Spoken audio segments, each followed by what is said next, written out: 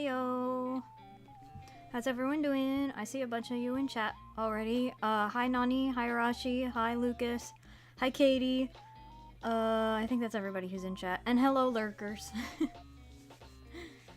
Welcome back to my abode. I am back. I am here. I exist. And to the question of can I draw you, that is always a yes. No matter who's asking, the answer is yes. And please share it with me so I can see when you're done. You can share it in the Discord, you can share it on socials and tag me. I don't care, just I want to see it. Yeah. So I guess we're gonna draw OCs today. I have a hot cup of tea today. It's not cold. It's actually hot. I actually have to drink it before it gets cold. I don't have like a strict plan on what I'm drawing, but I'm thinking I'm gonna draw Flare because I need a better reference of him. Oh, because something I've noticed whenever people draw him, like obviously I'm happy to get any art of my characters. I don't care if they're like slightly inaccurate, it's just nice, like the thought that someone wanted to draw them. But anytime someone draws Flare, they pretty much always draw his hair too short. And I think my references are just not clear enough of what his hair length is. Because I always have like old references. Or like chibis, like his like color ref sheet. I'm pulling up now. It's taking a minute. I have a million files open, so everything's slow. But I'm trying to show you what I'm talking about. There you go. So like, you know, chibi reference, you can't really tell exactly where his hair is supposed to stop because chibis, like, hair always looks longer on chibis, I guess. But it's supposed to be like a little past his shoulders, right? But people tend to draw it like not touching his shoulders. Let's see if I have another example of like an older art where it looks shorter. Well, that one it looks fine in length. Oh yeah, this one it looks like too short. I'll just pull up the little thumbnail version. Yeah. Again, everything's taking a while to load because I have too many things open. Give it a sec. Okay. Obviously, it's because this is the thumbnail version for like art fight. It's blurry. It's not supposed to be this blurry. But you can see where what I mean, where it looks like it ends here rather than like here. And so, because I have a few references where it looks shorter, everyone draws it like too short. But it's supposed to be longer than that.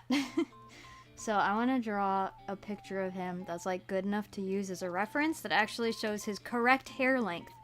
So I can stop being like, why does nobody draw his hair long? Sorry, but are you a boy or a girl? You're new to your chat. Oh, well, hello, welcome, and I'm glad that we have a new person. I should have said that in the first place. I am a girl. Not that I really care that much, but, you know. Yes. What was I thinking? Oh, yes. I'm going to make actually, I don't need a new canvas. I'll just use this one. Probably, I think I would want a longer canvas for a full body. I don't really know like what pose or anything I'm gonna give him. I'm just gonna kind of figure it out as I go. But yeah. Something probably not too complicated if I want people to use it as a reference.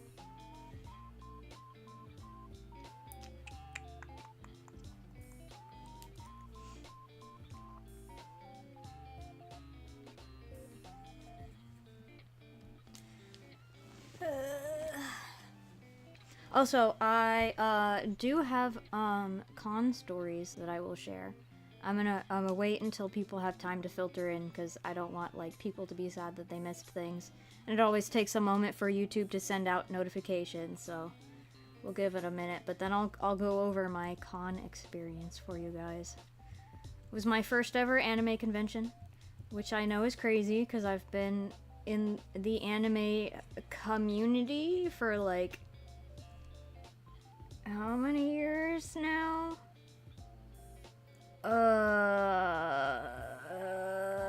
Too many? A long time. A long time. But I have never been to an anime con because I have been broke my whole life, basically. I've never had money to go to a con. And then, like, my mom was not super supportive of our interest in anime when we were younger because she had been told wrong ideas of what anime was. She thought it was all inappropriate, so she didn't like that we were, like, watching anime and stuff when we were kids, high school, etc. So, not only was I not able to because of money, I also didn't have, like, supportive people trying to help me, like, you know, get there. So I've just never been to a con before this year. And I was worried that it would be lame because the anime community has changed since then.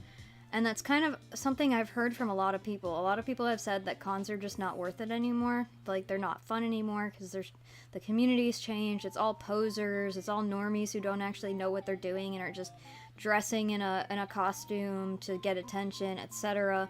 A lot of people talk that way, but I didn't have that experience with this con. It might just be because it was a really big con and they had a lot of events for, like, the OG fans.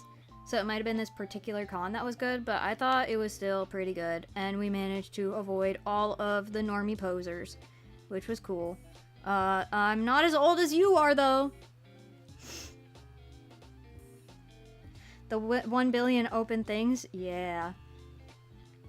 So, this, at least, a lot of these are just, like, photos. I want to show you guys photos. I was going to make a slide show through OBS to show you the photos, but it wasn't working right for some reason. The slideshow would only let me put, like, I don't know, 10 photos or something on, and I had too many for that, so I gave up. But, you know, this, it's been worse than this because a lot of the times it's like this and they're all art files that I haven't saved. It's not good. You're like 3? You're a liar. Pot calling the kettle black. Listen. Listen. Listen. Arashi's the old person here. I mean, if we want to get technical, I think Nani's probably the oldest person here. Nani's the old one. Not me, I'm baby. 3 decades? Yep, 3 decades old. That sounds about right. What am I doing? I'm staring at a blank canvas. Very artist of me. Now I'm stretching my wrist and cracking it. Not intentionally. I'm sorry. You guys probably hear my wrist cracking every time I do an art stream.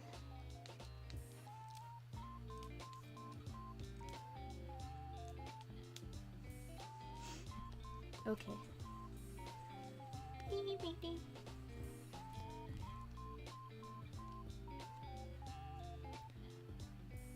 Skibbity or whatever. Yeah, for real. 6'7", I guess.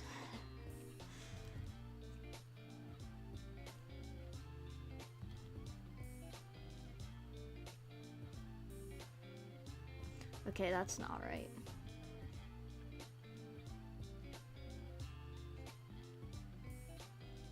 Bruh, I can't hand right now. Wait. I'm not fully warmed up yet.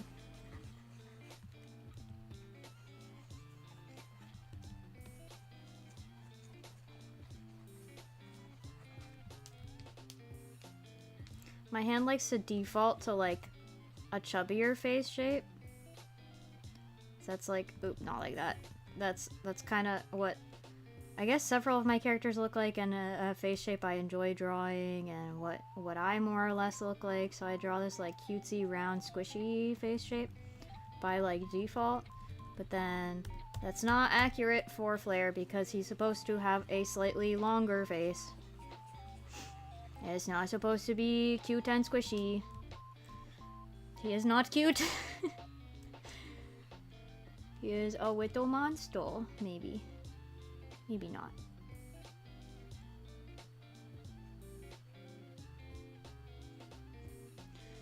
Okay. That's better. And I can adjust it later.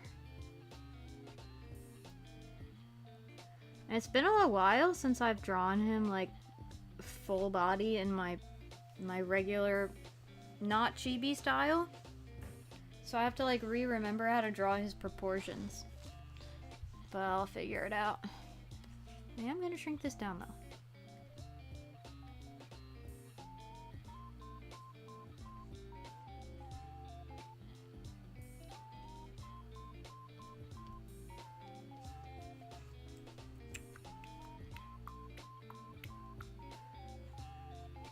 I'm gonna make him sitting, mostly because it'll take up less canvas space. There's one leg, and then the other one will be more straight forward or whatever. I'll just shrink him a little more. This looks very like casual and relaxed. I like that.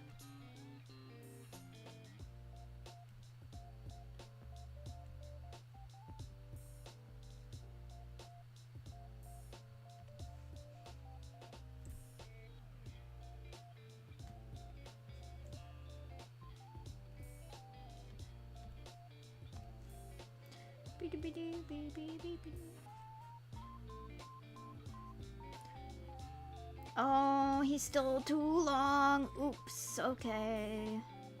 That's fine. We'll just have to shrink him more. Or I could make the canvas bigger, but I don't feel like it. I do use a relatively large canvas size. Not huge. There are far larger. Like, I'd say a more mid-range canvas size, but like I start with somewhat mid-range and then go up from there, because I like to have a large enough scale that I could like print it or use it for merch if I wanted to. Not like that's gonna happen for most of my art, but I like it to be like professional scales so that it's usable with different things, and then if I need to scale it down I can. That's easier than scaling it up. That's a little better. Bring that in a little more.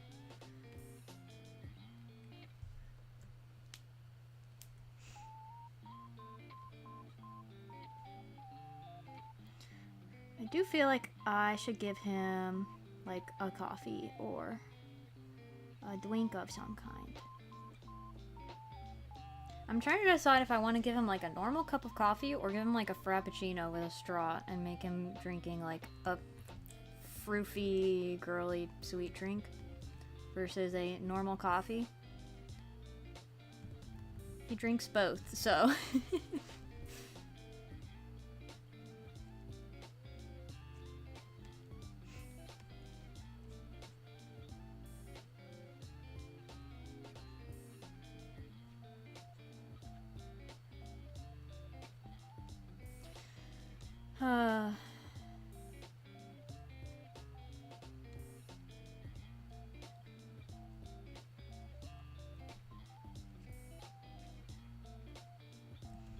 That's a lot of lines.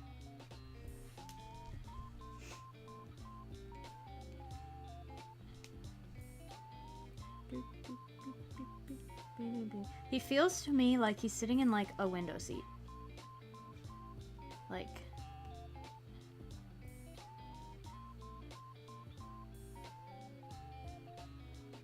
got this like, you know, he's got some cushions here. And then maybe we'll have an end here so you can see the edge of the window. And that's window behind him, and then this is wall. In like a little cozy cafe or something. That's a vibe that I like. And his hand would like droop over the side a bit. Oh, we need his tail too. I need to not forget to make room for his tail. I feel like too often I forget about it until the end, and then it's like, well, now where does it go? Okay,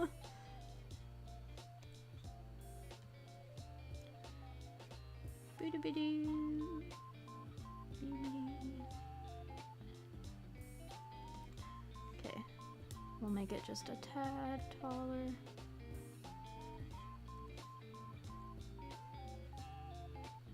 I will probably not finish this drawing before the end of the stream, by the way. I'll probably just end up starting it. I don't know how far into the process I'll get. Maybe I'll get halfway through the line art. Maybe I'll get through the coloring. I don't know. But with a full-size piece like this, I will probably not finish it in one stream.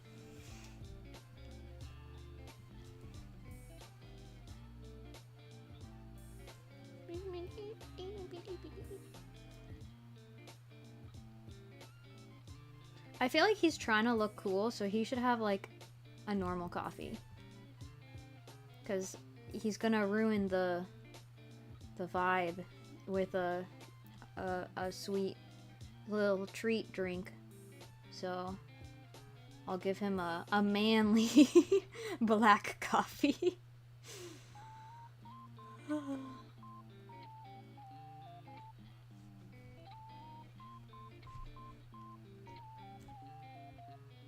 You gave me a blanket. Nice. Thank you. I like blankies. I like being warm. I actually, the room we stream in is kind of cold. And I came down here and was like, ugh, I wish I had a blanket. Because I gave my throw blanket to the dog right now. It's on the couch with him. And, it smells like dog. And I don't want to use it right now. Let's get started on his facial features.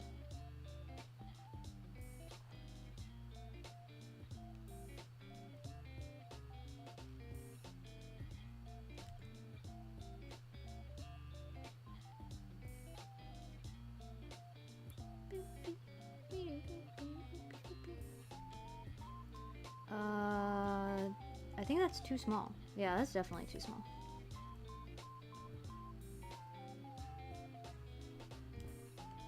This is the issue with zooming up so close. I zoomed up too close. And then I made his eyes too small. That's better. Now I need to change where the placement is. That looks roughly right for that one.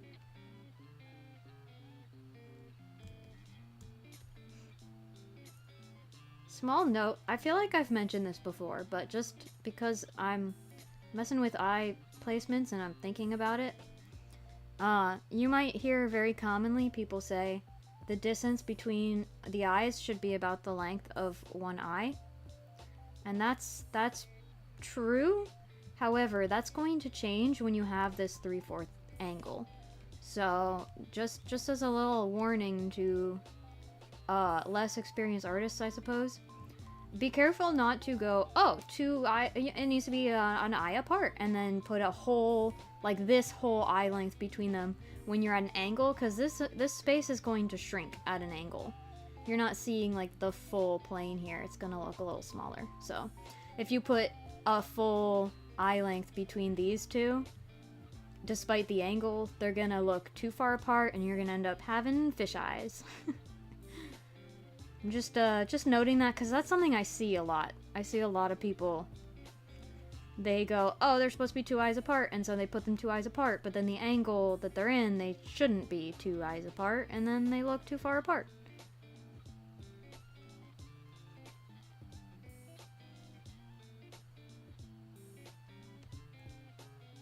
Yeah, I don't like that nose shape. What is that? It's not bad, but it's not his nose shape. He has a more, like, narrow, straight down nose shape. Yeah, that's better.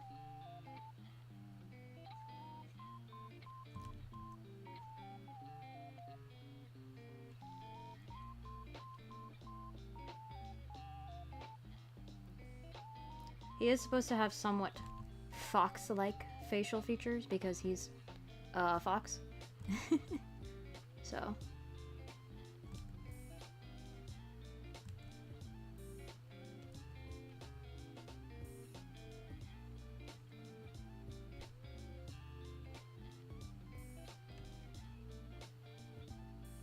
I might change that mouth position. Looks like slightly not right to me.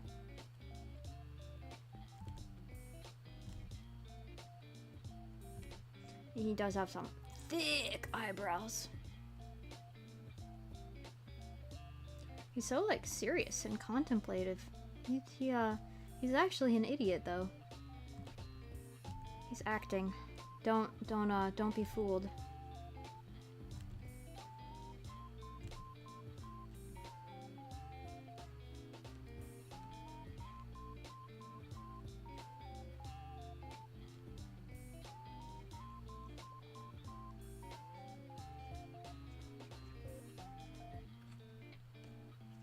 There we go. It's crazy how much more he looks like himself once his bangs are in there. It really does so much.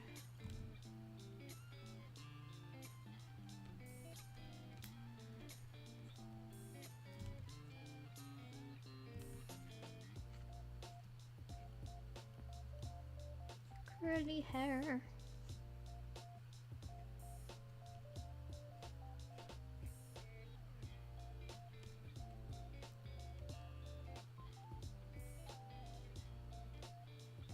And his signature jacket.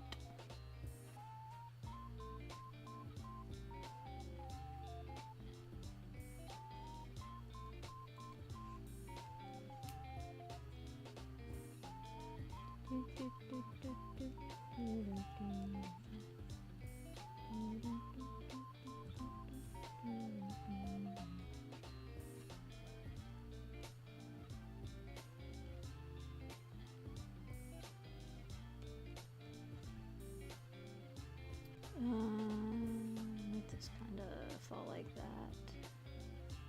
Oh, but his tail's in there too. Like that. That works. Tangent. Fix that. Okay. That's better.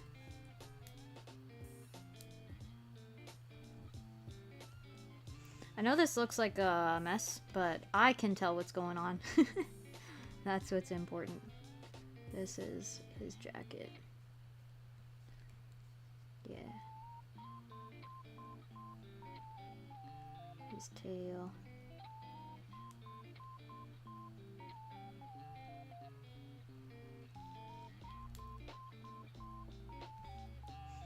Now it's a little clearer.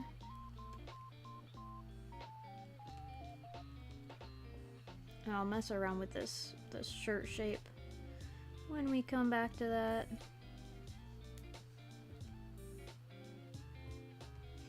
I think his leg needs to be a little thinner. Yeah.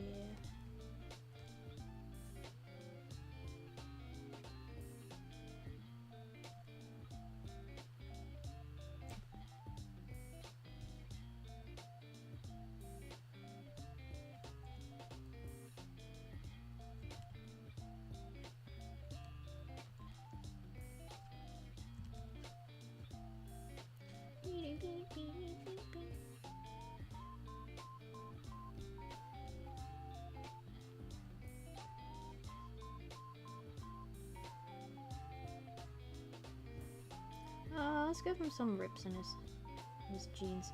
Sometimes I give him ripped jeans, and sometimes I just give him like normal, unripped jeans. Just depending on my mood.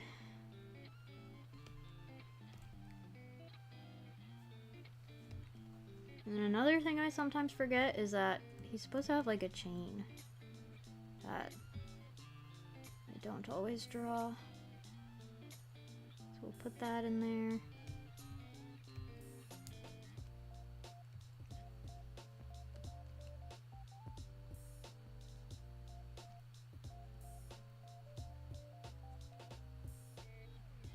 Oh, that is too thin actually.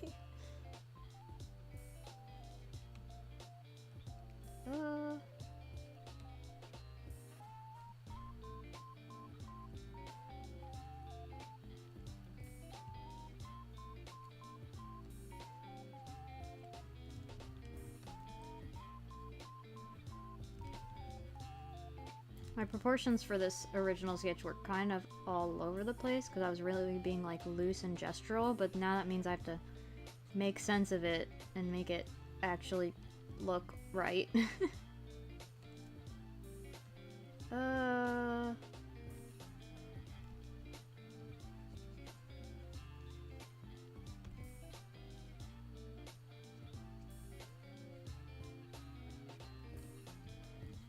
Nope, that's not right.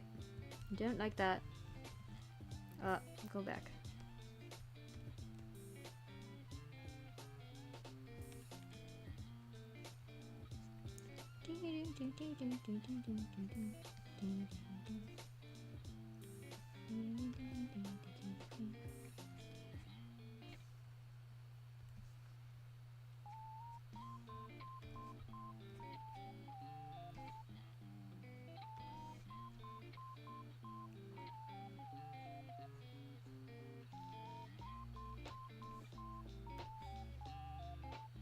I think that's better.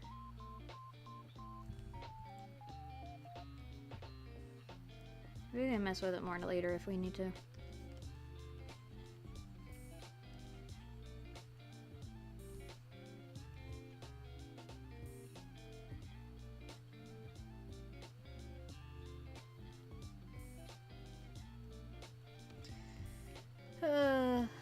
Okay, shoes.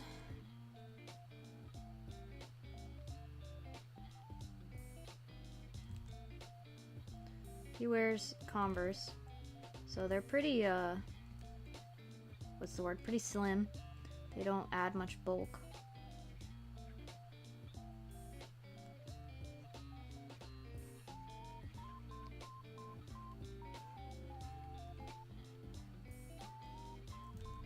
Okay, hang on.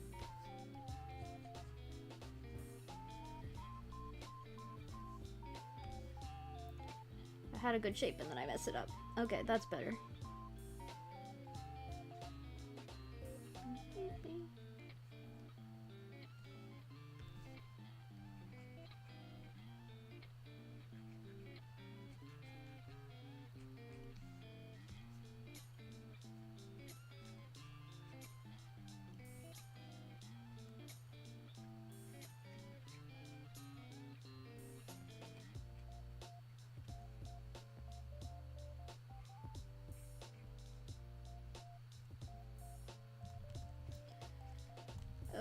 And a very important flare detail is that his shoes are never tied. Can't change that.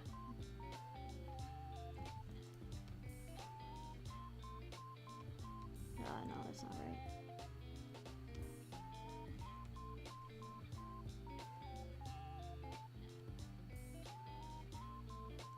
Here we go.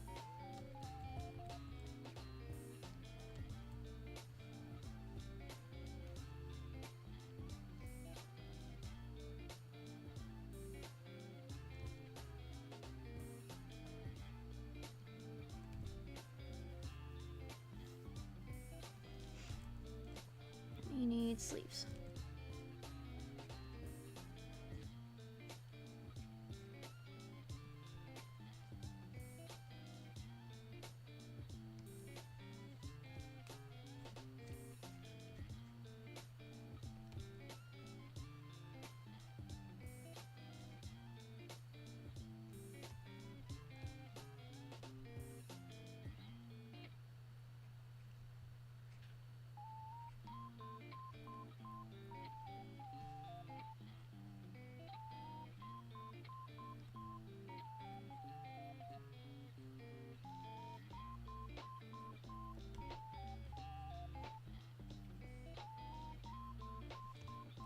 Yeah, something like that.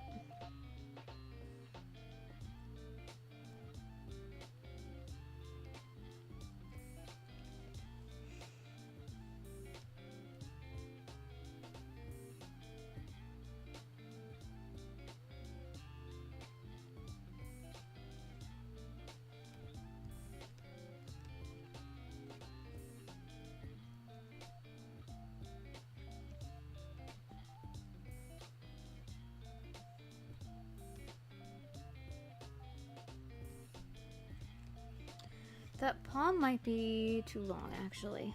So I'm just gonna cut this off and then move it back down. Or I guess back up.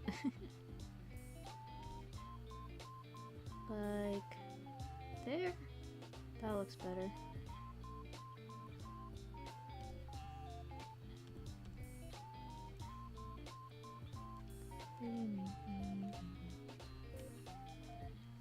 Yeah.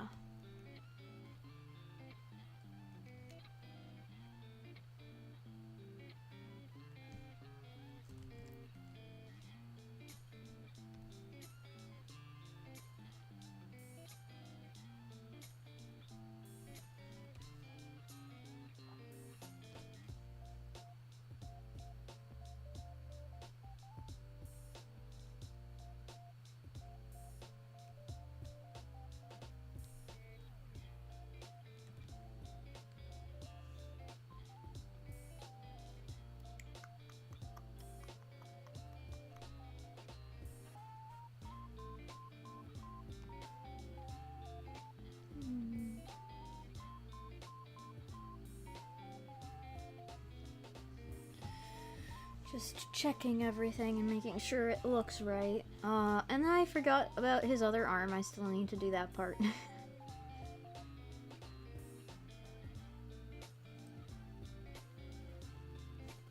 I think this second eye is slightly off, but it's hard to tell. I think it's just too high up by a tiny bit.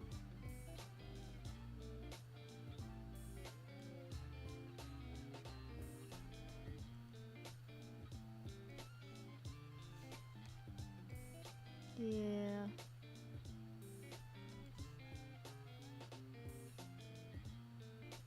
Yeah, I think that's better.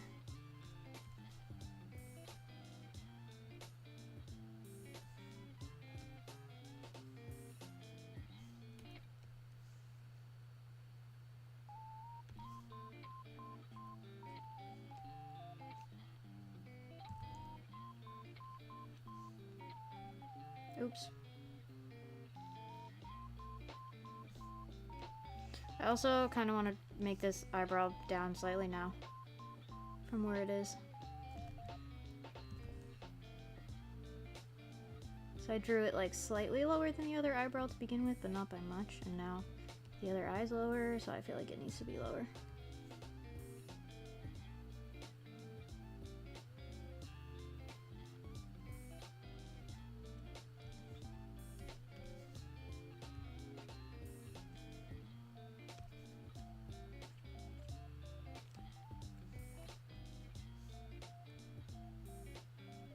Maybe.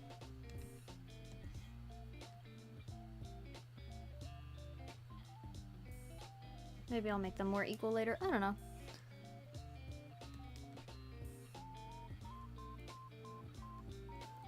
He needs his coffee. I think I'll just draw it like here.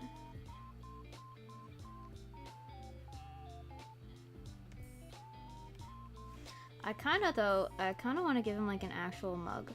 So I feel like this would be the kind of cafe that would give you like fancy little mugs if you're staying there. That feels huge though. Maybe that's too big.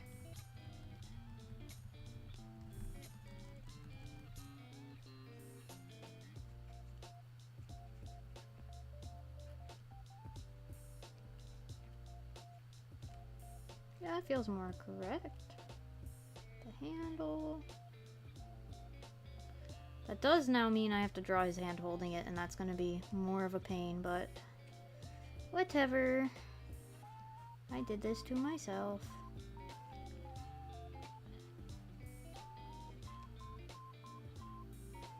I am going to worry about figuring out the hand later.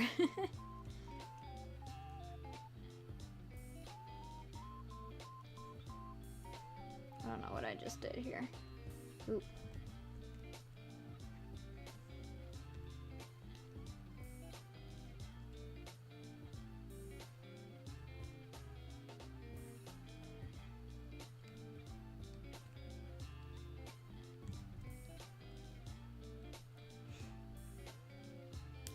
Strawberry hasn't appeared. Do you guys think that he forgot there was a stream today?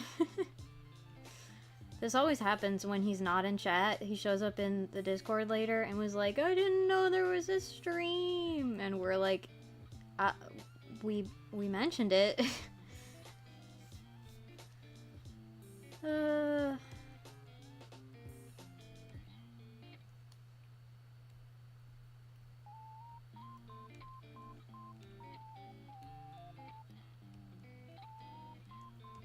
I think this shoe needs to be bigger. His feet are clearly different sizes. I just have to pick which one is the right size.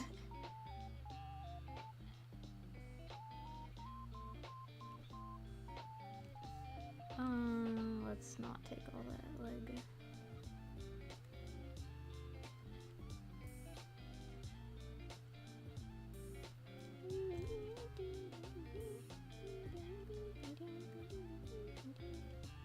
Yes, okay.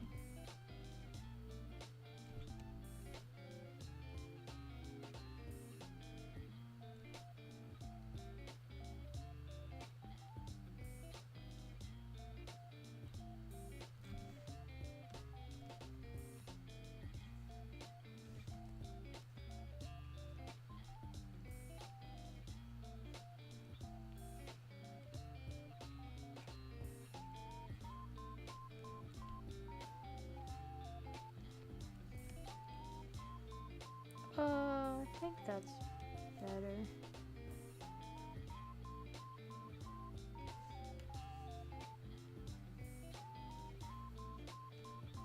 I might also shrink this one a tad.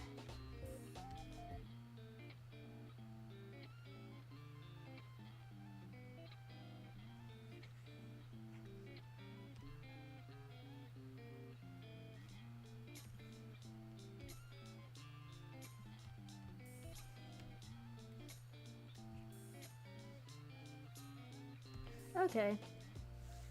I guess that's good enough. I think his arm's too long though. Now that I'm looking at it. Yeah, just a little bit. Just gonna shrink that down a tad. Actually, maybe I should do this part first. But I don't want to select that. There we go.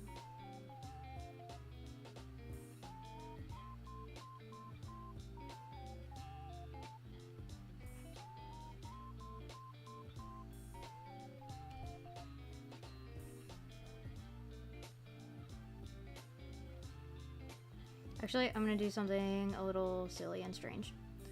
I'm gonna separate this in more first, because I want to move that forearm first.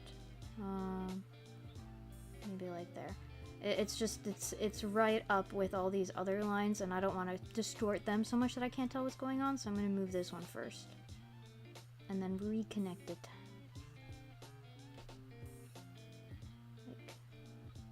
That's probably good.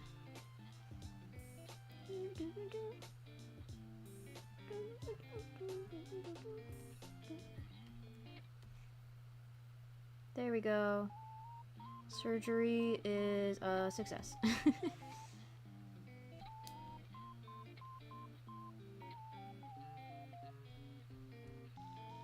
I still feel like it's too long. Is it just me? Hang on.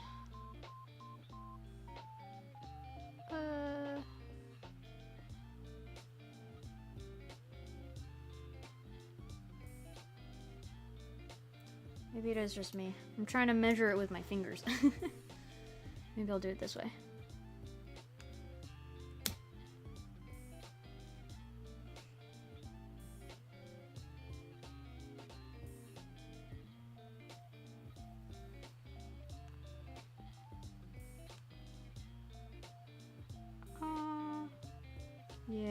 Yeah. I think it is too long still.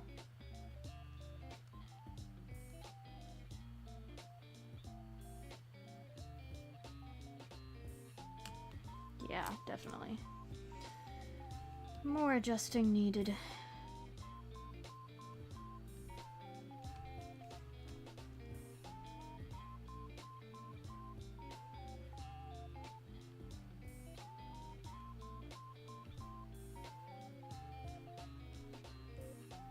been drawing mostly chibis these days, so I have to relearn my anatomy a little bit. Oopsie, it's because I'm a lazy artist. And I just want to doodle most of the time.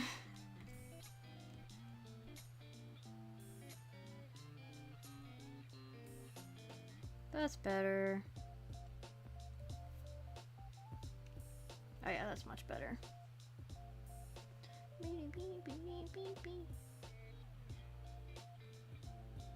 Okay, like there.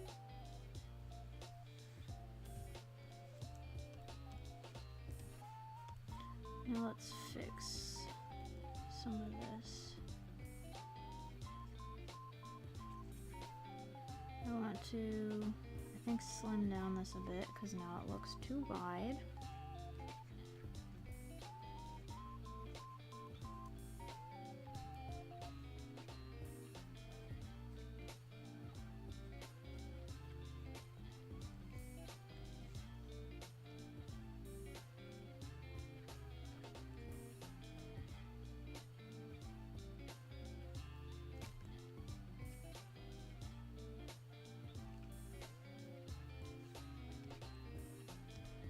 I think I'm gonna want some more bunching up here. So this is supposed to be leather. And that's kind of why it looks almost like slightly too short, because it's like bunching and then pulling back a bit because of the position he's in.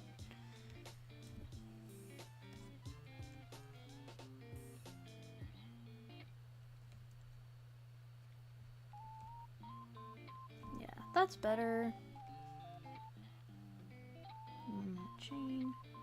Let's do it like poking out right here. Okay.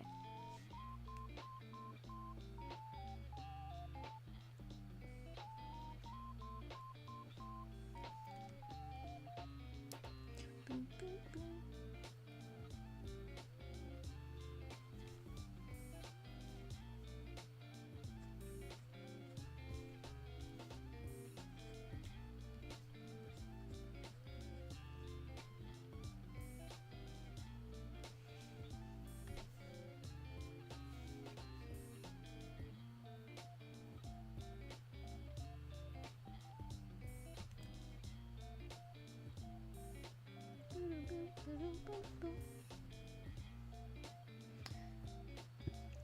I guess I have to draw the floor too, so that his foot's not just like floating there.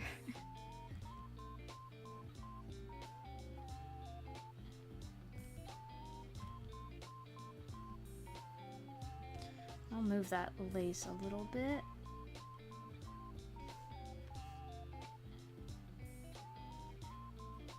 Whatever. There we go.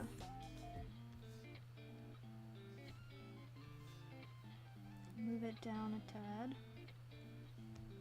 Yeah.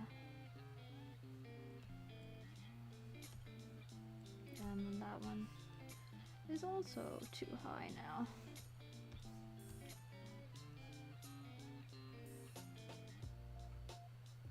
There we go.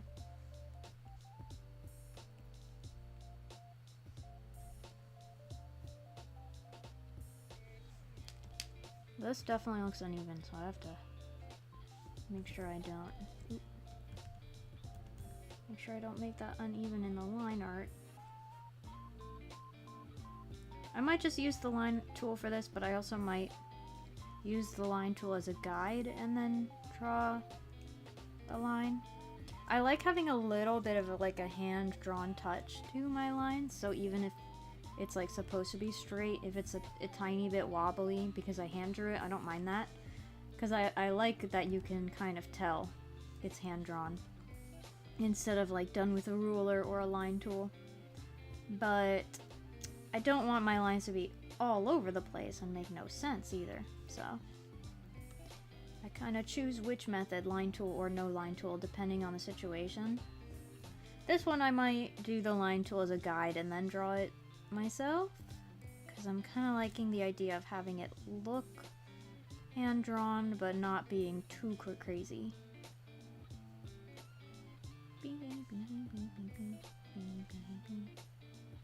Maybe there's like a border on this window. I don't know. Don't know how that would work.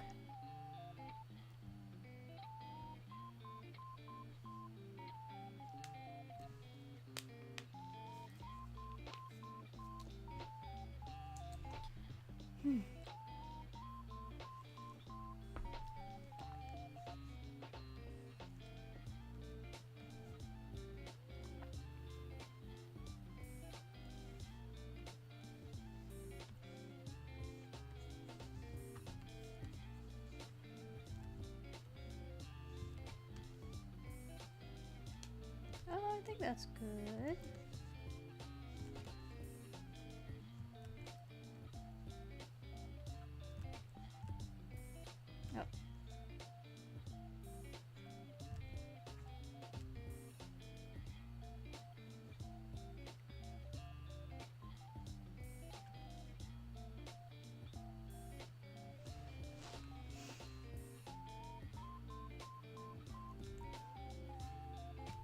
Oh. Maybe that works.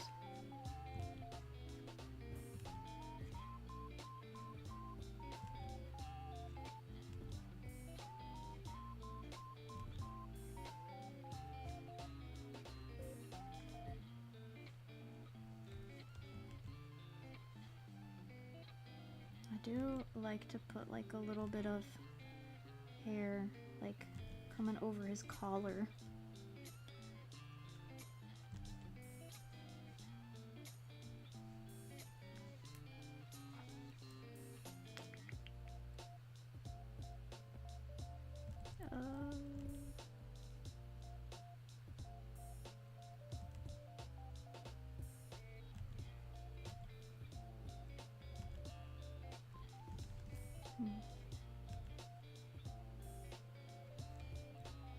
Yeah, that's better.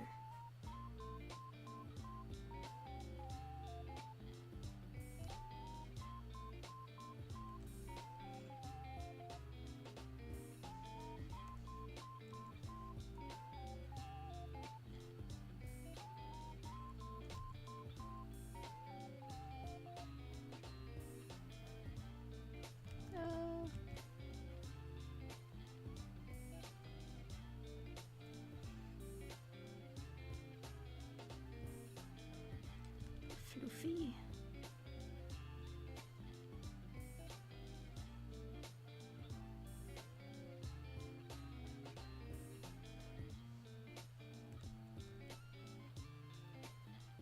Oh, that's a little too messy.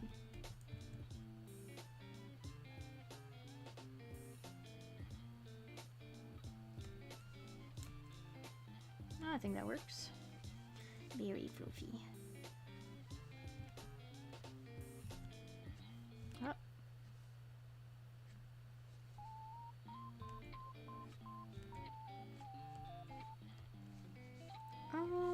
Do I like that shape? I guess it's fine. Yeah, it's fine.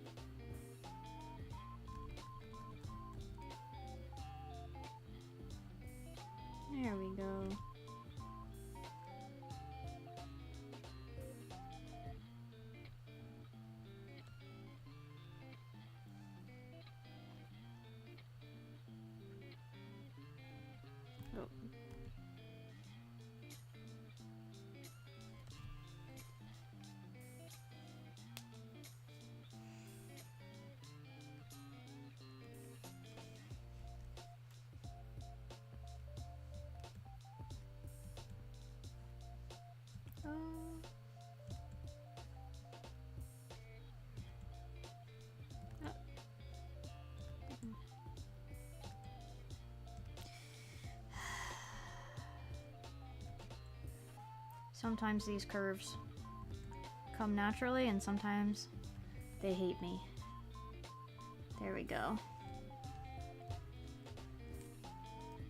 You'd think I draw enough like curvy slash wavy slash curly haired characters that I'd be able to get the curls right every time. Bloop. Bloop.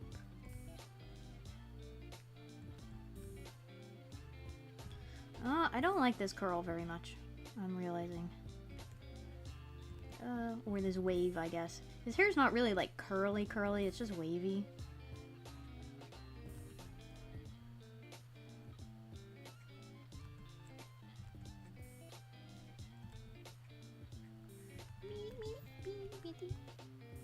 I love my art, thank you. I'm glad you like it. Ugh. Ugh. I definitely think my lack of drawing recently is not helping me.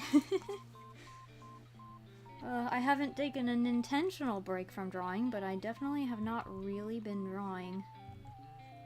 A combination of I've been busy and I've been doing like crafts instead of drawing. So I'm still making art, but I've been like working on props for my BJD and working on sewing a shirt I've been working on. So I'm doing a lot of non-drawing artsy activities that have not been keeping my drawing skills up, which is mildly problematic. It's a good thing I'm back to art streams.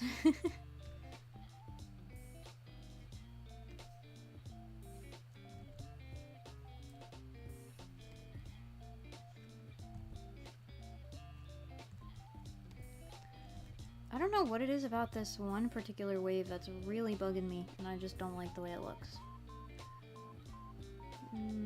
That's kind of better.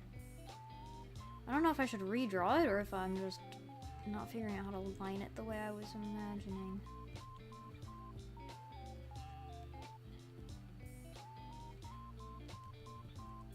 I don't know. No, it doesn't look right. His hair's not floofy enough for me. No.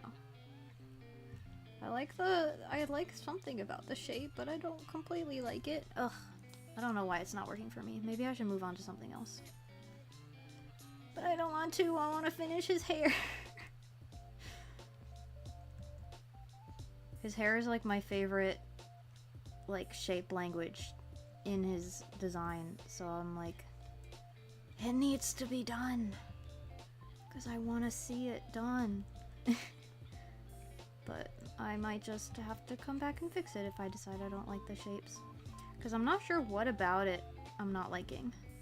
So it's hard to fix it when it's like I can't tell what it is that's bothering me.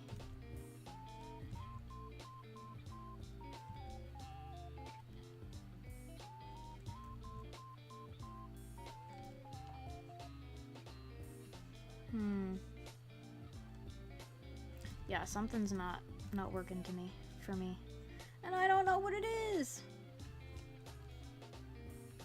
Maybe that's better. A little bit.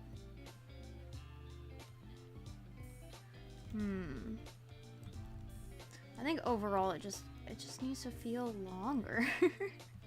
Like these side bits I think need to be a tad longer, because I feel like it looks like it's like going in a downward slope to be kind of like a wolf cut almost, and he doesn't really have a wolf cut, it's just kind of long. So I feel like that might be the issue, is that it just feels not quite the right shape overall.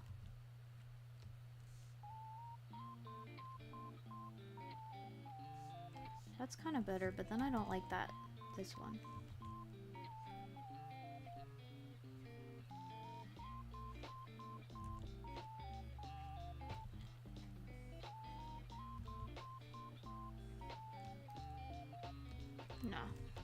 not quite right.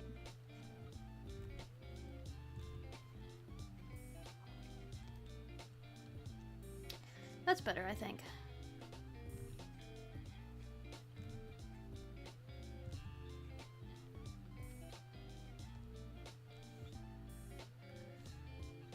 Yeah, I think that's given more what I wanted it to. Oh.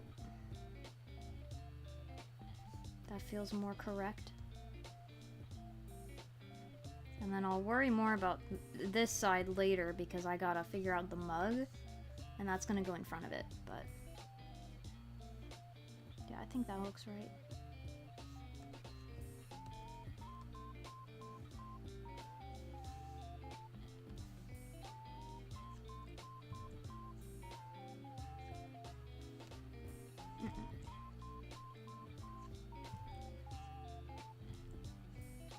Ah.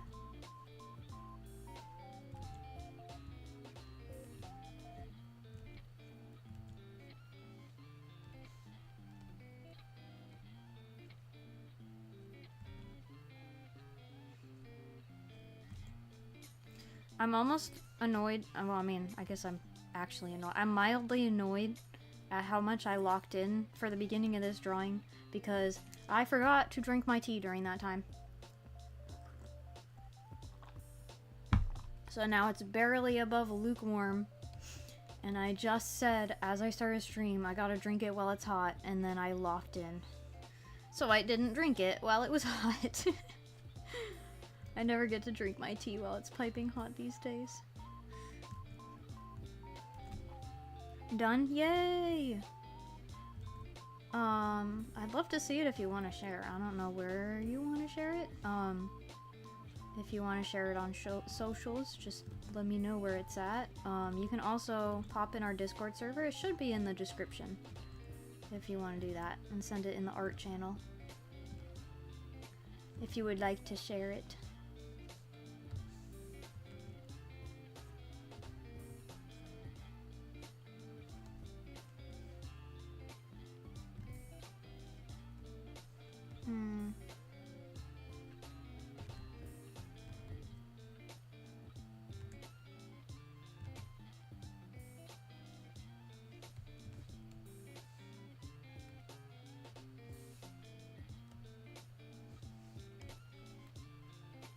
Oop.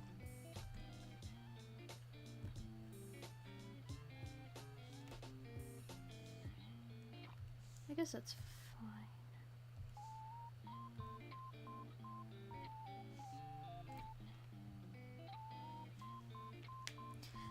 The resolution is 3000 by something. Let me just double check. Roughly 3000 by 4000. It's a little more than 4000, but basically 4200-ish. Yeah, but I always start with a 3000 by 3000 canvas, and then I scale up from there. I never scale down from there.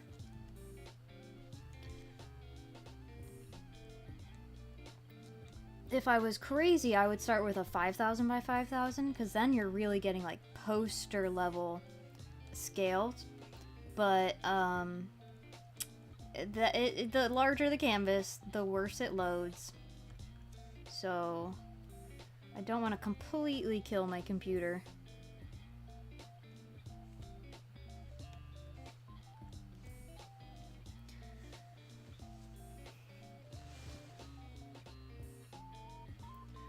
Scaling up as in, like, just making the canvas bigger, like that. Like, oh, I need more space? Make the canvas bigger. Not scaling up as in making the image bigger. So, like, if I need more space, I never make the canvas, or I never make the image smaller. I guess I do sometimes, but, like, I won't make the image too much smaller. I'll make the canvas bigger instead. I never go below 3000, unless it's like, you know, I did a chibi and it takes up this much space and it doesn't need more than that. Then I might shrink the canvas to whatever that space is, but, like, I don't ever go lower than a 3000 canvas, if that makes sense. At least when I'm doing, like, real serious art.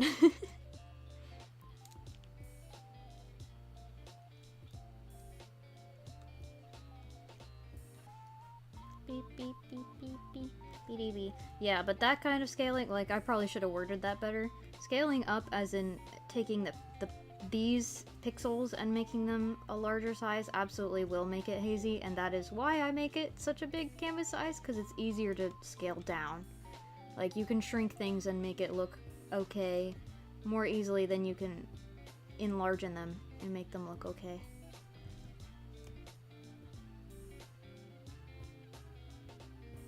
Look at the fan art. Is it... Where's it at?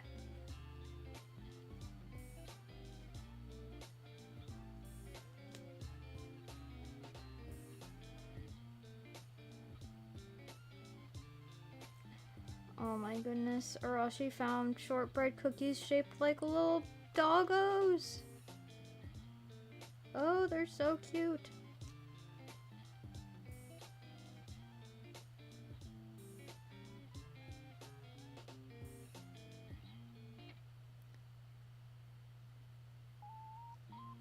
Misusing the real pen, but it makes you fuzz over pixels. Yeah. I definitely get that. Sometimes I have that problem where, like, oh no, that one little spike here, wait.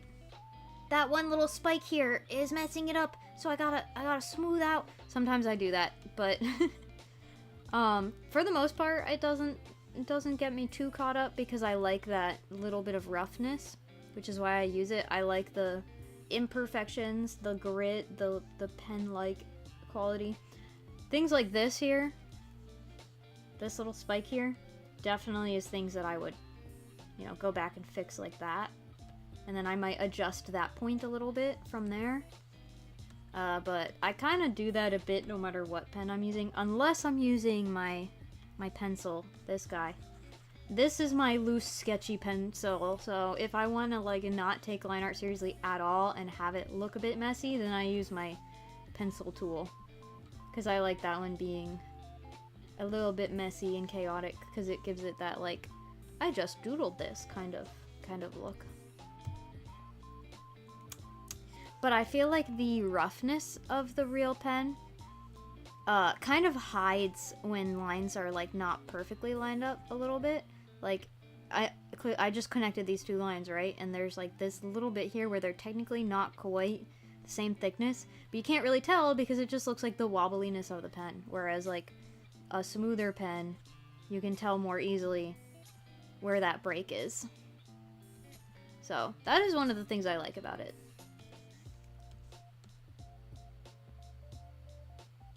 Do you know International Delight Coffee Creamer was lactose free? Yes? I think so, because I think one of my friends gets it because it's lactose free.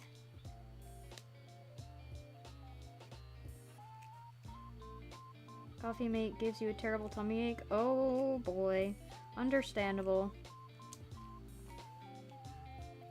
Katie, let me know where that fan art is though, because I want to see it, but I don't know where it is.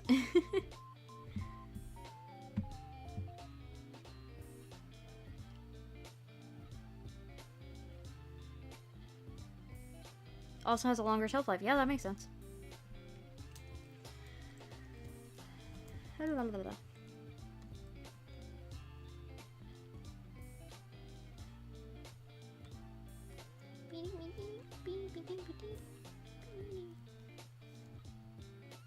Oh, I changed the pen size and didn't change it back. My bad. Oh, and I changed the pen type and didn't change it back. My bad. That's better.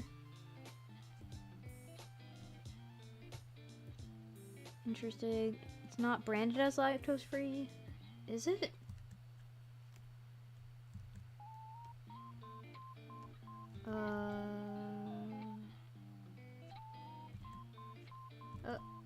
What am I doing? I think that's a little better.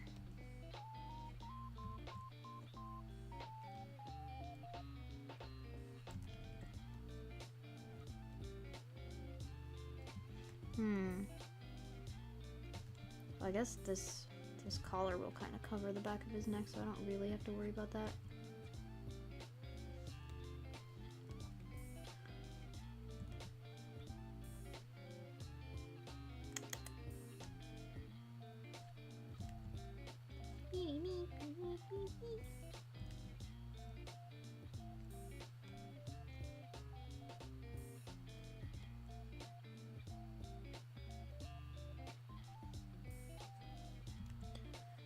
Yeah,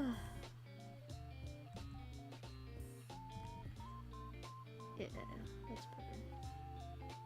I think. Wait, maybe not. Yeah, I like that better.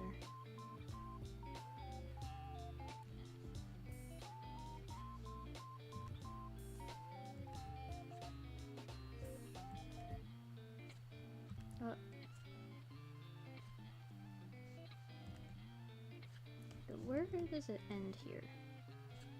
Like, somewhere around there.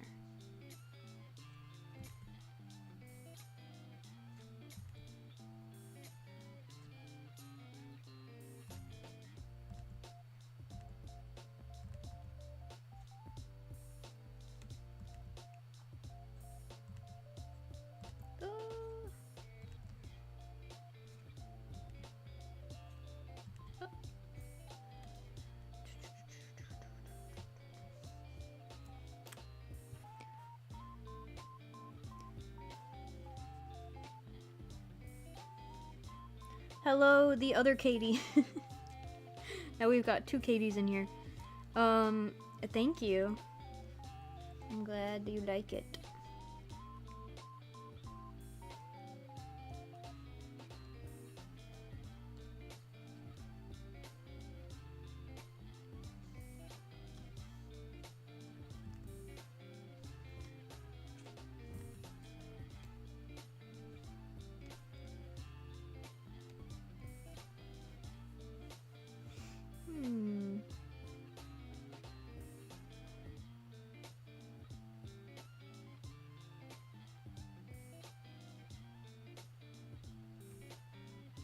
Trying to decide how I feel about this collar shape.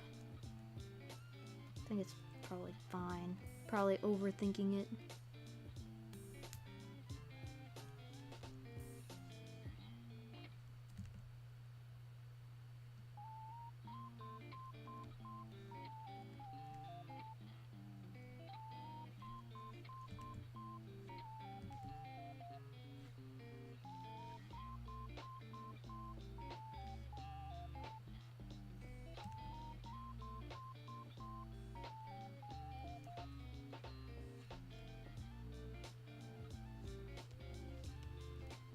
I do feel like I want to grab a quick little snack in a second.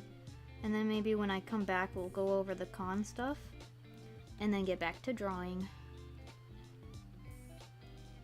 So.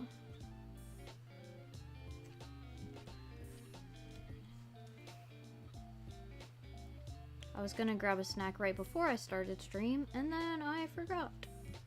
Because I was doing something, and I forget what.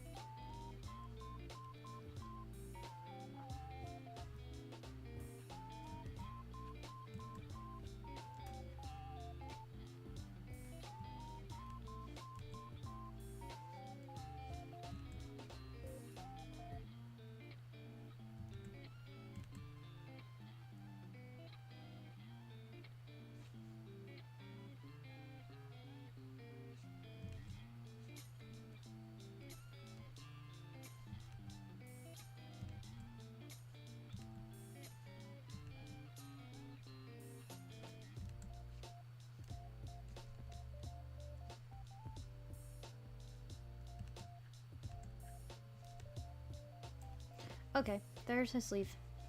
It exists. It feels so straight on this side. I feel like I need to bunch it a bit because it's contrasts with the top part, and I don't like how smooth it is. So let's add a little bit of shape.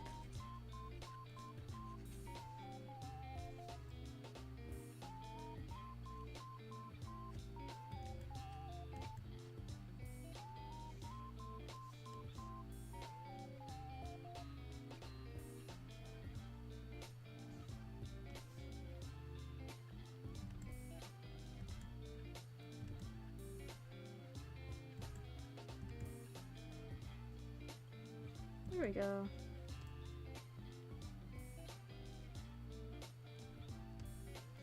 And same on this side. I think I'll do like a crease as if it's being bent inwards a bit.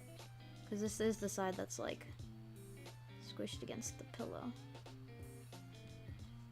No, not like that.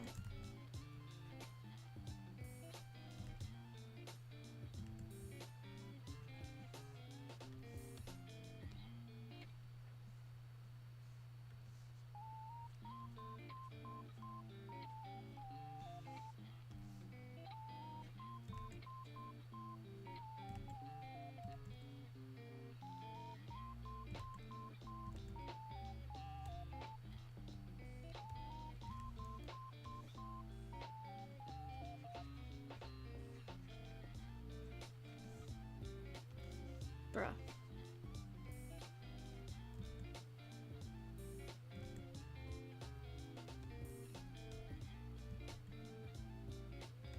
Okay.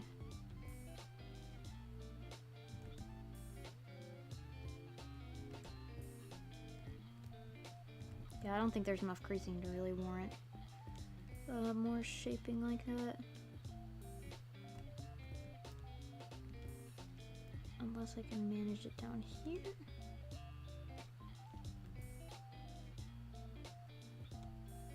Yeah, maybe.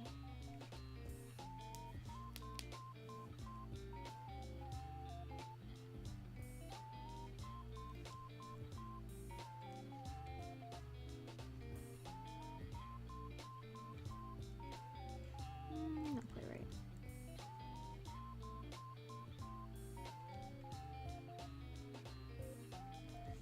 Okay.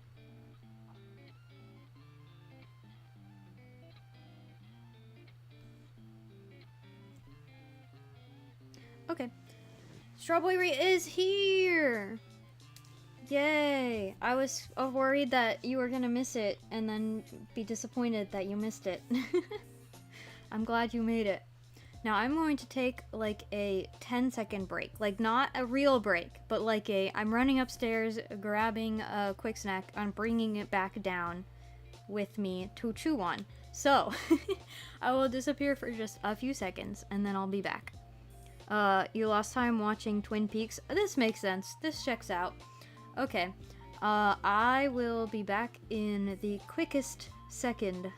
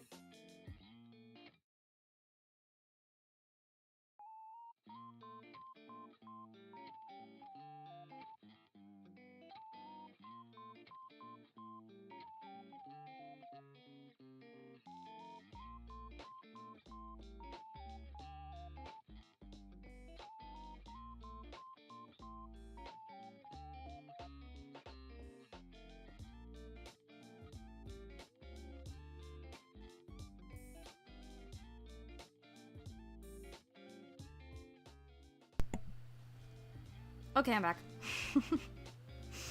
Yeah, Strawberry, I saw you appear, and I was so disgusted, I just had to get out of here. I couldn't stand looking at you. I'm just kidding. I love you. Mwah. I'm giving you a heart. You can't see it, but I gave you a hand heart. Watching 3 40-minute episodes in a row takes longer than an hour. Yeah. Yeah, that would take longer than an hour. Anyway, as promised, I will talk about con now for a little bit, and then I'll come back to the art. my beautiful art. I actually am kind of happy with how it's coming along. There were a few little hiccups there that ended up working out pretty okay. So that's cool. I actually, before I start anything, I am going to save this. I never save my art while I'm streaming, and that's bad, because if this thing crashes, then it's gone. Well, actually, if this thing crashes, it's not gone. Clip Studio will save it and then bring it up just fine.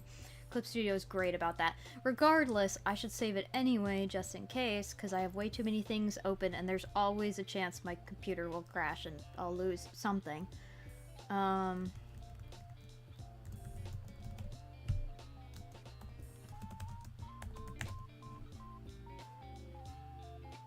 There we go. Saved. Where's Mittens? Nobody promised Mittens. Nobody promised Catboys. I'm not sure where you got that information, but here you can have me. There's me. Do I count? Am I close enough? Am I close enough to a Catboy? I know I'm a bear girl and not a Catboy, but you still like me, right? We have Foxboy today instead. This is Mitten's bestie, so it's close enough. Here, I might have art of the two of them together just to appease you. Let's see.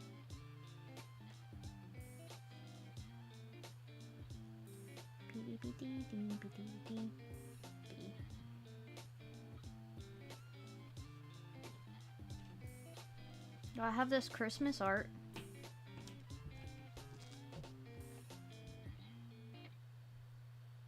I never said you're twisting my words. I never said I'd be drawing Mittens. What Christmas was this? 2025. So this was last Christmas. Mittens shaking his present that I guess must be breakable because Flair's not so happy that he's shaking it. And then we've got this one that was also from Christmas, I guess.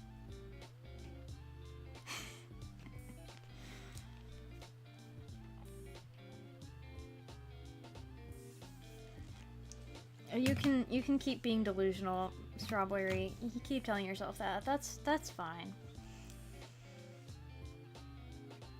Anyway, you've had your small dose of Mittens for right now. Now let's get to con stuff. I have a million things open because they're all photos from con. Can he shake his tail next? I don't think I have a drawing of him wagging his tail now that I think of it. I should make that like a little gif where it's just his tail wags back and forth. That'd be fun. Here, you can have Mittens painting Leon's nails. It's not Flair, but it's fine. Being bullied here. Does nobody care about how evil this streamer is? We all like this evil streamer. Yeah, everybody loves me the way I am. It's just you that's the problem. Anyway. Con, I'm gonna give you guys like a little bit of an intro before I pull up photos. So I don't have photos from the first day at the con. I actually didn't take that many in general. I spent more time experiencing the con than taking photos of the con. But basically the first day we didn't do that much anyway. I forget what we actually did do on the first day. But I do know that there was a lot of not actually doing things. Because basically it was me, Arashi, and our friend. Oh, what did I just do? Oh, I know what I just did. Hang on, that's one of the cards of one of the artists we got stuff from. but that was supposed to be in the order. Anyway. So it was me, Arashi, and a friend. Where's my pencil? There, I like the pencil better. Oh, why are you not working? There we go. That's me. Wait. There's my hair clip, so you can tell it's me. And then we've got Arashi. That's his ahoge. There's Arashi. And then our friend... Oh, no, she's not that tall. There we go. So she had other friends who were at the con. So the first day, she was like off here doing her own thing. Oh, and she also was getting like signatures, because they have like signature events. You have to like, I guess it's like meet and greet events, right? Really, but you have to sign up in advance to like meet the voice actors and other guests who are at the con. So she had the pass to go get her meet and greets and signatures, and we didn't. So she went and did that, and we went and did our own thing. And then she was like meeting a friend and hanging out with them. We were like just trying to figure out what to do with our time. So we were like looking up things to do and then going, well, it looks like it's over here, and trying to figure out our way around the con. And we were turned around everywhere and couldn't figure out where things were. And then and then we had frustrating situations because like the con staff are terrible and don't want to be there and don't actually care about what's going on. So they were being rude and like closing off areas and not properly redirecting people, and we were annoyed. So we were like, well, this doesn't bode well for like our first day at the con. This might be a miserable experience, actually. Maybe we shouldn't have come. And then we did something that was fun, and I can't remember what it was, and then we went, you know what, maybe it's fine, actually, and this is a good time, and we'll be okay, and we'll have a good time for the rest of the days. But I can't remember what the first thing we did was. I know we went to a candy making event, so we made bracelets, and that was that day. The two of us did. And then she was not there for that because she had another panel or something, so she couldn't be there. So we made our little bracelets, and I made a Betel themed one, and Arashi made a Sheena themed one. So our two different VTubers that we like. And then we met back up, and we hung out, and we must have gone to the Artist Alley, I guess. And then just like had fun wandering around Artist Alley. And then there was a J Fashion event that was like a meetup, like J Fashion meetup kind of thing. And I was like, I want to see all the people dressed up, so we went to that together. We did that as a whole group, like she came back at that point. So the three of us all went together to this like J Fashion meetup. And we kind of barely talked to anyone there and just looked around at all the people dressed in Lolita. It was mostly Lolita. There was also a table of Gyaru, so that was pretty cool. There was like no Decora, and I was mildly disappointed about that, but that's fine, because we found out that the Decora kids actually hang out in the candy swap. We did do a candy swap, I think on the last day? No, the second to last day. And that's where all the Decora people were. Not at the J Fashion meet, but yeah, we took some cosplay photos of our friend, because she was dressed up, because they had like a cute little photo op area in the J Fashion area. So that was cool. So that was day one. We didn't do that much, but it was like just enough to have some fun. Oh yeah, I forgot. We also, I'm pretty sure that was when we went to the gaming area. Me and Arashi. When she was not there with us. We went to the gaming area and we found the old like Gundam arcade game where you actually like sit in the chair with the like levers, and it's like actually sitting in the robot, and it's pretty cool actually. It felt really nice to handle. And we watched other people completely fail at it, and it was kind of funny. Because, like, I'm bad at games, and I sat down with it, and I did okay, and then other people would, like, not even be able to steer, and we were like, huh, well, I guess this doesn't come naturally to everybody. But that was cool. And then, the second day, I'll close that, we don't need that. Second day, the first thing we did was go to this, like, hanbok try-on. It was like a display and try-on. We didn't actually know they'd let us try them on. But it was like a hanbok display where they had, like, a few different ones. One with, like, a queen and a king, and then, like, more like a royal woman, I guess. And then, like, so the different items that you have with it, like the shoes and stuff. And they kind of talked about the cultural significance of each thing, and then you got to try one on. And sweet little Korean lady who barely spoke English would help you put it on. And our friend is actually Korean. So she's actually worn them before and could speak fluent Korean with this lady. So the moment the lady found out she could speak Korean, it was like this weight was lifted off this woman's shoulders. She was so happy finally she could communicate with someone and give her proper directions.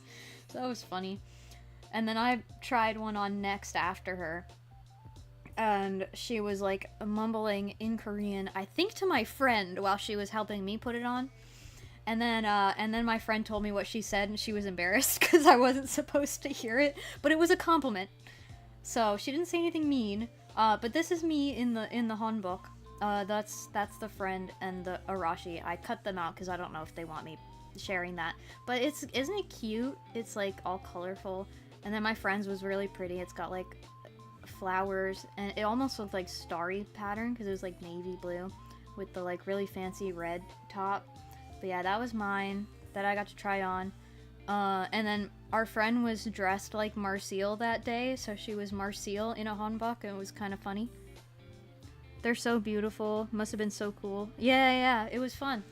I've actually never seen them in person before this. I've seen like kimono, but not these, so it was fun to get to actually see them and try them on and stuff. I still have to try on a kimono I haven't gotten to yet, but I have seen them. Let me read chat before I move on. Sounds like such a fun con. Was very happy to see the Gundam game. Yeah! She was also really not good at it. It was really funny. I couldn't really blame her because she's not really a gamer, but it was really funny watching her struggle. She couldn't figure out the tank controls, so she was struggling to even move. What's the opposite of a face reveal? Body reveal? Yeah. Body reveal! But the Korean lady who helped us put it on said that I look good in one because I have a small face. Anyway, next thing. This was the panel, like the one big panel we went to. And it was a live drawing and Q&A with some of the members of Studio Trigger. So let's see if I have one where you can actually see the individuals better. No, because people's phones are in the way. Well, there's one more guy right here somewhere. You can't see him. He's here. That's his head. So these two were two of the animators. And then this guy was like one of the directors. And then this was the translator because they couldn't really speak English. So like someone would ask them a question in English. He would translate to them. They would answer in Japanese. He would translate to us. So translator, director, animator.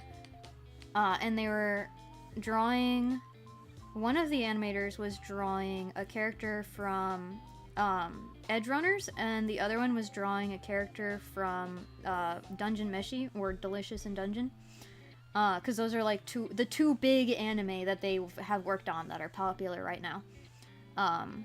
So we had, these were the finished drawings. This one, I don't actually know all the Edge Runner characters very well, so I don't remember who this is. But then that's Marcille. He was doing Marcille and Fallen, but didn't finish it. He apologized for not finishing it, so unfinished Fallen and Marcille. But that was really cool. That was like the coolest thing that we got to do, was actually see Studio Trigger and then like kind of talk to them, because they called up people from the audience to ask questions and watch them draw. Watching them draw is always super cool. This funny story, I wasn't supposed to take this picture and I didn't know that. These ones were fine, right? These ones were at the very end when they went, okay, now everyone can take pictures. During the event, they said no photography because they didn't want people recording the event. So I don't think photos were actually a problem. It was just they couldn't be sure you weren't recording. So I got yelled at for taking that picture, but I didn't know until after I took it that I wasn't supposed to. So I got a process photo that I shouldn't have. Anyway, then we saw dolls. Face card never declines. Thank you. So this was like a display they had. That was a bunch of different dolls. It was quote-unquote BJD display, but technically Dolphy are not BJDs. But they're in the smart doll category where they might as well be. I think they're not actually BJDs because they have a skeleton, so they're not strong. I don't have any pictures of the skeleton. I should have taken a picture of the skeleton. They had a Dolphy skeleton out for you to see, and I thought it was pretty cool. But yeah, there's the Mikus, Snow Miku, Luka, Kaito, regular Miku, and then regular Miku's bag. I love this bag. I want the human scale version. But this was nice to see them in person because I have not gotten to see them actually physically in person before, just in photos. And then these three were some of my favorites. The Final Fantasy doll, they were beautiful. Absolutely beautiful. They looked so good. Their faces were beautiful, their clothes were beautiful, loved them. And then we've got just some of my other favorites. This was just some witch girl. These were, I think these were like probably people in the community who owned these dolls, I would assume, and like agreed to display them. Really loved this one. She's so pretty. So it says here what kind of doll it is. So she's a tiny fox. All my favorites were the tiny foxes, basically. I love tiny fox. But she was really pretty. And then these are also tiny fox. Little chubby babies. Soft little face, little seal hat, adorable. And then the other one, little gremlin face. And little hoodie. Very, very cute. And then there was a doll meet later. So like little museum display type thing. And then we got to actually like meet up with other doll owners, like doll collectors. And this was someone's doll. This was like the most impressive doll someone brought. He was huge. So he was larger than a 1/3, whatever that larger scale is. I don't know if he'd probably be a 1/2 scale, I would guess. But yeah, he was huge. Very fancy boy. She spent like the entire meet setting him up because she had to put on all his clothes and his wig and everything, and there was so many layers. There's his face up and his very, very fancy clothes. So many details. Painted nails. So that was pretty cool. There's little metal ornamental bits. Very fancy. And then I saw Lika-chan's. These were all one person's dolls. She brought her whole little Lika-chan collection, and she was so like friendly. I went up and talked to her because I was like, oh my gosh, I love your Likas. And she was like, thank you. And I was like, I'm looking for this one. And she was like, you want to touch her? You want to feel her hair? Go ahead, see the quality of her before you go and buy her. I was like, yes. Which is like, I'm not used to people being like, yes, take my doll, you know, because usually people are a little bit protective. I guess I'm more used to BJD owners being protective because they're expensive, right? Whereas these are just fashion dolls, they're less of a big deal.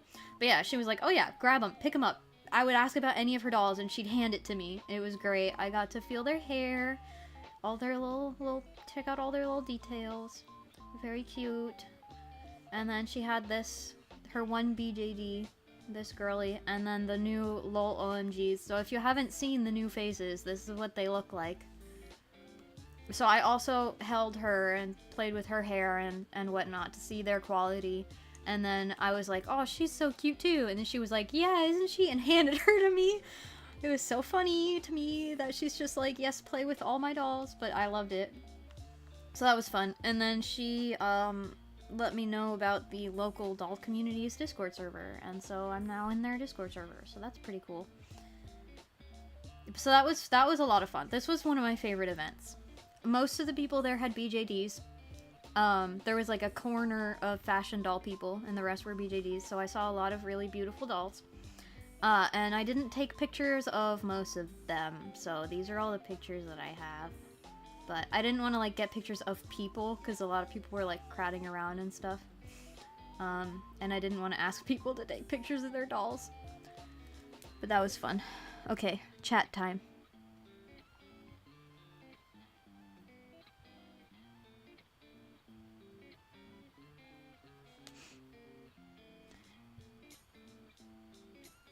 The seal hat is very cute, yes.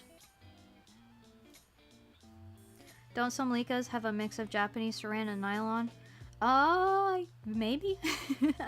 I don't actually know. But yes. And this was just a cathedral. This wasn't a part of the con, but I wanted to show it off because it's pretty. We just stopped by this, before going to the con on the last day, and it was really pretty. So, here are some pretty pictures of this pretty cathedral. There's a statue back here. I thought this was cool. It looks kind of like stars. And then, I didn't get a good look at all these, like, paintings and stuff, but so fancy! I like old, fancy architecture. This is a mosaic. This was cool, too. I thought it was a painting from far away, and then I came up closer, and you can see it's all, like, squares. And then there were these, like, gold shapes throughout it, so that, like, the leaves were shining, and areas that, like, light would glint off, they were all shiny. I think there were some in the city, yeah. So there was this little glint coming off of some of them. Really cool. My art nerd self was happy. And then here's my outfit for the last day. We didn't, me and Arashi, we didn't fully cosplay any of the days. We didn't really have time or money to put together cosplays. But we did, all three of us, do matching Koseku band outfits on the last day. So we had our Koseku band shirts, and we all had a zip tie. That's what this is, you can't really tell. But we had a zip tie on our wrists to be all Bocchi the Rock reference, and I did intentionally wear a Bocchi themed outfit, so I've got the little skirt and the knee-high socks to look Bocchi coded. We do plan on doing full cosplays of them next year, so I'll be Bocchi, and then our friend is gonna be Rio? Yeah, so we're all gonna be a different member of the band. But it was also really fitting that we were dressing up like the band girls on the last day, because they also had like a J-rock concert on the last day that we went to, and that was like the main thing we did that day. And they played several Bocchi the Rock songs, which was pretty awesome. Unrelated question, was that art chatter from before a bot/scammer? I honestly don't know, but it's possible. Yeah, because it was a lot of like, hey, I'm drawing you, and then nothing after, but I don't know. Could have been, could have not been. I never know. Was watching a doll tuber, and she was restoring the Bratz dolls.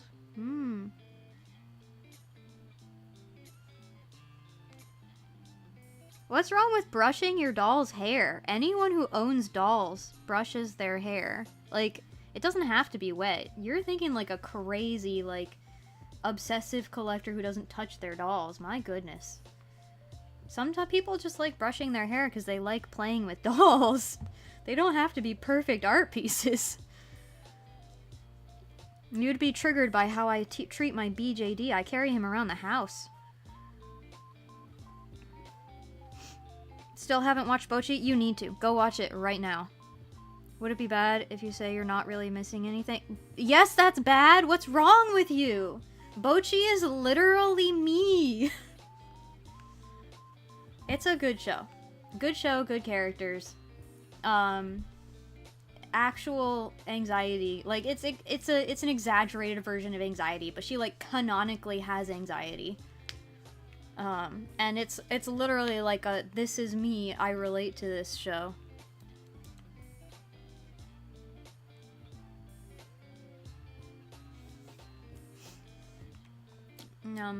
What was I thinking? Oh, yes.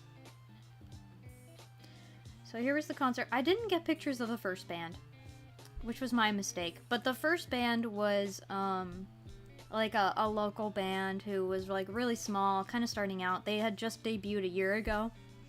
And you could tell they intentionally put them first because they were the worst band, but we saw potential in them. It was like, we can see how you could improve from here. Because we were like, her her voice isn't perfect. This song doesn't really suit her voice for like a few of them. But then they had one original song that they played that was actually really good. And it's on Spotify. So they have one original song on Spotify. And I went and listened to it on Spotify today, actually. And it's actually really good. It sounds better in the recording than it did live because they did not have things balanced properly in this room. Like, the voices were all too quiet. So the balancing really didn't do them any favors. But then obviously with like proper mixing on the recording, it gets rid of that issue. So it's actually a really good song, and I'm going to be watching their career with great interest. I did get merch for them, so I will show you guys them later when I get there. But this was the second band, Eternal Hoshi. I had never heard of them, but apparently they've been big in the scene for a long time. So they're like anime song cover artists. So that's specifically what they do. Basically, everyone here was a cover artist. They were all covering anime songs. I was kind of hoping there would be more J-rock that wasn't anime openings, because it said J-rock / Annie song, not anime songs, period. But it was all just anime music, and it was an anime convention, so should have expected that. That was fine. But yeah, this is the lead singer, and she also plays bass. Specifically, when I took this picture was when she had switched to playing bass while he was lead singer. So this was their lead guitarist, and then he was also a singer, and we didn't realize that until they switched places. So I think he was playing bass and she wasn't. She was just singing, and then she went, now I'm gonna switch and I'm gonna play bass. And then they handed it off to her, and then he started singing, and we were shocked because he was funny. He's like a big beefy guy in a tank top. And then he started singing, and he had like a beautiful, like, high range tenor voice. And he had a lovely voice, but it was not what we expected to come out of his mouth. It was really funny. But his tank top did say himbo on it. I thought that was beautiful. So they were really good. And then the third band was Jamming Way, and these guys were interesting. Ooh. They were not your typical style. I think you can already tell from looking at them. They were heavier. This guy's kind of headbanging a bit. So this is the lead singer, guitarist, bassist, drummer. They came out and we went, this is a different style. They look like they should be playing metal. And then after like one normal anime style song, they went, do you guys like hip hop? And then they did Bling Bang Bang Born, which was, they did a great job, and he was a fantastic rapper. And then they did metal. They started screaming, and I was like, there it is. That's what I would have expected from them. I thought their guitarist was beautiful because he used the Hello Kitty guitar. The famous Hello Kitty guitar. Look at this. Just a beautiful picture right here. The long hair, the black t-shirt, the pink Hello Kitty guitar. Chef's kiss. Beautiful. Bochi is one of his favorites. Bochi is one of my favorites. First band's guitarist was great, yeah. His voice caught us off guard, for sure. He was really, really, really good and had not the voice we expected. And then, wait, next picture. I have several pictures of this band because I thought they were kind of funny, but like also refreshing. Because they were not your typical anime style. So we've got another guy here. You may have noticed he wasn't there before. Now you can see his bass. Check it out. That's a bass. Yeah, they walked up to with like metal guitars too, and we were like, that's not the style of guitar that you play anime music with. And then they started playing metal, and we were like, ah, there it is. So the lead singer, right? And then this guy came up partway through the concert, and he also started singing. So they're doing like a duet, and he seemed to be like their lead screamer. They could both scream, but he seemed to be the main one who did that. So yeah, they were both putting some screamo in there. The lead singer here, he's got these long, awesome dreads, and he was headbanging with them. It was beautiful. So they were fun. And then we saw this beautiful poster after. And that was actually pretty much the end. We went around and got like the little stamps because they have stations where you can collect these stamps and you're supposed to get all of them and then get like, I guess a little prize or something. I don't remember. But Arashi wanted to fill up his stamps in his book, so we went around and got the stamps, and then we went back to like where they had the concert because they had a meet and greet with the bands, and then that was the last thing we did at the end of the con. But that was really cool because we didn't know any of these bands previously, but then we were like, these guys are pretty cool. So we got to go and meet them and like chat with them, and then I got signatures from every single band. There was actually 4 and we only saw 3 of them. We left early. But we talked to all 3 of the bands that we went and actually saw.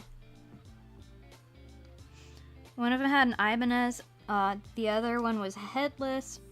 You went, wait a minute, yeah.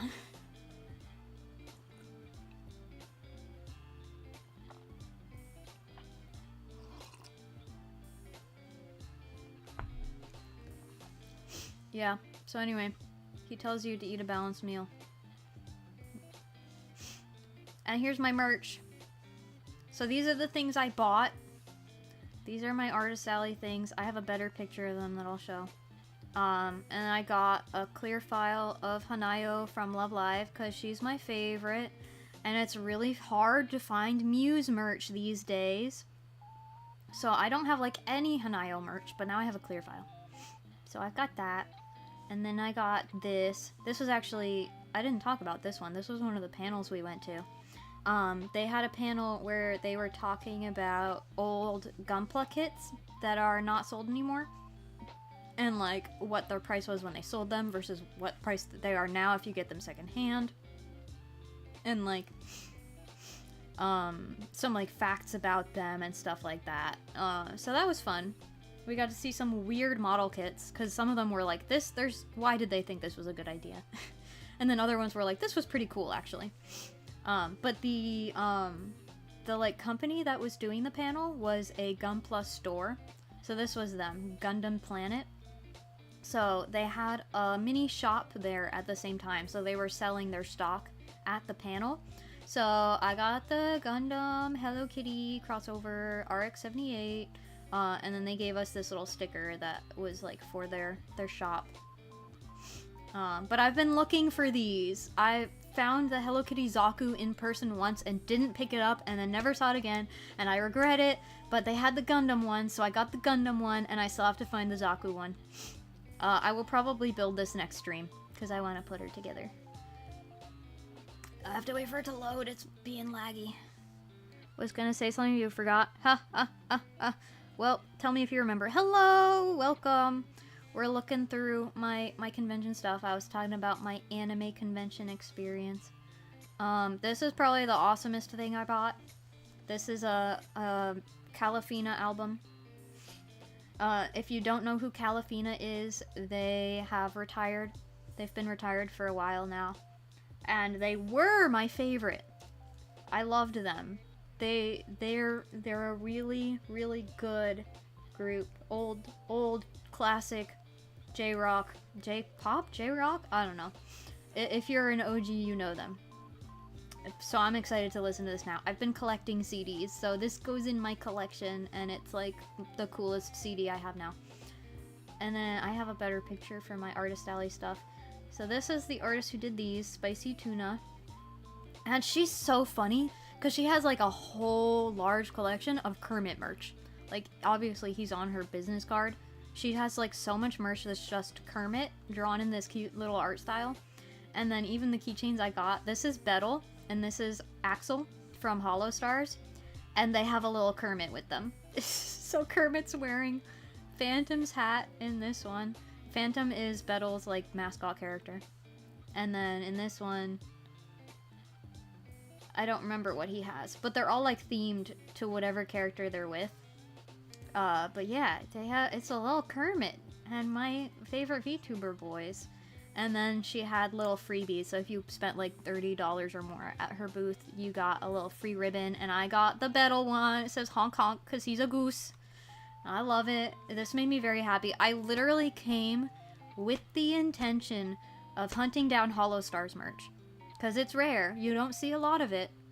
but it exists, and I've seen other people find it at cons, so I was like, I'm going to hunt for the one booth that has Hollow Stars merch, and I am going to buy the Hollow Stars merch. That was like my one goal. And then I was losing hope because I didn't see any. We had walked through almost the entire artist alley, and I was like, maybe nobody here has it, actually. And then I backtracked a little, and I looked at a booth again that I was like, this looks like where it would be, based on the type of things I have. And lo and behold, they had them. And I was very, very happy, and I was very excited. And her art is so cute, so I was really happy that she's the one who had them. And then I also got a Kifri. This was a wooden pin, so it's like a layered wooden pin, really cool. Or not pin, keychain. And then this is another Hollow Star! So I found the one other booth that had Hollow Stars merch. This is them, Daffodil. And she did have some like keychains and stickers and stuff of Hollow Stars, but I liked the way she stylized them a little less in the particular merch items that she had, so I just got a sticker. This is Gerard T. Rexford, and Naruhodo is like his thing. He says it all the time, so that's fun. A little funny sticker of him, but the Kifri was really good.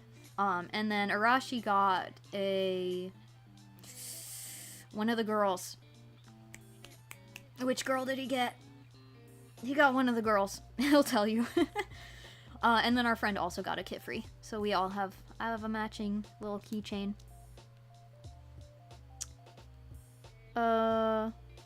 Got their last ball Kai. Oh yeah, at the gunpla shop you got their last ball. Yeah. I got this person's last axle. This guy. And this, if I remember correctly, was the last time she was gonna sell these. It was like the last batch, last chance, basically. So I snagged them while they were there for the last time, basically.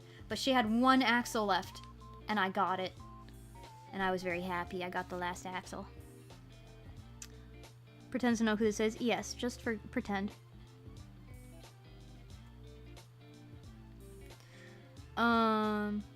Riche. He got Riche to go with the Kifri. They were all very good.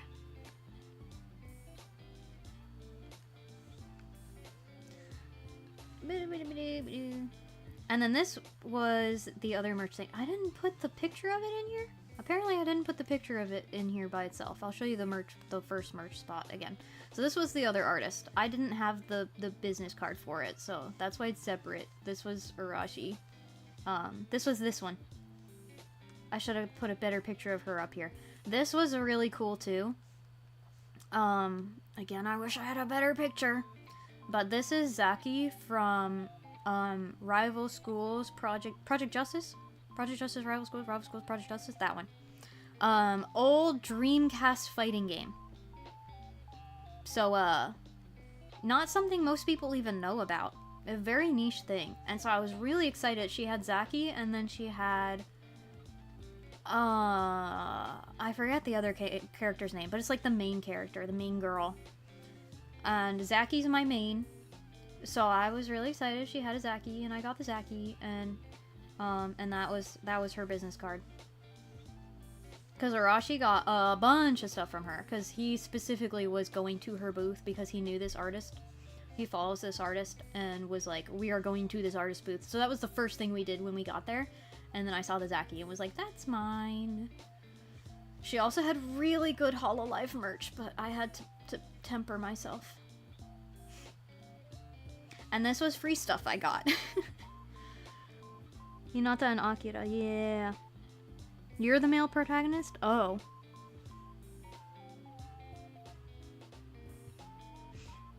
Yeah, Strawboy, you are my #1 yandere stalker, because you're my only yandere stalker. So, anyway, free stuff. This one was not supposed to be free. This was actually a very kind other con goer who was at the booth. This was the merch area. So it was like actual business, like larger businesses rather than small businesses in the artist alley. But they had like a card shop that had a booth. and we were looking at all their stuff, and then I was like, what if I got just one pack of Oshi Push just to like have some Face Connect cards just for fun. And then I decided, no, I don't want to buy it, and I was putting it back, and then the guy who was like checking out his stuff went, you can get it, I'll get it for you, like I'll get it instead of one of my packs, I have enough packs. And I was like, what, are you sure? And he was like, yeah, I come here every year and I have way too many cards. Please take one. So he actually bought this for me. I don't know who he was. We'll never see him again, but he was very kind. He got me a pack, and then it was like, depending on how much money you spent, you got little free stickers. And I think he got 3 free stickers with the amount that he bought. And he was like, you guys can have my stickers. Please pick whatever ones you want. So the 3 of us each got a sticker, and this was the one I got. This is Sheena.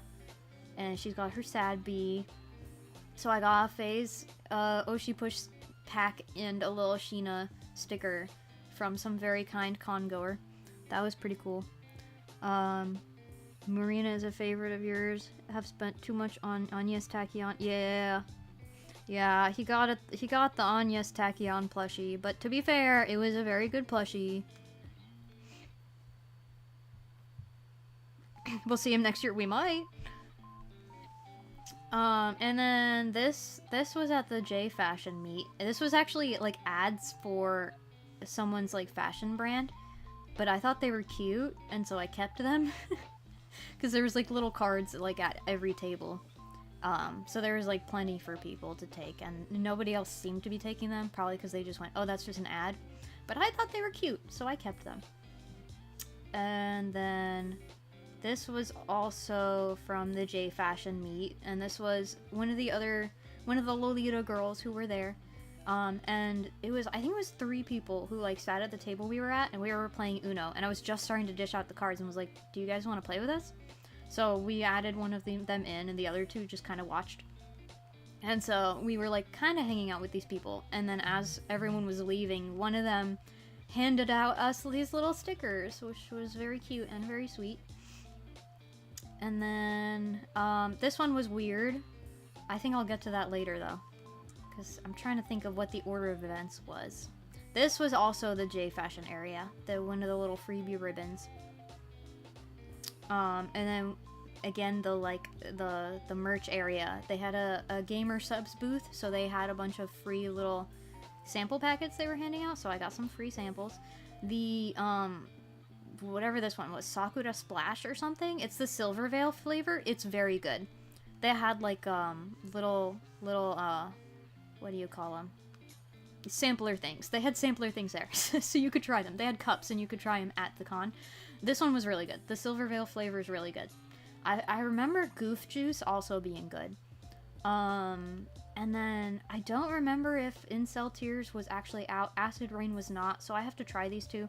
But I remember both Goof Juice and the Sakura Splash or whatever, the Silver Veil, both of these were really good.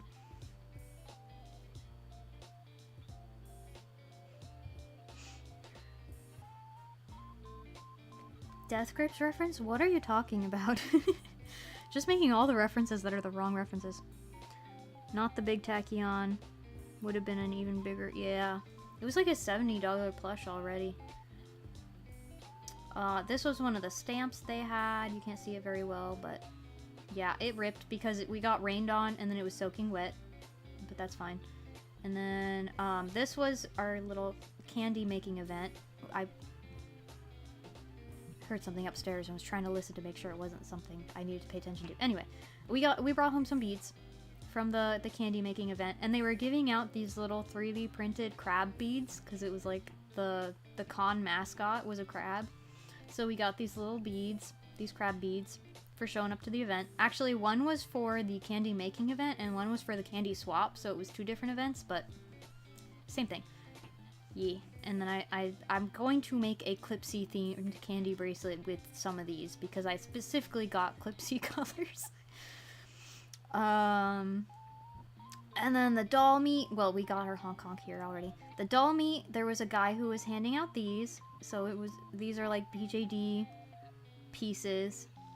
And then he also, I think this was the same person, who was giving out these. I have a better picture, but basically this was a mini version of the like weekend pass for the con. So he was giving out doll scale versions that he made, and they were adorable, and my BJD is wearing it now. This was also from the doll meet. I think this was actually from... Yeah, this was actually from the, like, display area where they had, like, basically like a museum where you could walk through of all the BJDs. So this was, like, someone saw me carrying a doll, because I had brought a couple of my fashion dolls for the doll meet, and someone who was, like, a part of the event saw me carrying them and was like, "You're a doll person," and handed me this sticker. So I got a little freebie sticker from that. And then, I think that's just these few things left. Yeah. Then we went to... This was actually someone in the artist alley or merch area, I forget where, but some random cosplayer just walked up and went, "Here you go," and handed us these little duckies. That was fun. And then we went to the candy swap as, like, I think the last thing. I think that was the last event we did. But that's where I got this and this thing. So this funky little cat sticker was someone, while we were waiting in line to get in, who was like, "Do you want something from my random bag of things?" And she held up this, like, clear bag that was just filled with junk.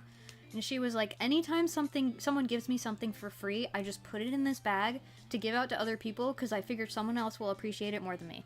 So this bag was just filled to the brim with the most random things.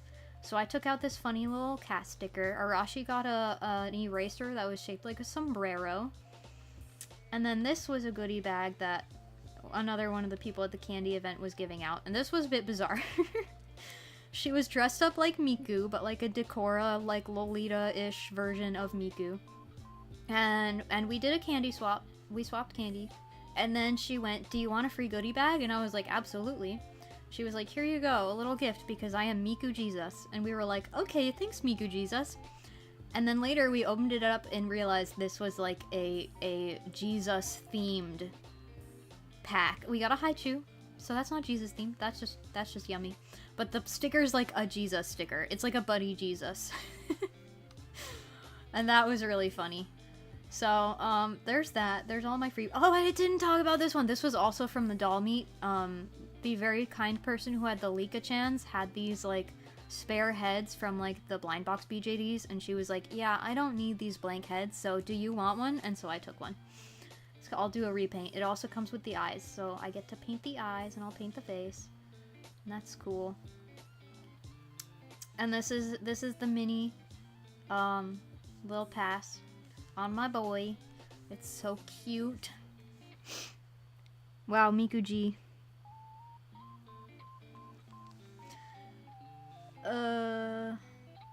And then this was from the like concert meet and greet. I got merch.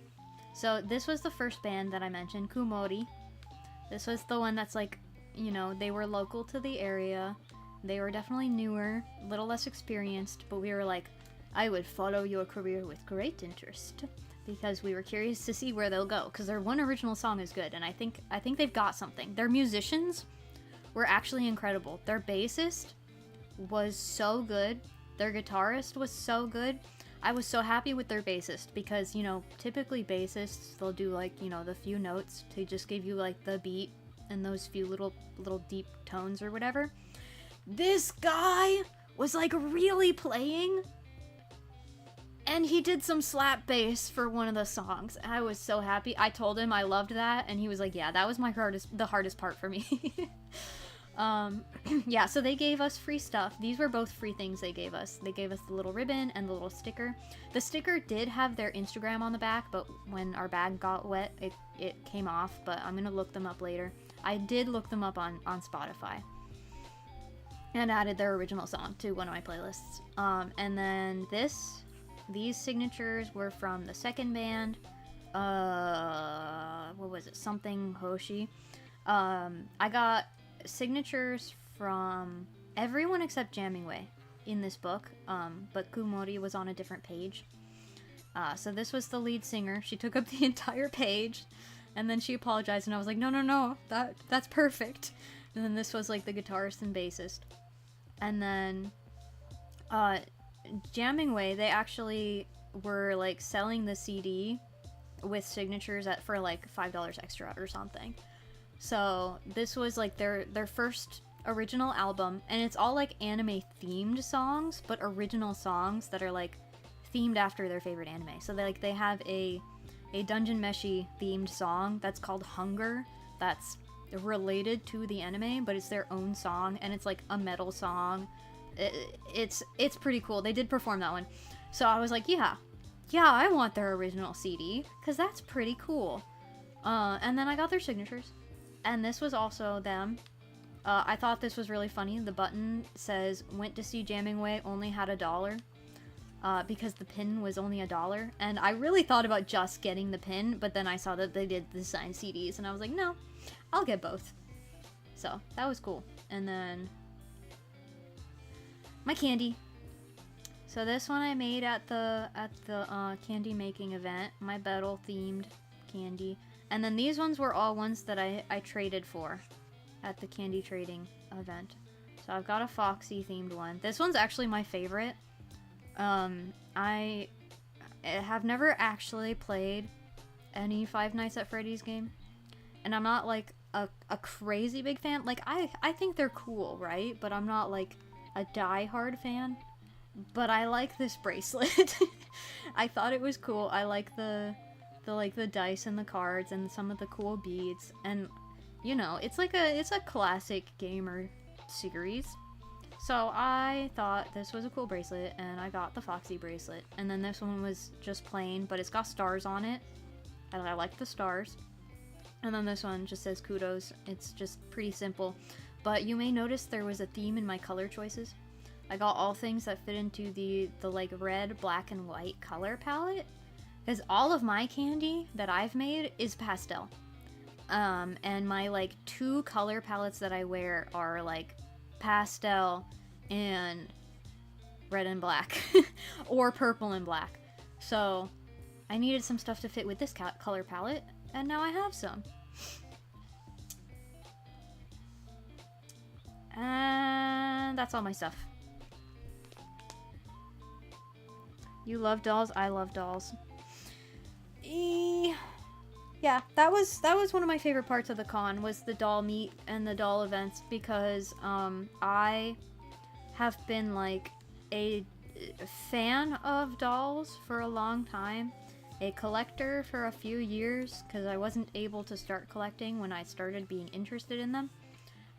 But then I've heard about doll meets and doll events and been jealous because there's like nothing in my area and I don't know how to find people, and I'm like, I can't do that. And then I found the events at the con and was able to connect with the local community, and now I can go to doll meets, which is awesome. So that was fun.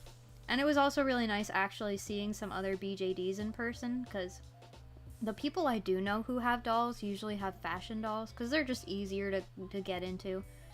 But I don't see a lot of BJDs. And I actually am a bigger fan of BJDs than fashion dolls. I collect both. Well, I collect more fashion dolls, but I have like 2 BJDs. And they're my favorite. They're just pretty. They're cool. They are like a work of art. So they're like what I would focus on if I had the money to. But it's hard. I guess it's harder to find people who are into that hobby. And then when you do, like, there's at least a stereotype that BJD collectors are pretentious, so you just have to find the ones who are not. This group, they're not. Like, I've heard people complain that like BJD collectors hate fashion doll collectors. This group's not like that, at the very least. They have both. So many of the people have fashion dolls and BJDs. So it seems to be a pretty friendly, chill group, which is good. And that's nice. And I'm happy that we got to do that. But the trigger panel was definitely like the coolest anime-themed thing. BJD are only vaguely connected to anime because of anime-style dolls.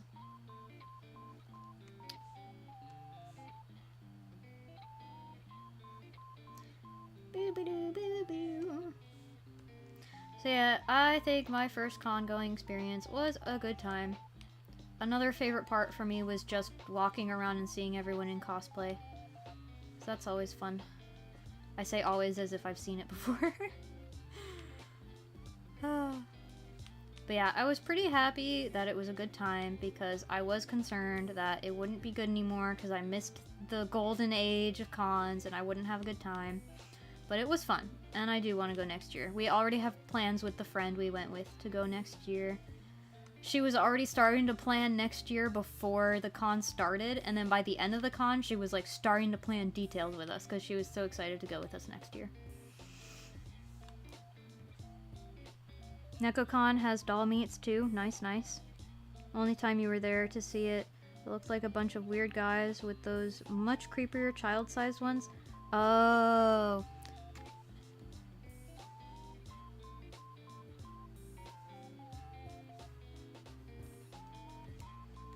Yeah, probably. I would get. Yeah, probably. I'm trying to decide if I agree with you or not, because some people have dolls that feel like more suspicious to outsiders, but are really just like, to them is like a piece of art. But I would guess, based on the way you're saying that, yeah, probably creepy and a little bit weird. But there were a bunch of male BJD collectors at this event that had like cute little girl dolls that were beautiful and I liked very much. Because a lot of these dolls are huge. Like, wait a sec. Now I have to go all the way back. I'm not sure where. Not sure where the pictures. Let's see. These girls are smaller. This is 1/6 scale. So they're more like fashion doll scale-ish. This guy was child-sized.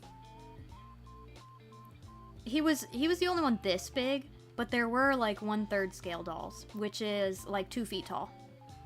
My doll is 2 feet tall.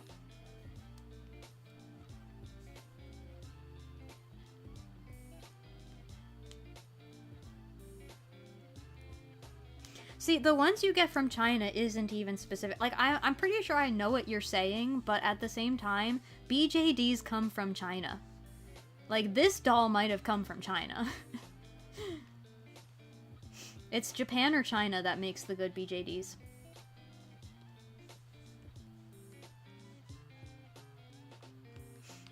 A lot of these guys, though, they paint the faces themselves. They may or may not make the clothes themselves. It's like a big hobby for them. And then some of these guys had like 6 dolls that they brought with them to the event that were all posed together.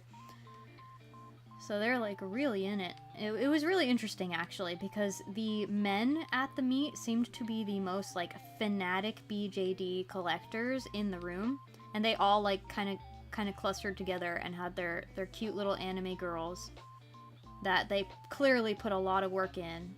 They all had like more than one.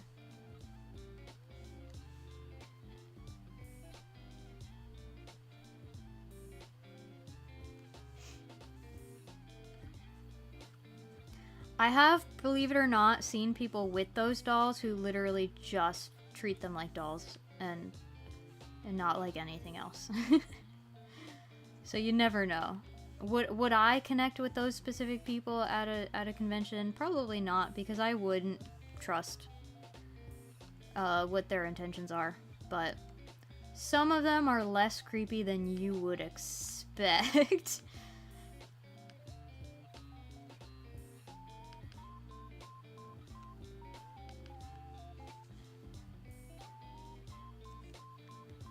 The biggest doll lover will be a man, yeah. Man like cute girl, I guess.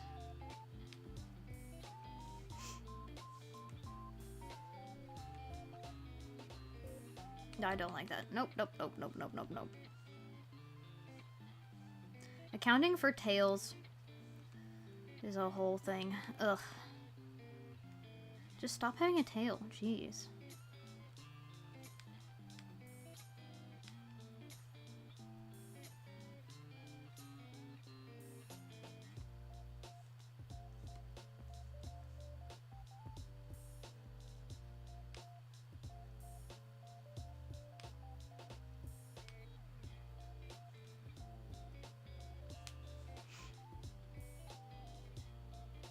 Follow a Japanese guy who 3D printed his life-size BJD poster in fashion clothes.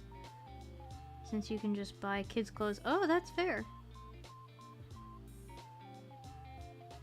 Yeah, no, I've seen people who, like, legitimately just have big dolls because they like big dolls. Men and women.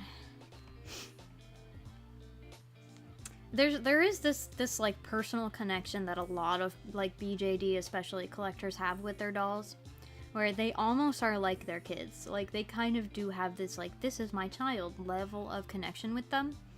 And I think that is part of the reason why some of them like to have like actual child-sized dolls, because they basically treat it like their kid.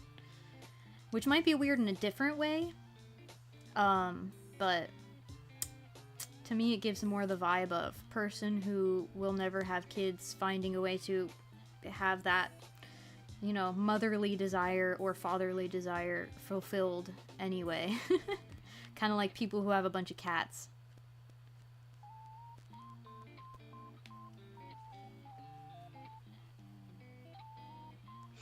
The woke left wants to make it illegal for innocent straight men such as yourself to like cute girls. You are not innocent, straight, or... well, that's a sentence. But you're kind of right.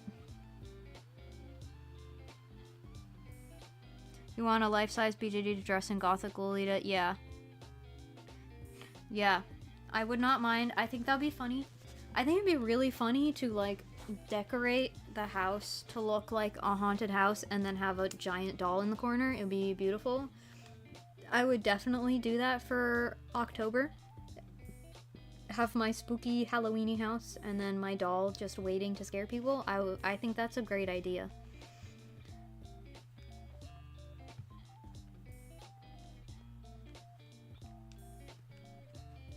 Yeah, I do not think I would go to a doll meet with that particular kind of person.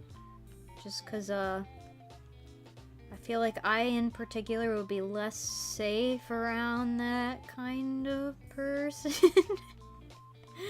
But, like, the group I'm in is not like that, so they're chill. They're fine. For your 16th birthday, your friends bought you a cheap blow-up doll, and the first thing you did was put your clothes on her. Okay. Cool. Why were your friends buying you that? Cheapest way to get a big BJD right now is just to get a decent 3D printer. See, that's easier said than done, but still you're correct. You can get a 1/6 scale BJD for less than getting the whole 3D printer setup and the filament. But if you want like a child-sized one, yeah, you better just get yourself a resin printer and go from there. Yeah, and 3D sculpt it yourself and print it yourself. But that still is expensive to do all that. Like buying the printer itself is like probably $300, and then you need the what do you call it? The thing that hardens it. That you put it in after you print it. That's another like $100 probably. And then you need the filament or the resin that is expensive, both because a lot of resin is expensive and because you have to buy specific BJD resin.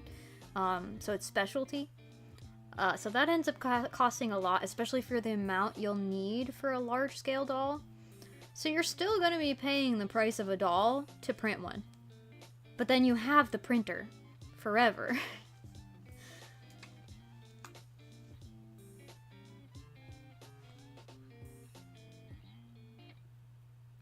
$400 is the price of a doll.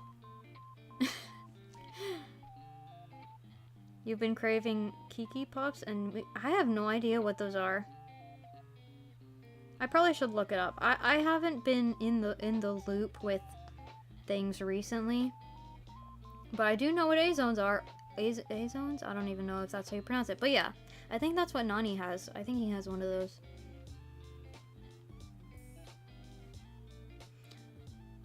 Don't need a specific resin, just a flesh tone filament and a good resolution printer.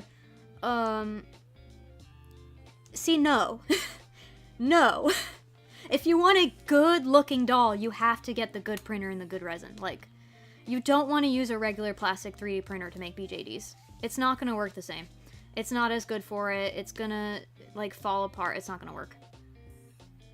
Like, it's just, you can, but you shouldn't. You don't want to. It's not going to be as good. There is a reason why they are specific BJD resin. Like, it is for the specific project because they're a better material for it.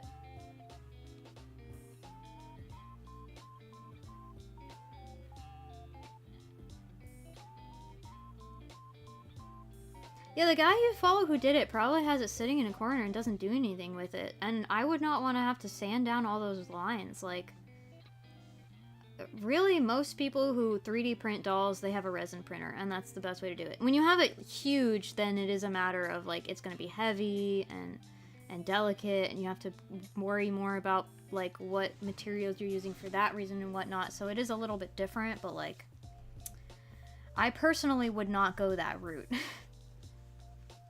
But resin printers don't cost more than plastic printers. It's just buying the resin that's more expensive than the plastic.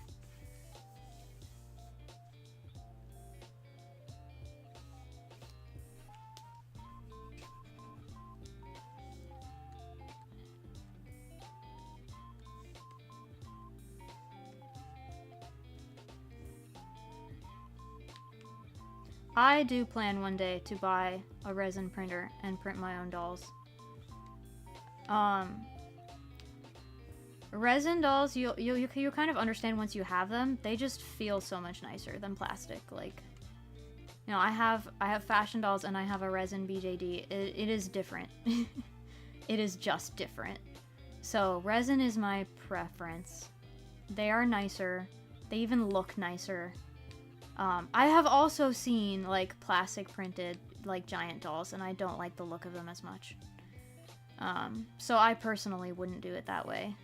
But I do plan on one day getting a resin printer, and then sculpting my own dolls.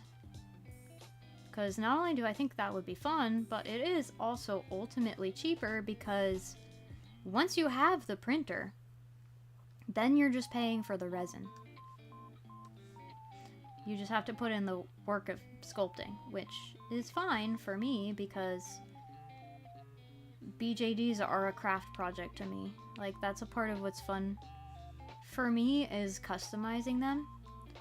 Like mine, I painted myself, and I made his clothes, and I made his hair, and I will be making him eyes. Right now he has just the eyes he came with, but I plan on replacing them with handmade eyes.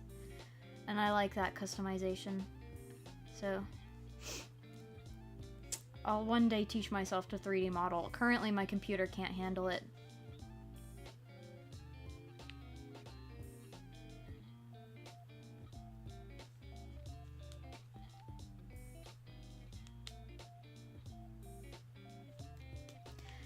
I have been following current doll creators. It's not outdated. I don't... You can't... 3D printing comes out smooth. You don't have to sand it. Resin printing comes out smooth. 3D printing with plastic does not. And it's still plastic in the end of the day. The plastic versus resin is a different material where, like, it's just a resin doll feels nicer than a plastic doll. That's just the way it is.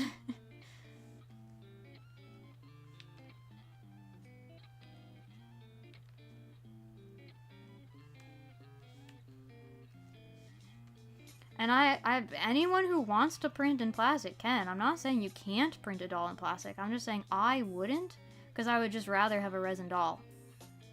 And then I'd rather only have one printer and not have to buy both.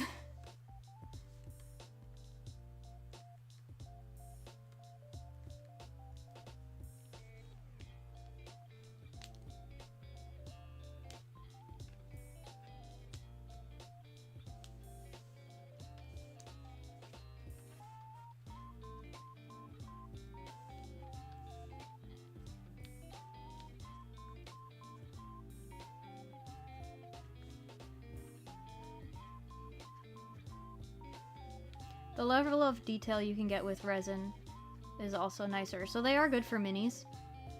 Because, you know, because that filament always has, like, a little bit of texture, it's harder to get fine details, but resin, you can get very fine details. So they're pretty good for minis, too.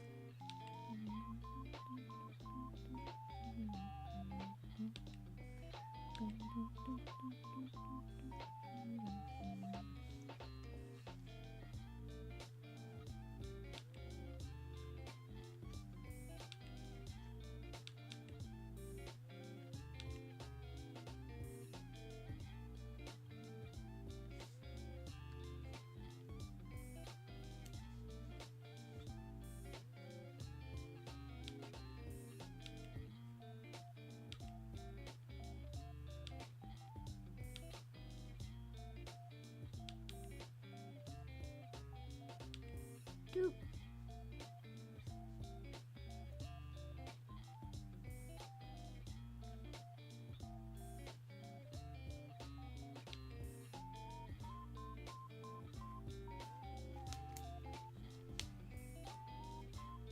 Oh, I'm sure you've shared your smart doll before. I'd be shocked if you didn't. Probably was a long time ago though.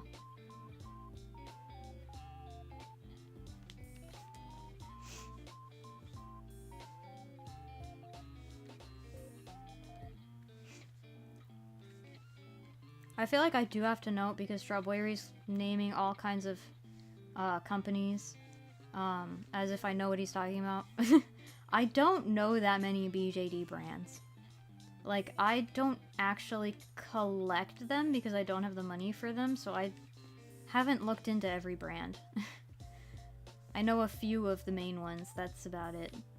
I know more distributors than I know brands, because it's like there are certain doll distributors that are trusted, that like anything they sell or they distribute or whatever is like gonna be a good doll. So I know some of those. Like, I think Jane's Doll Land is where I got my BJD, and that's a trusted source. So I know those things more than I know like the actual brands, because I don't really do a whole bunch of research on things that I can't afford. So I feel like I just have to note that, because I feel like people are gonna be like, why do you not know these things? When it's just, I haven't done the research, because there's no reason for me to. I also got into BJDs like a long time ago, went down a rabbit hole, and then that was it about. So I haven't gone back down the rabbit hole and updated or anything like that. I'm a casual enjoyer of BJDs.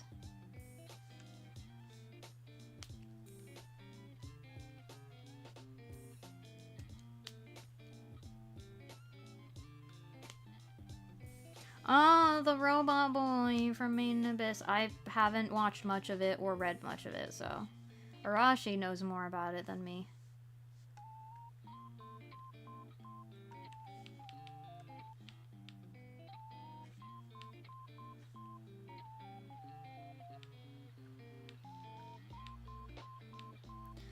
Bleh.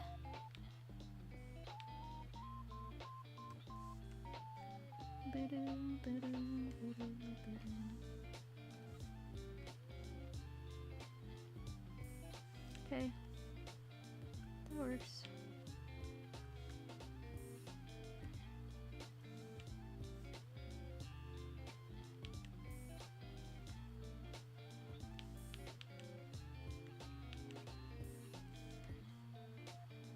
You know, it's not often that I actually make a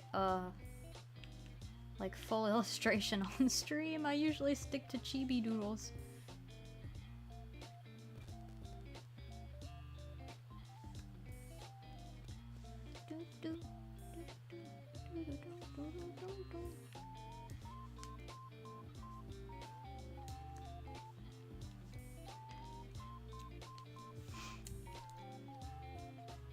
See, you say you know nothing, but then you just named several brands I don't know. I guess those are probably not full BJDs, though. I wouldn't really know.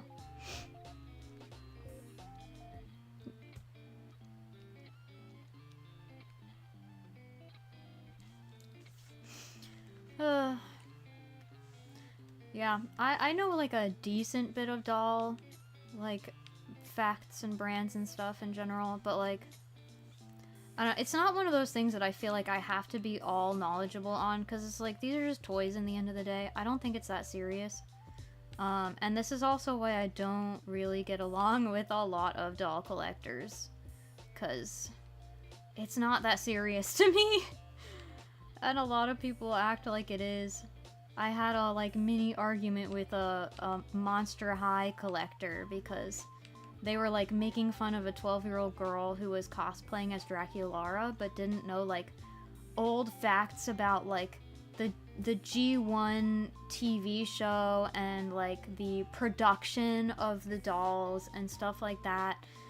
And I was kind of like, why is it that serious to you? Like, I own Monster High dolls, and I have not watched any of the shows, and I do not care about the freaking designers and the people who made these things, because they're usually terrible people anyway. So why would I want to know all these facts about them? And why would you bully a 12-year-old who just likes the toys for not knowing all these facts? That person didn't like my stance on that. I didn't say it meanly like that, but I basically did say, like, I own Monster High because I like the aesthetics and I don't follow the show, and to me it's just not that deep. And they didn't like that. So, yeah. Dolls are just not that deep to me. They're toys, and they're what you make of them. If you want to know all these facts, you can, but I don't think it's a requirement. I think the important thing is just enjoying the product.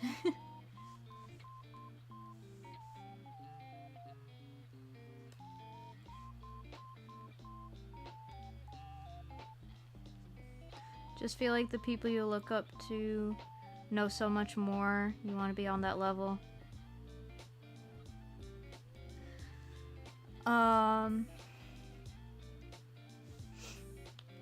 Yeah, I mean,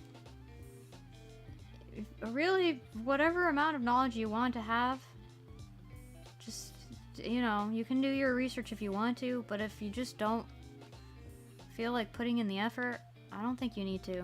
I don't think it matters either way. It's all whatever way you enjoy the hobby. If you enjoy knowing all the facts, cool. If you don't, then it's whatever.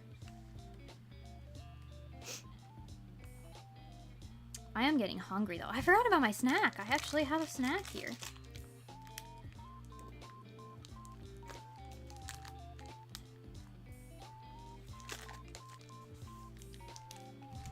Yeah, Monster High collectors do seem a little bit insufferable from my experience too.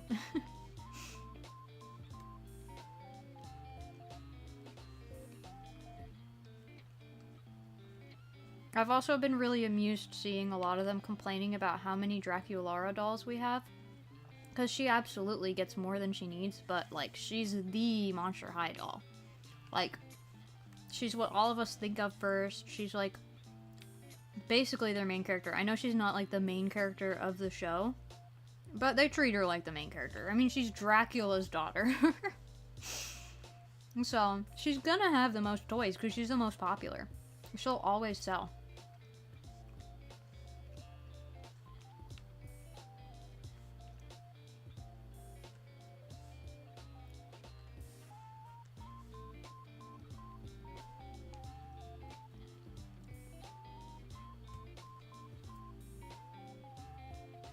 What are we eating? It's just a chewy granola bar. Dark chocolate specifically.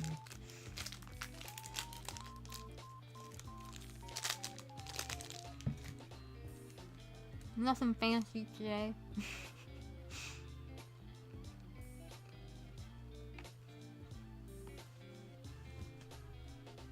Yeah, I've actually been watching the progression of the B-Goth pre-order and production because I know people who are excited for them.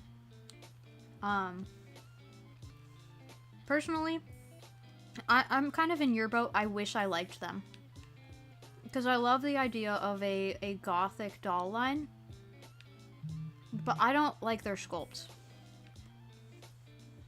I like the idea, but not the look of the dolls. But I am really glad that they went with a good hair texture this time. I saw that they, the production of them actually has been a bit delayed because they decided to improve their quality. Which is like, you know, never fun to see things get delayed, but at the same time, if it's for quality reasons and they're really putting effort into it, that's cool. That's good.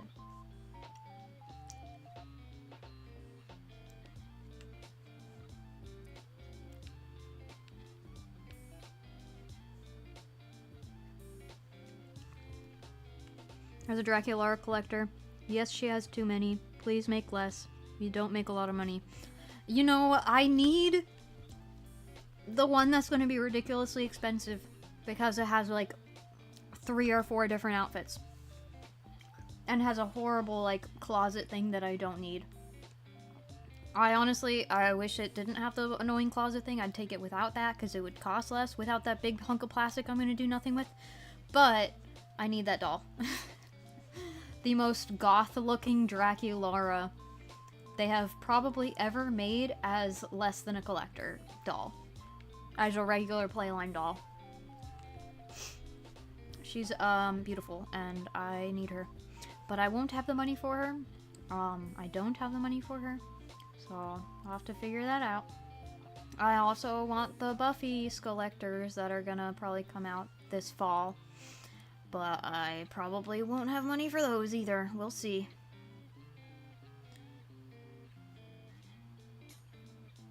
I am a little worried for the Buffy Skelectors. I mean, I'm always worried for Skelectors. Skelectors are like a really mixed bag, right? But I'm worried for the Buffy Skelectors because we saw a tease. And of course, well, I guess a leak, right? And I never 100% trust leaks because you never know when someone is just pretending something is real and making it up. But the leak was like the box art on the back that had like the characters. And the Buffy outfit looked really boring. And Buffy's known for her fabulous outfits. And so I was kind of disappointed to see they went with one of her most boring outfits for her collector doll. So I hope that's not real, but I don't trust it to not be real. But I still want the Buffy doll because I want a Buffy doll. And then if that leak is correct, she comes with Angel, which is kind of awesome.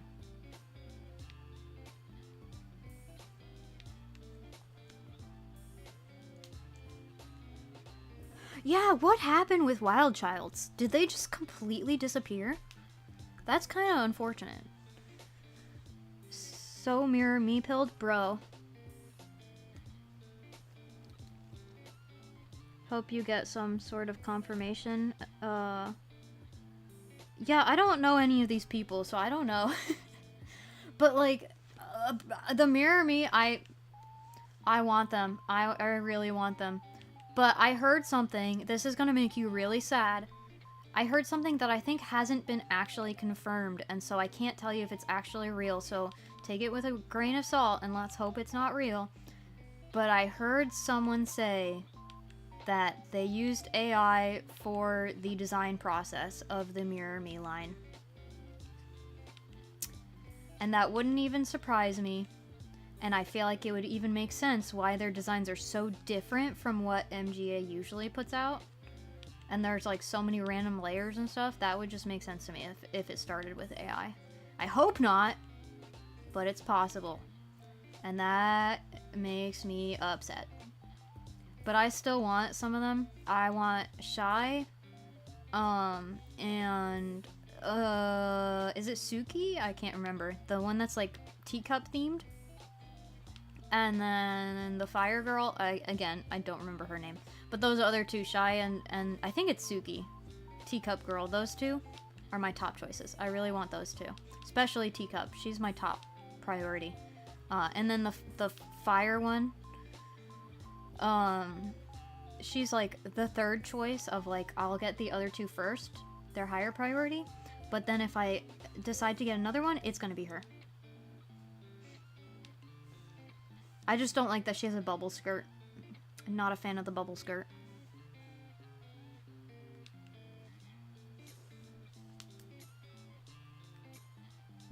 Why is Darko's art working? Okay. Yeah, I don't pay any attention to the designers because I don't like the people who work for these companies. So, I just don't know the artists' names because I don't trust them. I don't love them. Like, they do stupid things all the time. And then they're, like, pretentious about the things they make. They think they're the best people ever. So, I don't care to pay any attention to them. So, yeah. AI was used, but not for the designs as far as you know. It was used in the art, stock pics, mock-ups. Yeah, that's still annoying, but I guess not as bad. Shy is your most wanted to, but Akiko is obviously a must. Yeah. Kitty girl. She would be a must for you. Amora, you're on the fence about. Baluna is beautiful. It's funny, it's like all the ones that are my less priority. Except Shy. Like, I want Shy. She's my second priority under the teacup. But yeah, you would want the cat girl, obviously. Also, what's her last name? It's, what, Kittyama or something? So my headcanon now, somebody else said this first, but my headcanon is that her name is not Kittyama, it's Nekoyama. Because that just sounds better, and it makes more sense. Especially since they went with a Japanese name. I don't know why they didn't translate cat to Japanese for the cat-themed girl with a Japanese name. Like, Kittyama just sounds stupid.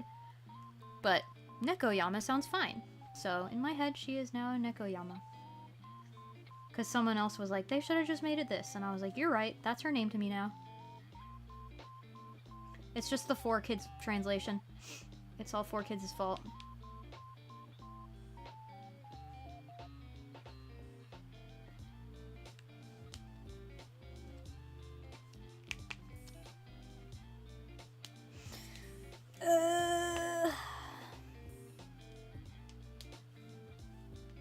Right? Why wouldn't she be named Nekoyama? Arashi said she should be Nekomata, because a Nekomata is actually a, yokai. It's a real thing, but those are the cats with the split tails. Or the two tails? Is it the split tail or the two tails? Or is it both? I think it's a split tail. Yeah, it is stupid. I'm glad that, like, everybody agrees it's a stupid naming convention. They should have just made it Neko. We all just agree that's her name now.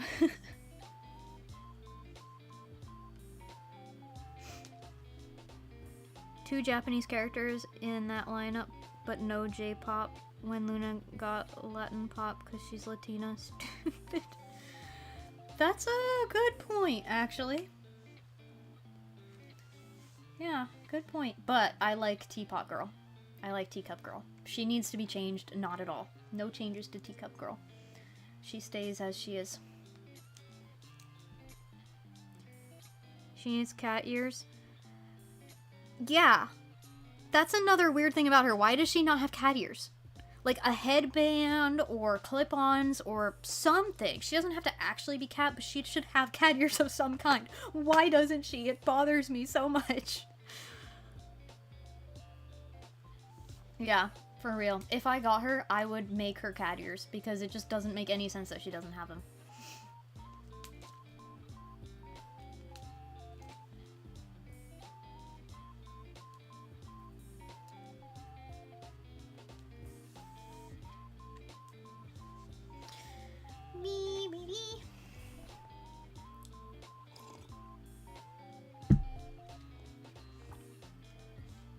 Okay, I have to make this other leg. I don't want to do this curve. Let's do it.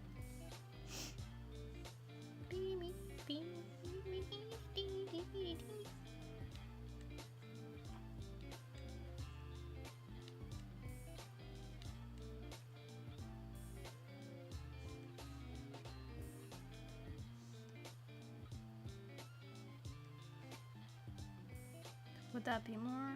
I think I'm gonna do that. That looks better to me. You need to work at both MGA and Mattel. You could fix them. Hasbro, you're on your own. Yeah, that's valid. Leave Hasbro on their own. They don't deserve your help. I don't know if MGA and Mattel even deserve your help, but I do want them to have help because I want Monster High and Mirror Me and Rainbow High to be better. Rainbow High, I've already lost all hope for. It's dead. There's rumors that it's actually dead, but I have two theories, right? Either they're basically dead, Mirror Me is gonna take over, and they're gonna die, right?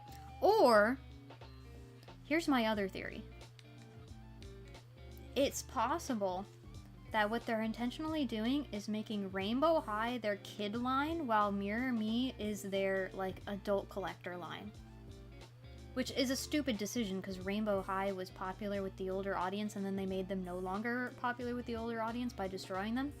However, I could see that making sense, because I feel like they have teased future Rainbow High dolls, but people have been like, oh yeah, Mirror Me is proof that they're dead, but like, I think I've seen future ones.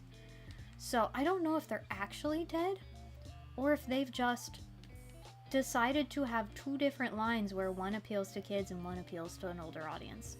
Because that might be what they're trying to do. Again, a stupid decision on their part, but I could see it going either way. I kind of do want Rainbow High to die, though. Like, they were my favorite for a while, and then they ruined them, and I don't like seeing them on shelves anymore.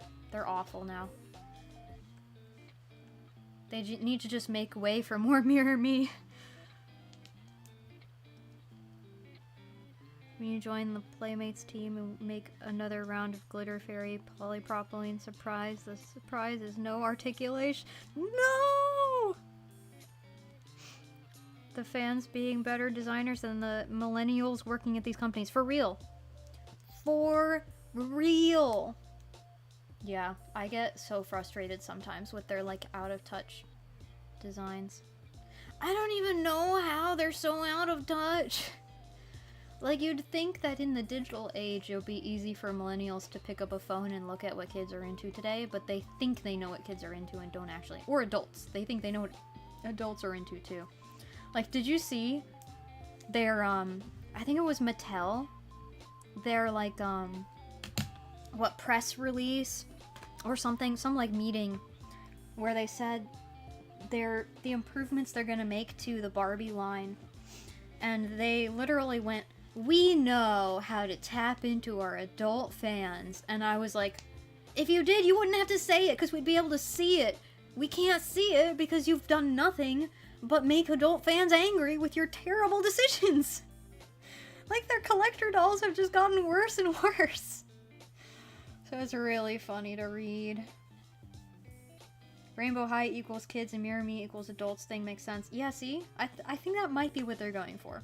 Which is annoying, but it makes sense from a business standpoint, just not from a what they should be doing with the line standpoint, because the line was popular with adults before. I was so annoyed when they moved the little OMG designers to Bratz because they're so costumey now. Yeah, that makes sense.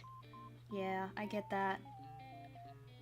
$3 this year with knit sweaters and bubble skirts. Like, literally, oh my gosh, the bubble skirts. I was about to complain about that and then lost my train of thought.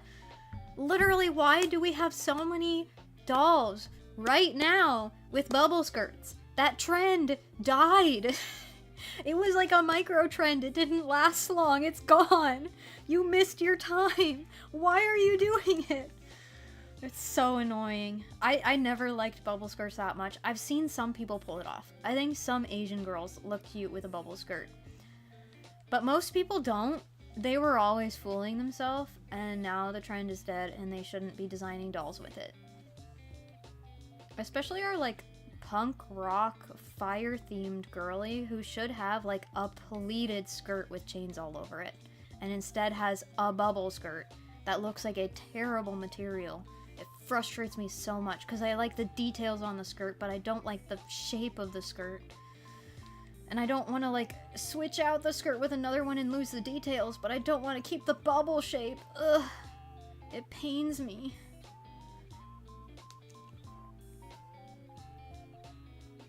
You love crashing out with me? I'm so glad. I get it. You just like me for real, for real. I just like you for real, for real. We don't agree on everything, because I know you're more into the brat style, and I'm more into, like, a softer style. I don't even know what style right now. I mean, we both like mirror meat. I can't tell you what my style is, but, we do have some differences in preferences. However, when it comes to crashing out over these companies, we have a lot in common. Blaze, that's her name. Should have had studded shorts. That would work too. See, I was thinking the pleated skirt, because that's like a classic look, is like, you know, pleats with like chains and you know, the belt with studs or grommets or something. I see that a lot, but the shorts would actually be more of a unique look and would like work great for her being on stage. Like, she can move around more and not have to worry about flashing people. So yeah, little shorts, shorts with the little studs or whatever. That's a great idea. I like that idea. Yeah, absolutely. I'm with you on that. The pleather on the bubble skirt peeling already. Like, you can take one look at it and know it's gonna peel as soon as you open it. I'm not even surprised. It's so frustrating. You'd think they would have learned by now. Like, these people should have years of doll making experience. What are they even doing?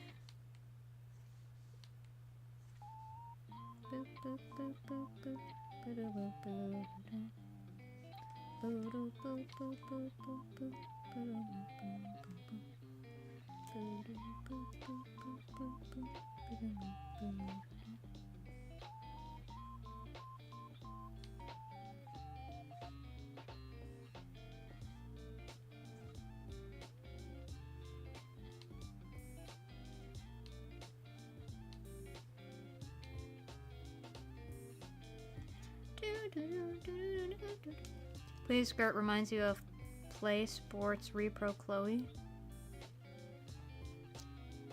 Oh, the pleats on the front but not the back. I hate that look. Yeah, that was a big thing, like, for a short period of time that everyone was buying skirts like that for some reason. I don't even know if they were buying them. They were just all over stores, and I hated it. So it was like, oh, I'd find a really cute skirt and be like, I like this. And then I'd turn it around and go, never mind. It was that, or it was shorts in the back.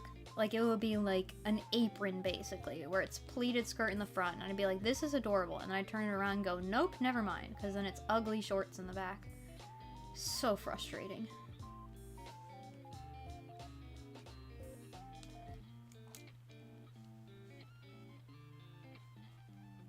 State of Barbara Millicent Roberts currently is genuinely so tired. Yeah, I feel like everything in Mattel's hands is in danger right now. Mattel recently has been a disaster. I feel sad for the Barbie collectors, because I've never really been a Barbie collector, but like I've seen people complain about them and do comparisons from old versus new, like, collector Barbies. And like, some of the old collector Barbies were really beautiful dolls. All the new ones are sad. They just look like Playline dolls. They don't look like anything special. Their designs are stale and repeated over and over. Really sad. And of course, Barbie's quality control and just quality overall has just gone so downhill.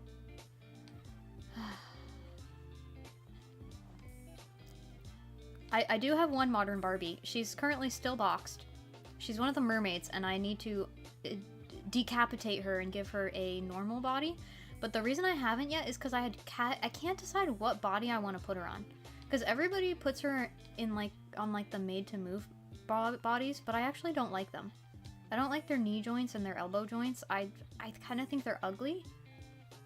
So I was considering getting a different doll to put her on, like maybe an Obitsu, but I don't know. I don't know what to put her on. But she's the mermaid with the purple hair. That's really cute. She's got a good face.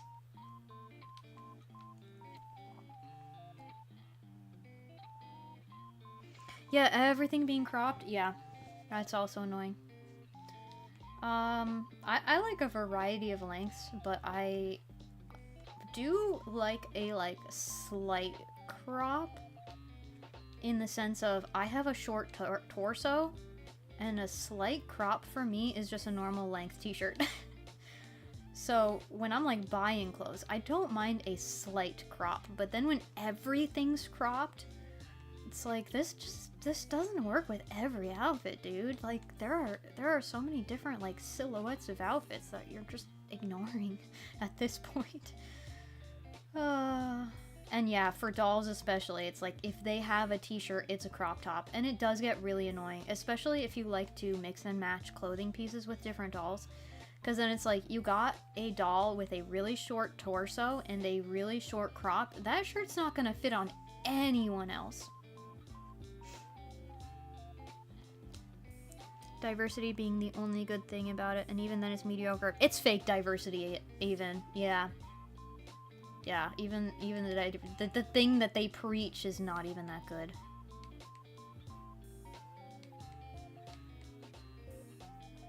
Arashi and I have complained about that for a long time, actually. Barbie being like, we're now all about diversity and inclusivity. And their dolls are actually not more inclusive or diverse than they've ever been.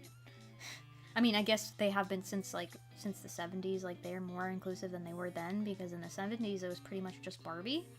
Because Barbie was a character, not a series of a bunch of different looking people. She's now become more than just the character Barbie. But they've been, like, quote-unquote diverse for a long time, and I don't think they've actually improved that much in recent years. They've just told us that they had to fool us into thinking so.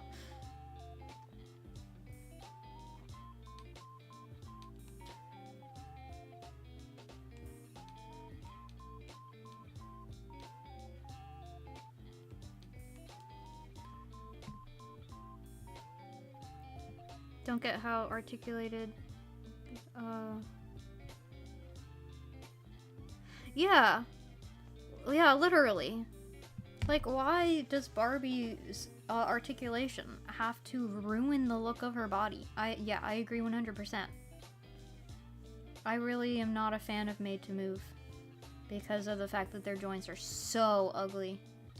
Meanwhile, some of these newer, jointed, Playline dolls, like, their knees look like normal knees, and their elbows look more or less like normal elbows. Like, some of them look beautiful. But Barbie can't figure it out.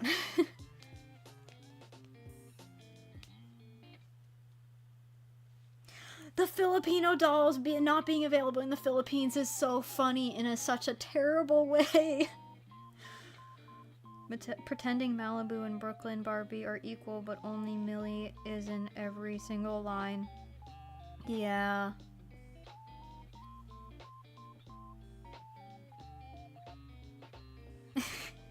Yeah, Arashi complains about the black Kens every time we look at them.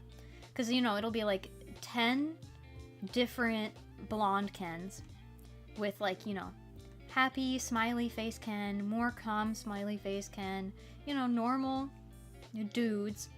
And then the, like, one black Ken looks like he's about to murder someone. He has a scary face. Like, why? Why, Mattel? You're not really giving us good diversity here. Why are you making them so scary?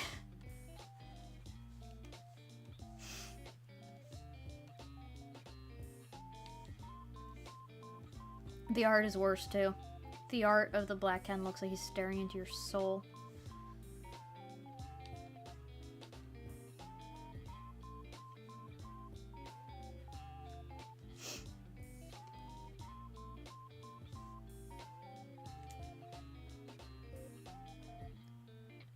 Curvy bodies barely being chubby. Yeah, I feel like they're not even chubby.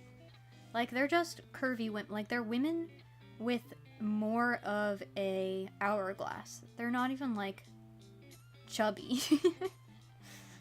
Which I don't mind in the sense of just having different body types, right?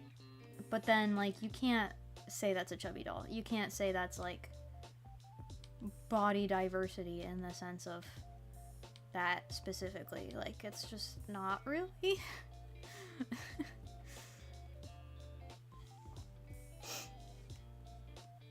I do like the petite girls, but, like, there's nothing special about them either. They're just short. I just like having short girls because I'm short. I do kind of wish we had more petite dolls, I'm gonna be honest, because there's, like, what, 3 or something? There's, like, only a few petite Barbies. And, I'm not gonna lie, I kind of end up being in that camp of, like, I want one that looks like me, and none of these look like me.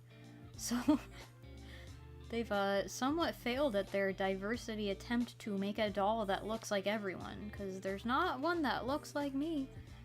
In general, there's not enough Barbies with colors that are not blonde.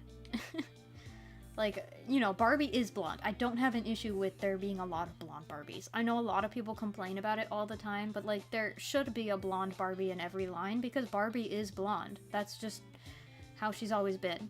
However, if you're gonna try and make all these diverse dolls so everyone can see themselves in Barbie, you need to have every different hair color and every different skin color. And, if we get nothing but a whole bunch of blonde Barbies, we're not getting that. So yeah, I would like a curly-haired brunette petite girl, please.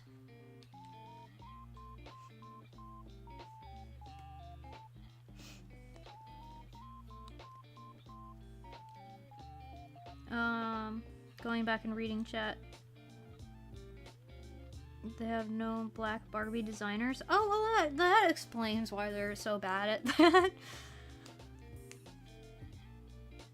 Oh my gosh, bright orange lipstick? Are you kidding me? Ew! Oh! Yeah, get these white people off the team for real. This is like the one situation where I will say, you need those diversity hires. Like, for the most part, I don't care who's working on a thing if they're doing a good job. But, like, if you're designing black dolls, you should have at least one black designer. Just about to say they clearly need some black design. Yeah. Yeah. And, like, they need to learn how to make black characters have more than one hairstyle, too. Like, I have this complaint with, like, black character designs in general of they need to have more black artists working on these characters because all the white people who design them give them, like, one hairstyle. They're all the same character. It's like they think black people only look like one thing. So depressing how we used to have lines like "so in style," made entirely by a black woman. Nice. Now all we got is black Barbies with bright purple hair, edges that don't match the hair, terrible unflattering makeup, and ugly clothes with no care for cultural context. Yeah, exactly. Every black doll designed by Carlisle. I feel like I've heard that name. Having either tall or muscular bodies. So now they're idealizing black people? Like, I feel like I can understand where that would come from, because I feel like that's, I don't know if a stereotype is the word, like, it's kind of a stereotype.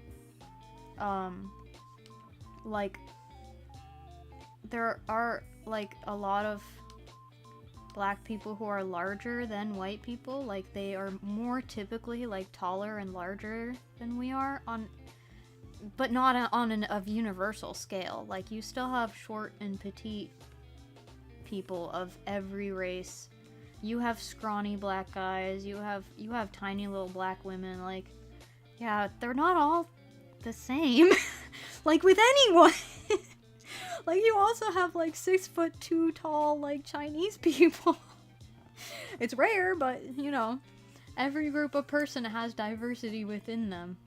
So making them all, like, the idealized, typical, like, what we would quote unquote expect them to look like stereotypically is not real diversity.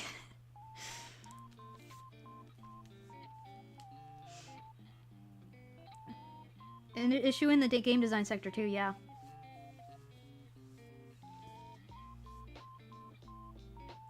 It looks like a gay toothbrush. Oh boy. I believe you. I haven't seen him, but I believe you.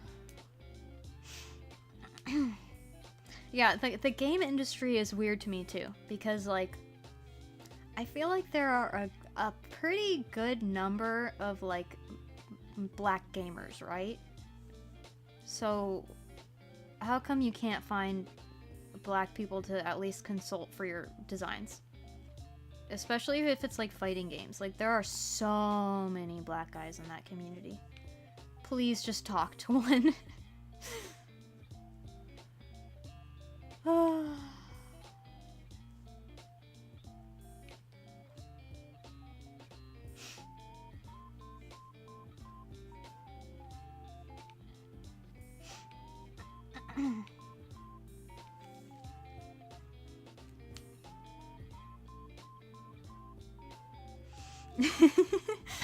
Gonna hate on him together. Let's go.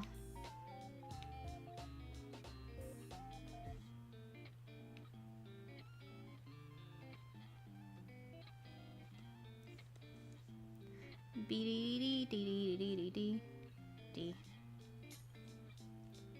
Man, I don't think I've ever gone on such a long tangent trashing on white people before. Wow. Turning on my own kind here.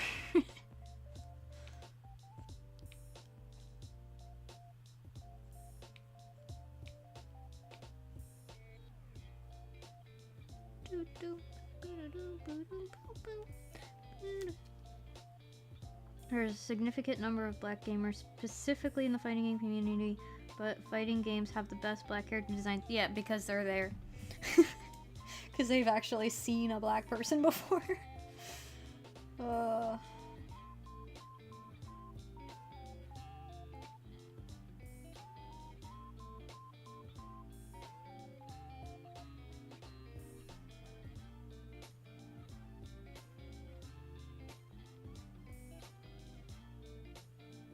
Yeah, I'm only just now looking at the Discord server with this 3D printed doll, and like I said, I don't like the look of them as much. Resin printing looks nicer for doll skin.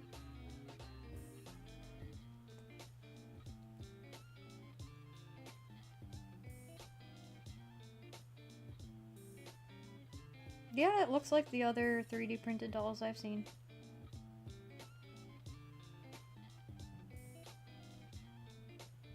It's impressive handiwork though. Anyway.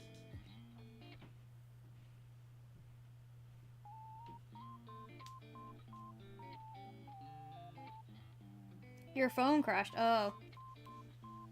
That explains why I haven't seen you share anything else in the Discord server yet. Rip. That and Monster Hunter, yeah, that makes sense.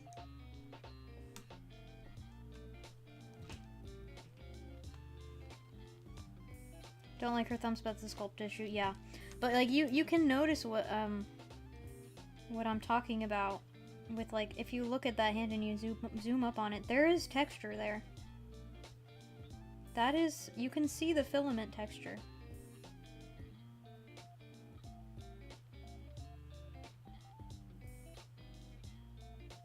And yeah, you know, you can smooth it out. It looks like he's gotten her pretty smooth, but you do have to like sand it and put in a lot of work to get it smooth like that. And then there's this like plasticness to the face. I don't know how to explain it, but like I'm not gonna lie, plastic printed BJDs have like uncanny faces to me. There's something about the way their faces look. I have the same problem with Moonlight Jewel's like giant plastic doll, which is the same technique. Where there's just something about its face that like creeps me out a bit. It just doesn't work as well. I guess it looks less like flesh and more like those like uncanny valley like old robots from Japan. That's kind of what they remind me of, I guess. Okay, I will now take a look at him. Cargo bay. You're telling me that man designed these dolls? No way. Oh my gosh.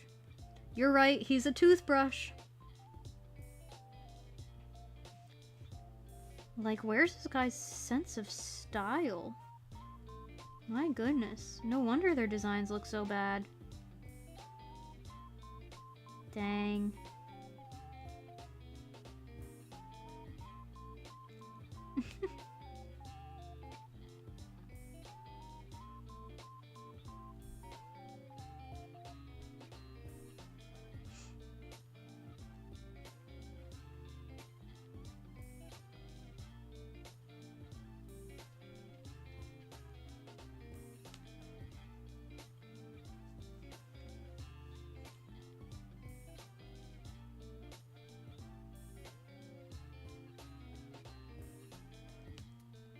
Are you serious? Moonlight Jewel really was weird to you like that? That's crazy. That's actually crazy coming from her. Yeah, I watch her doll videos, but I have seen her say some stuff on Instagram that I'm like, I don't think I like you as a person, but I like her dolls for the most part, so I do watch her doll content. But man,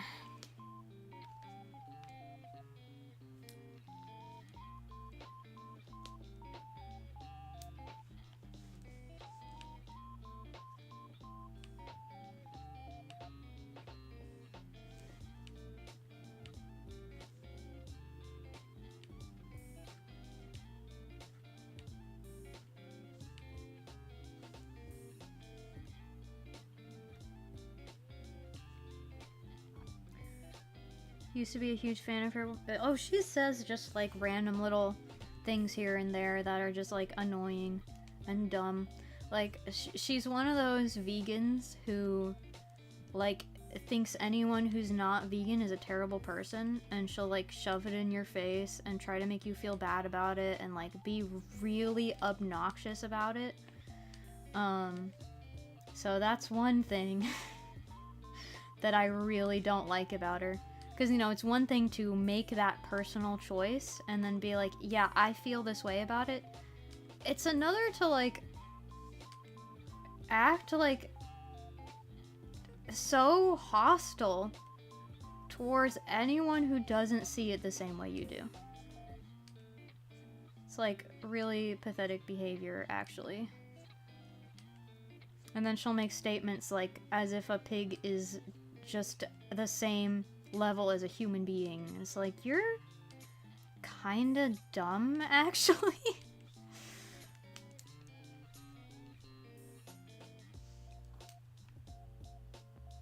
She the one you got mad at for having several collector cars? And yes! Yeah, she was one of those. She was like complaining that they were struggling financially or something, but she's like constantly dumping thousands of dollars on her doll projects. They have like 3 really nice like vintage cars that they like had like detailing work on, like out exterior like visual design work on, like they wrapped one of them, etc. They're currently working on a house together. Like they bought an empty house that they like tore apart and refurbished, like built all the walls, built the bathroom, the kitchen, like fully from the ground up. They were working on that, which is obviously expensive.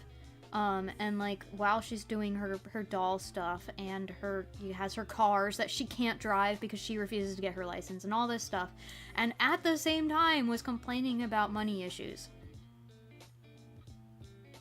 And she'll go on like a tantrum every time her video doesn't get enough views, like, or as many views as she wants. She'll go on her Instagram story like an hour later and complain that her video got less views than usual because, oh, that's the money she needs to pay rent or whatever. It's like, you clearly have an excess of money though. and like maybe 1,000 less views on your video that's got like what 30 million views is not that big a deal.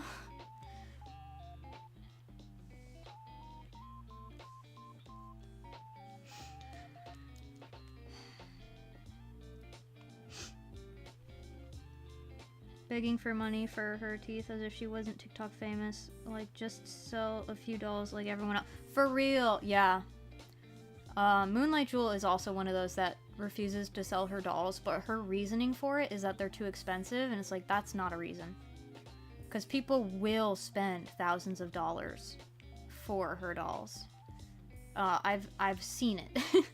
I've seen stuff like that sell at those prices. Because she'll be like, this is how much I would sell them for, and nobody's gonna buy them. I wouldn't sell them because this is too much. No, it's not. People spend that. I've seen people spend thousands of dollars on dolls that artists have designed, on art pieces that like art influencers have made.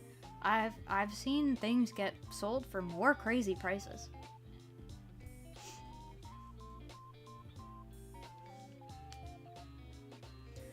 Wish you could afford a clapped out 86, and she's out here getting detail done to him and complaining she doesn't have money. Yeah.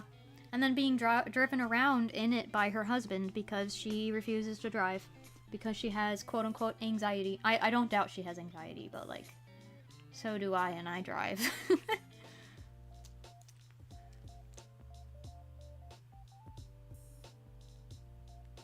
Oh my gosh, yeah, Strawberry.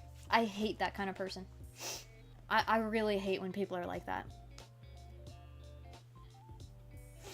Like, there's a reason in that situation why you're struggling. We can see the reason. You're the reason, actually. Like, you as in the person begging for money, not you. But like, when they act like that, they're the problem. They're causing their own problems. And then expecting everybody else to take care of them and fix their issues. It's so annoying.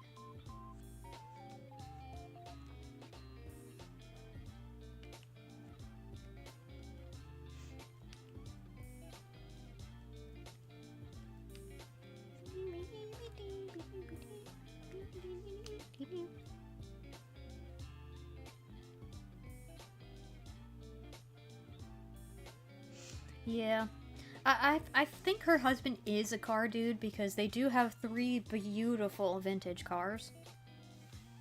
I mean, I would assume they're vintage, maybe antique. I don't really understand how the vintage versus antique works for cars because it's different than other objects, but I think it is anyway. But what is it, like 50 years for a car? I don't even remember. But yeah, I think her husband's a car dude because he's the one who drives them. They all look beautiful. One of them is a truck that has the tape recorder or the tape player in it. But yeah, it's just a truck, and they love their truck. But he drives the cars, and she's the passenger princess.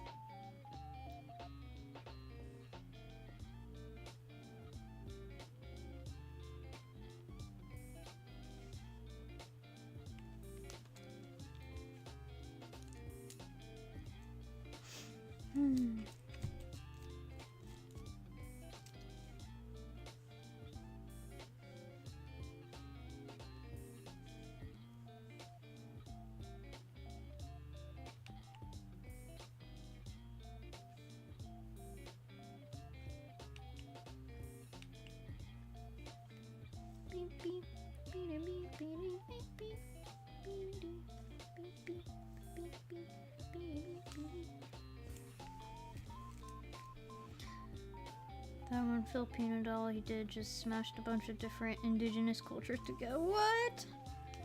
Ugh. Disgusting. Dang.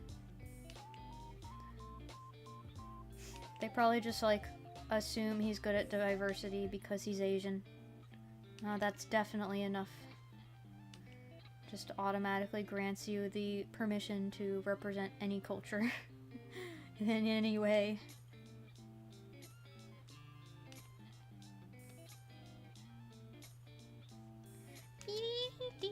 so many designers you have one-sided beef with?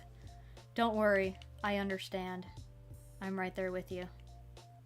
I mean, I don't know the actual designers because I choose not to. But I don't like them either.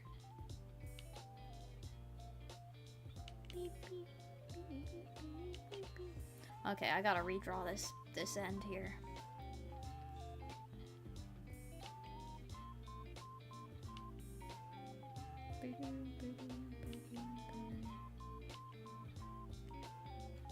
That works. Exactly, you get it.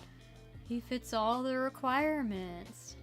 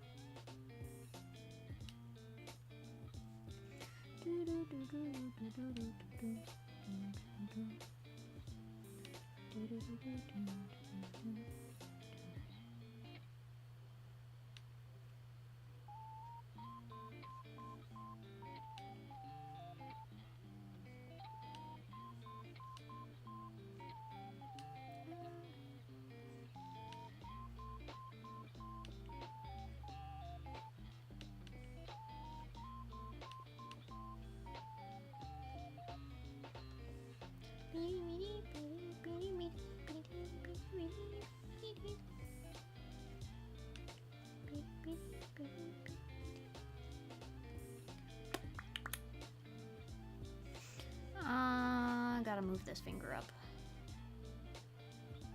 Just a little.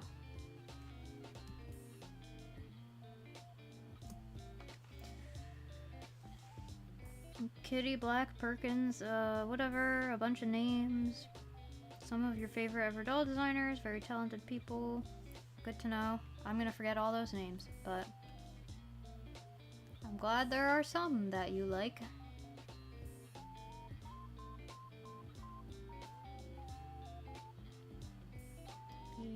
I actually feel like this is too long too.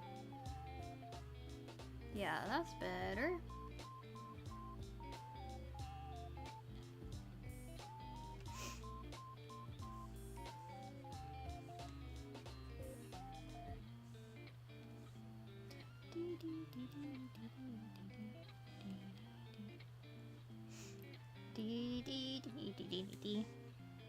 Chat got kind of derailed again. This always happens.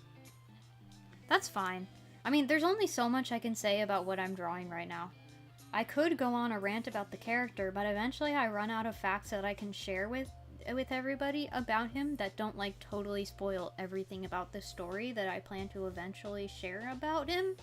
So if all I did was talk about what I was doing, then I would run out of things to say. We like the random tangents here. It's part of the experience. However, if you have questions about him, you are welcome to ask. Or questions about Mittens. Because I know you always want to hear about him. He's tangentially related because they're like besties. Oh, I can get rid of all these pictures now. Wait.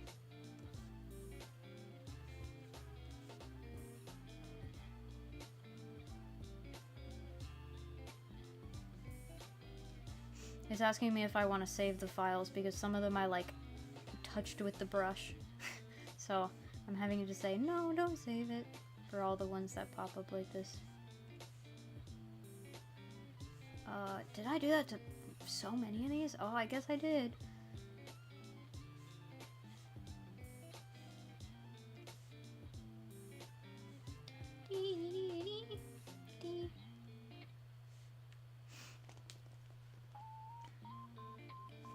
Doing you a favor. You're yeah, exactly. Too doll-pilled right now? Understandable. I get you.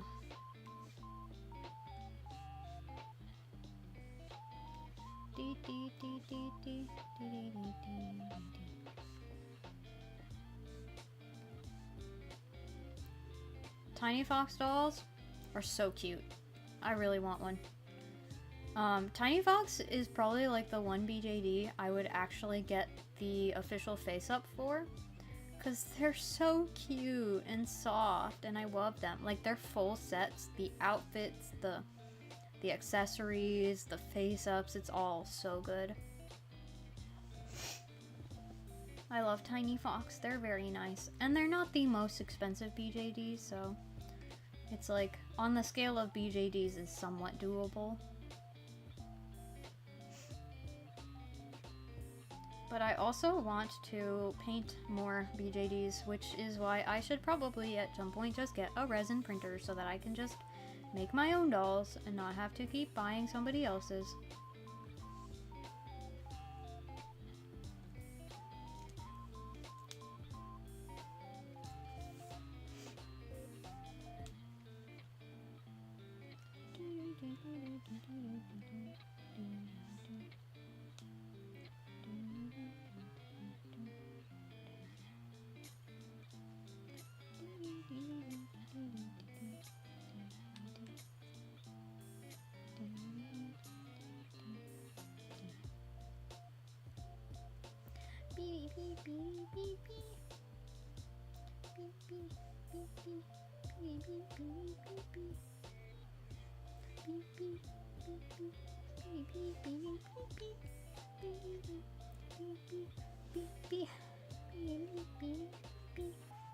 Here's a fun fact for you. If you try to touch his tail, it will not go well for you. But Mittens would probably let you touch his. Just do not pet the fluffy foxtail. He does not like surprise physical contact. I think that's a little too fluffy.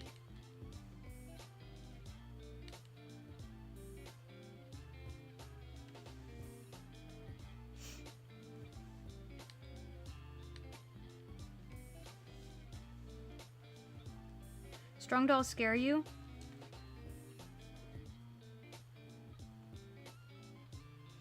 Yeah, that part is scary. I definitely get that.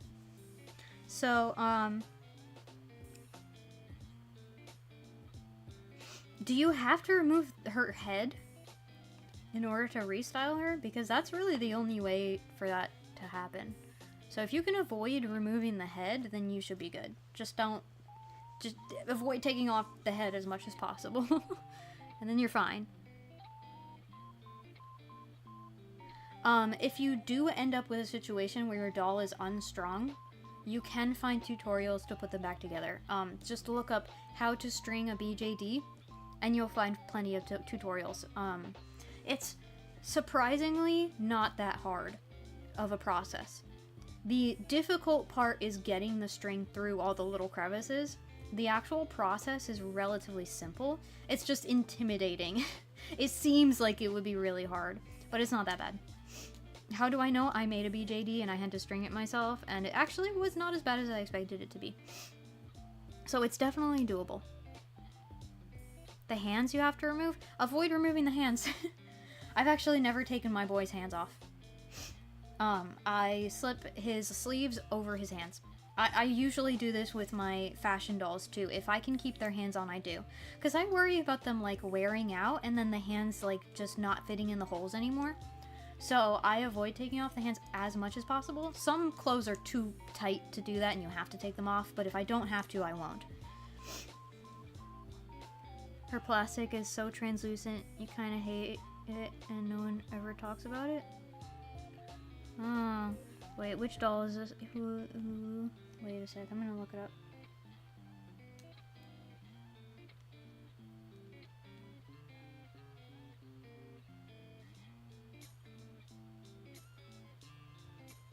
Oh, that one. Yeah, she looks like a cheap BJD, I'm sure. Oh yeah, 1/6 action figure BJD. Yeah, so she's a cheaper Kika goods. That makes sense. So she's like the cheapest scale BJD you could get, more or less. So she's gonna be less high quality. That does make sense.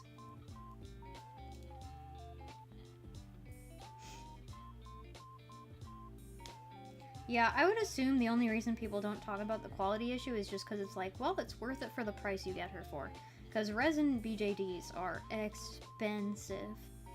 And the plastic ones are always lower quality just because, you know, that's how that goes. But that's annoying if her skin's translucent. Like, that would annoy me too. And her hair doesn't look great, but it also looks like a typical cheap Asian fashion doll, so I'm not that surprised.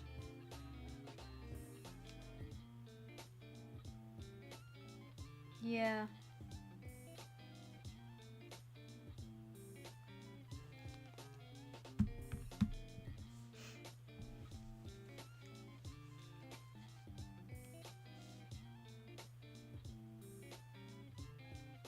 Lika-chan, by the way, I can confirm, has nicer hair quality. I think it does depend on which one. Some of them have different hair type than others, but for the most part, they've got pretty good hair.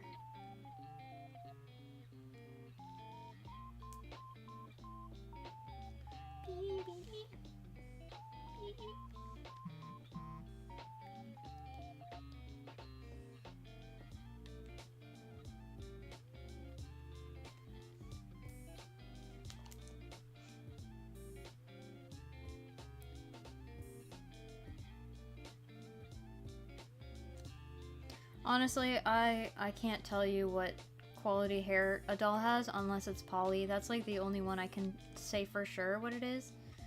I know the Decora girls have nylon, and so I know that texture from touching them. But I can't tell you what type of nylon. I can't tell you what's what. I hear people say things, and then I pick up based on what they say which ones are good and which ones are not, but I don't know a lot of the specifics. I'm still somewhat new to the doll hobby, or at least the fashion doll hobby. Like, BJDs, like I said, I'm like more interested in than fashion dolls. So those I went down a rabbit hole on earlier. And so I kind of understand the deal with fashion dolls a little better. Or not fashion, BJDs a little better. But even so, like, I only got so far in learning all the textures and stuff. Because I haven't actually been able to collect dolls until more recently, so all this I'm still kind of figuring out. But I do know what poly feels like, and I do know the silky smoothness of nylon, the typical nylon texture, but I can't tell you what type of nylon it is, or what type of nylon anything else is. I can't tell you what rayon is. Decor girls have kiwi nylon? I'm not sure. It's nice though, it's silky. What type of nylon do Decora girls have?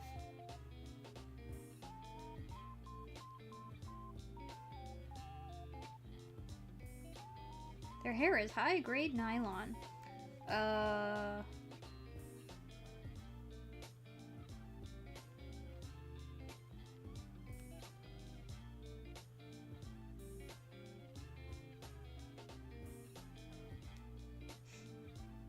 Yeah, everything just says nylon or high grade nylon.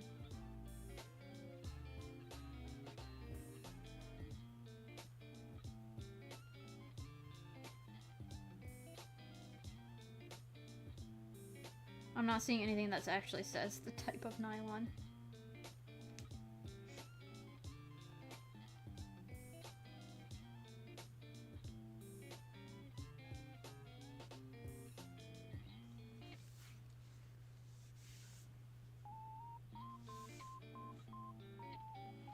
Yeah, when did I start collecting?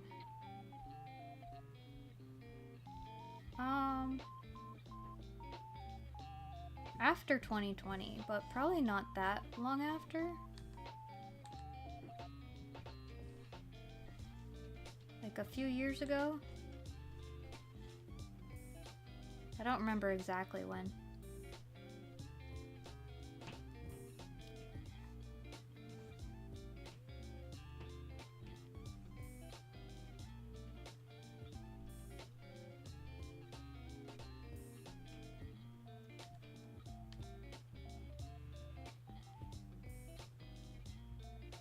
No, I don't like that. I'm going back to the more simple shape.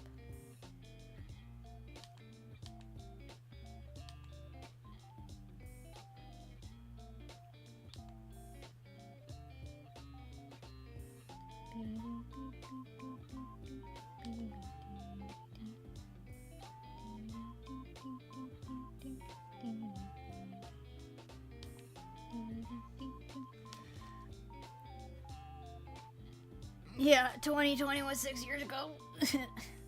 It kind of hurts, doesn't it? I was planning on starting to stream in 2020 and then didn't until like 3 years later. That was when the year that Hololive EN debuted. It was the year that VTubing took off. And now is the time when the VTubing craze has died down. And I'm not upset that that community's dead, I'm not gonna lie. Well, actually, I figured out it still exists on Twitter if you go to the right place, but there was like a community of VTubers on Twitter that was like mostly people who were only in it because it was popular. And a lot of people were just desperate for attention. It was kind of like a fandom for people who wanted to be treated like influencers.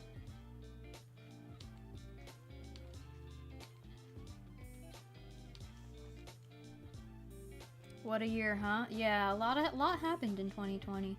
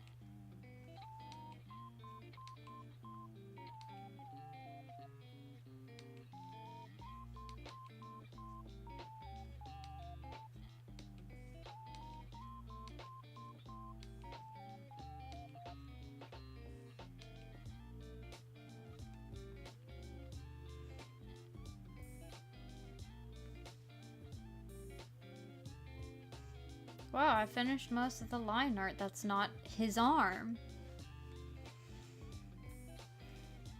Let's add some good old shirt creases.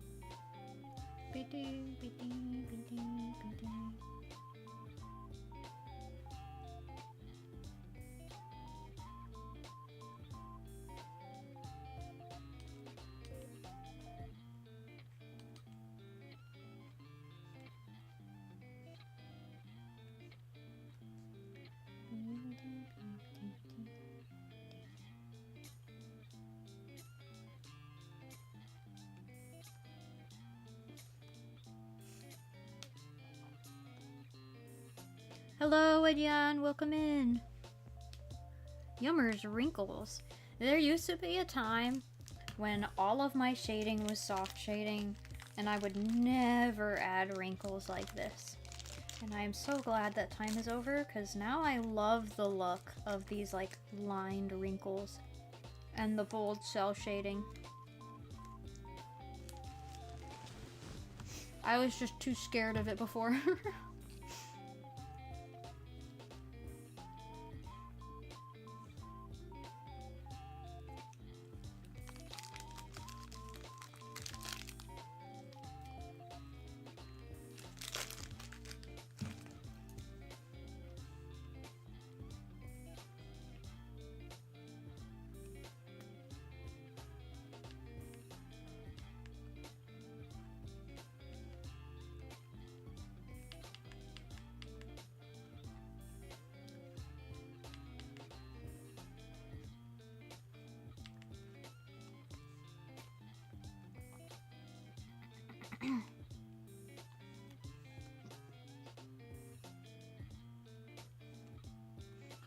Okie dokie. Some shoe creases. Bro.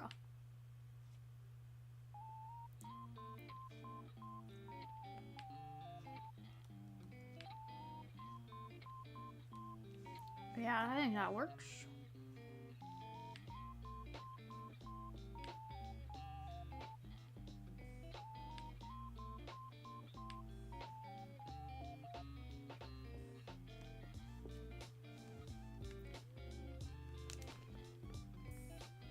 The bag crinkling makes you want chips? Oh. Yeah, have a little chip as a treat.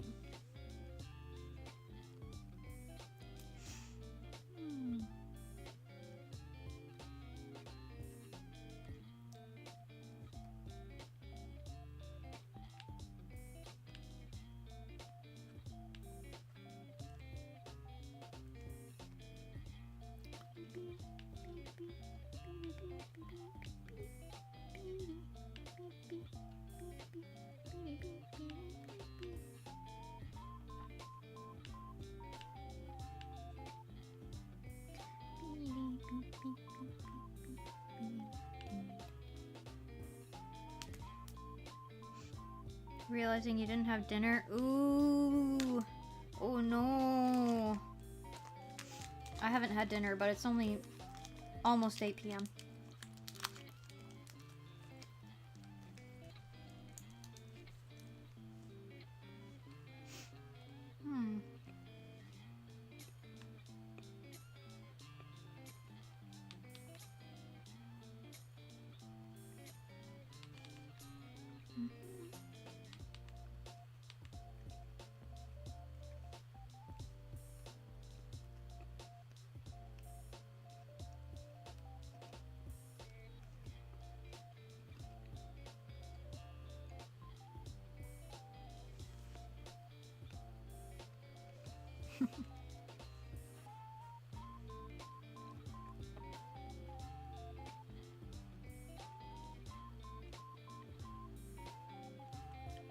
I am generally of the opinion that if it's mealtime but you're not hungry, you should try to get a little something, but not to the point where you're like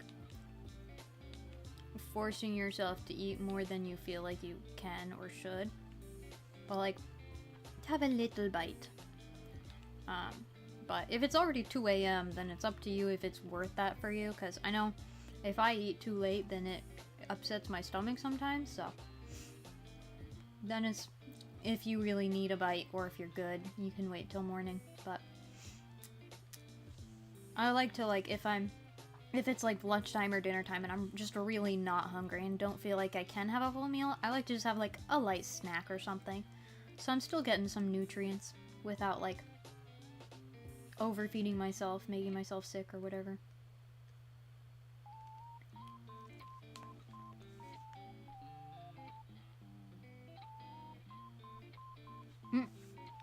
Your dream OCs.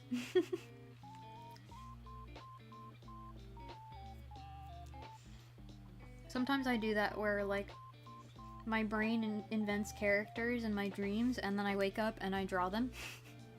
I'm like, well, I guess I have a new OC.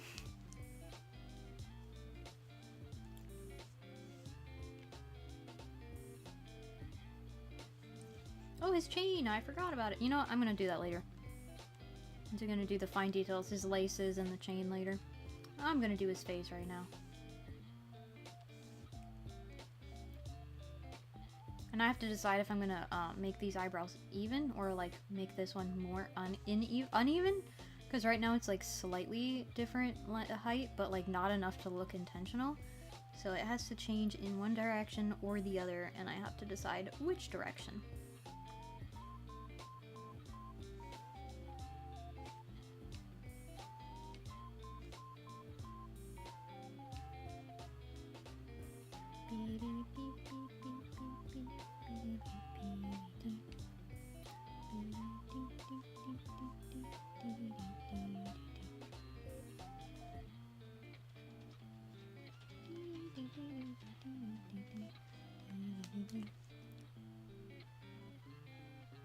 Office ladies. Yeah, this makes sense.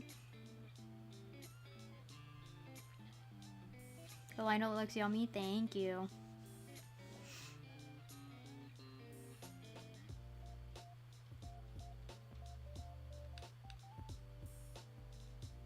Beep, beep, beep, beep, beep, beep, beep, beep.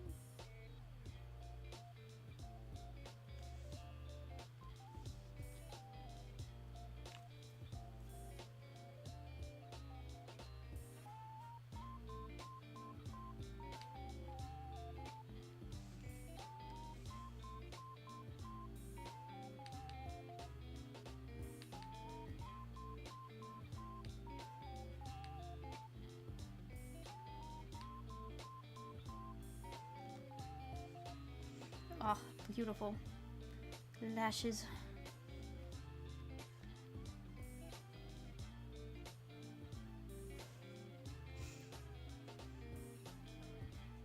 I feel like I need to make like a new reference sheet for probably all of my characters, or at least my main ones that people draw the most, that like emphasizes certain details of their design. Because usually I just provide like, you know, a full image of their design and I'm like, it's simple enough to figure out.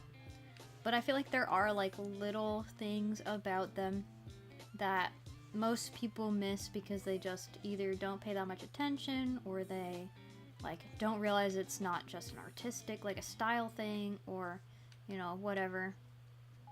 And I feel like one of them is that Flare is supposed to have fabulous eyelashes, and I think people typically don't give him like long eyelashes because he's not feminine.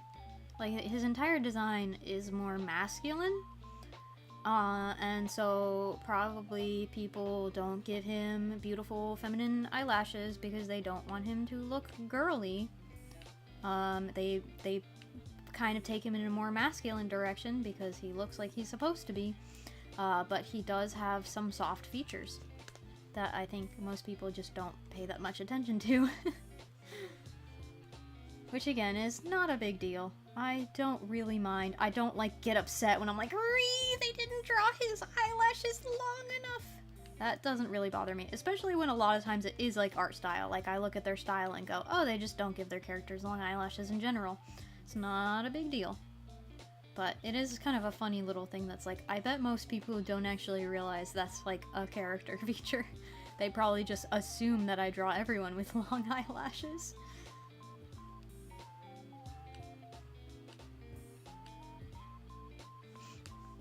Chubby cheeks are cute. Yes, they are. What are we talking about?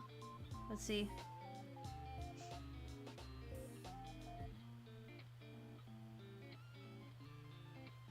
Don't know why, but you actually gained 8 kilograms.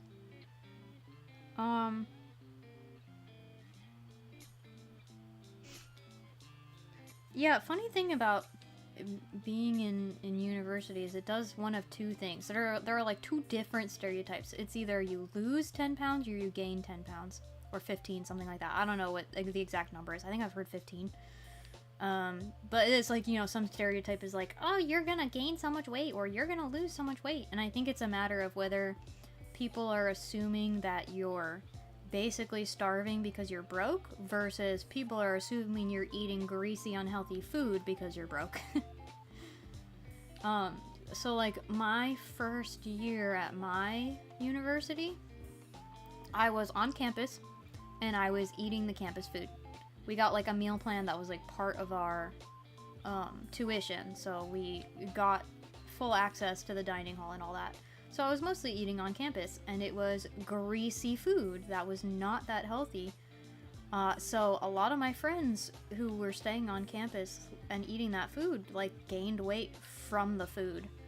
And also, it's important to note that we were also walking a lot more than we did before because we were walking around campus and everything was far apart. And we'd walk like 3 miles in a day just to get to and from classes. So we were like gaining muscle weight too. At least I know I was, because I was definitely gaining muscle. But the other stereotype, yeah, is that you're just not eating enough and so you lose weight. So those are the two possibilities.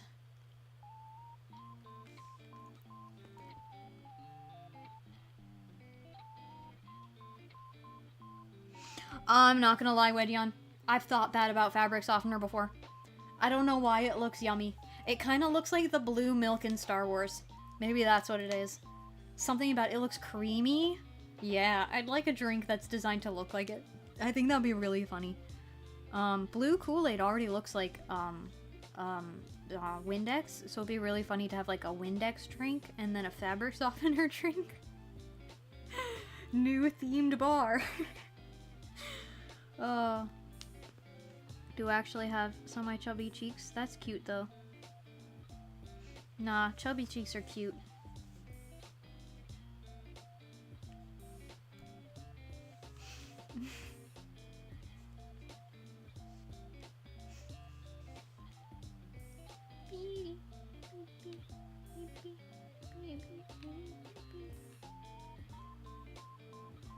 What a beautiful man.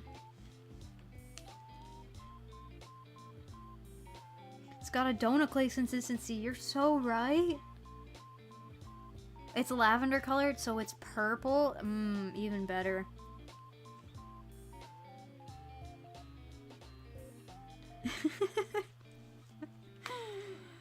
Oh boy. Strawberry, you should talk to my sister. She works at a pet store now. And she specifically works in the reptile department. And a part of her job is handling the rats and mice that they feed the snakes. So talk to her. She'll hook you up. She'll get you a supply.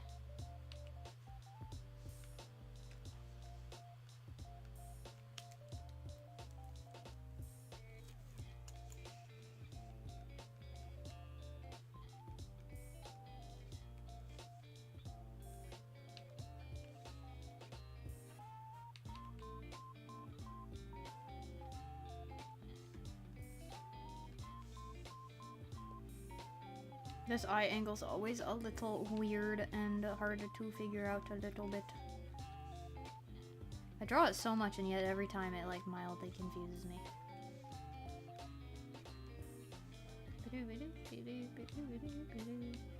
And it's also funny though because I think when I think about it less is when it comes out better. When I overthink it, it doesn't come out as good.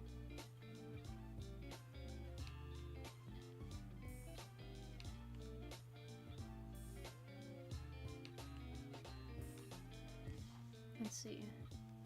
I think that kind of works. Maybe I'll move it over a little. Maybe it's too far in. His face looks like it should end.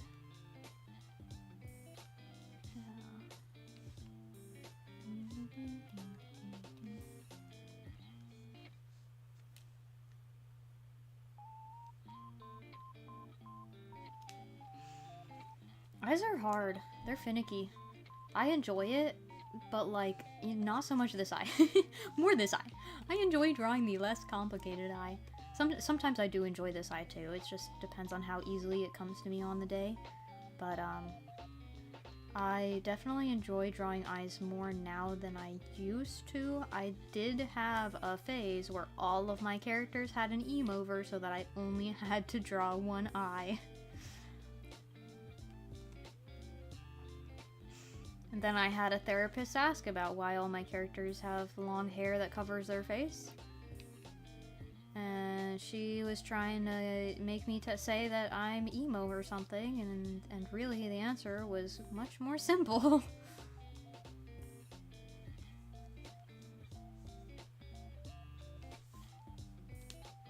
Sometimes you're blessed by the art overlords and your style looks good, and other times it looks so bad. Sometimes that's just how it is, yeah.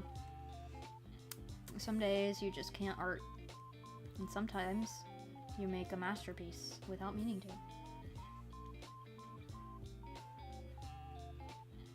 I always worry that a bad art day is gonna sneak up on me when I have a stream planned, and then I'll just like have no choice but to draw bad art on stream because I can't draw good art. I don't know if I've had that happen before. I probably have, you know, and I'm just not thinking about it or not remembering. I know early on my art was like really messy and not great on stream because I was like nervous streaming because I wasn't used to it yet. But then I was just like sticking to simple chibi doodles that it was okay if it was a little wobbly and messy. So I don't think anyone noticed.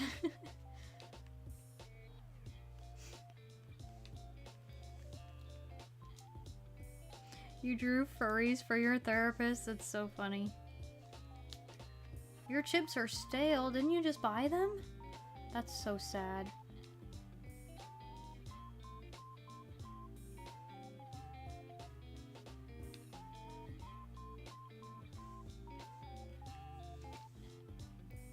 Emo fashion is so incredibly cool. Yeah. I am low-key making my BJD emo. I would say my own fashion style. Really, I have two. Well, I guess I have more than two. I have to be honest. I wear a million different styles, so I can't really say my fashion style is one specific thing. But like one of the aesthetics I wear, I'd say is like a mix of emo and grunge and like Tumblr and maybe a little goth. It's kind of just a mix. Sometimes it's punk, but it's like just all smashed together. So I've got some of those emo things in there. I have quite a few things from Hot Topic, mostly from my older sister, because she was emo in high school and never really got out of that phase. So when she's getting rid of clothes, she gives them to me, and then I end up with a whole bunch of like emo clothes from Hot Topic. And then I use those in my more like grungy / edgy looks. So yeah, I've got like a little bit of emo in me.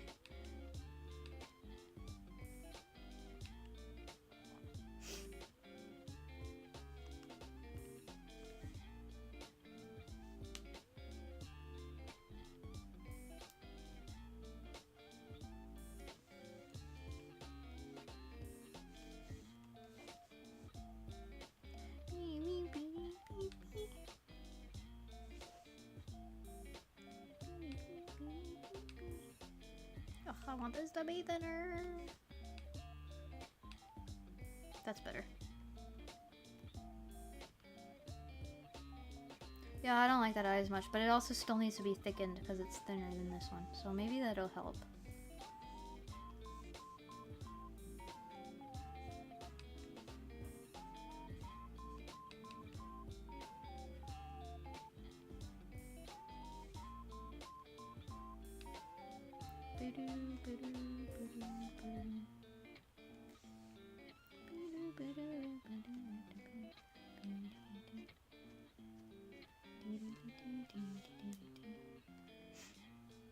On the topic of emo, my like rock band with my doggos, I kind of have made like each one of them a different brand of alternative.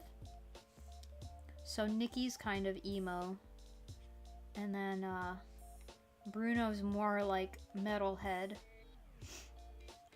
Leon's goth, and then Rory might be like punk rock. I feel like he's a little confusing. He kind of has like the Kiss look, which Kiss is a weird band because their visual aesthetic doesn't look like their music sounds. But he's got a similar kind of like visual aesthetic to that, but then mixed with punk and mixed with grunge.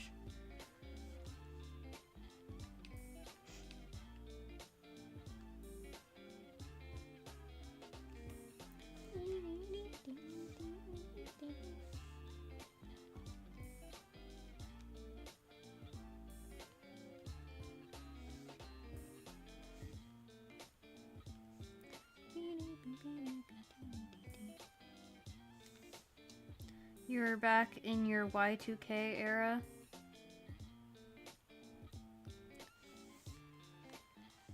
Tracksuits are fine. It's not really my look. But then again, I'm not gonna lie, I'm not the biggest fan of the Y2K phase, or I guess, trend. Because it's just everywhere. And like, to me, that's just the clothes I grew up with.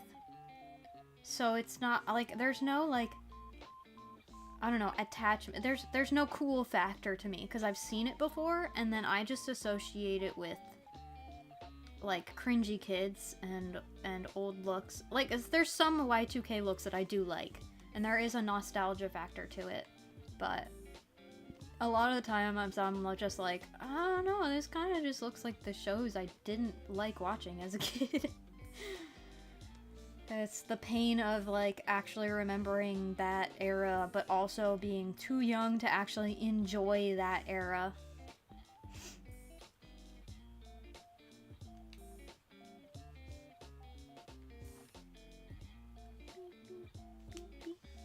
Yeah, I'm Grandma, hi. Back in my day, we used to watch our VCRs. Listen to our tapes on our boombox. That's all actually true.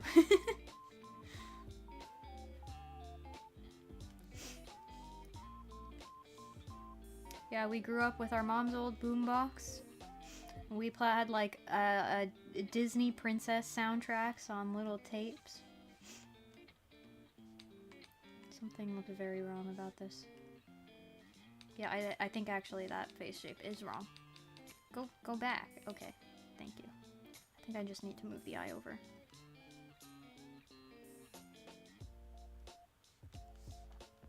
Now it looks too far over.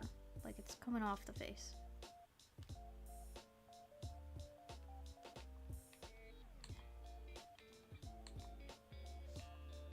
And maybe that fixed it. Really just needed a minor adjustment. I think that's fine.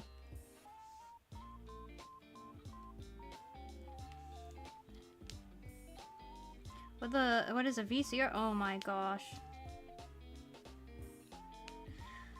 So if you remember when movies used to be physical media, right?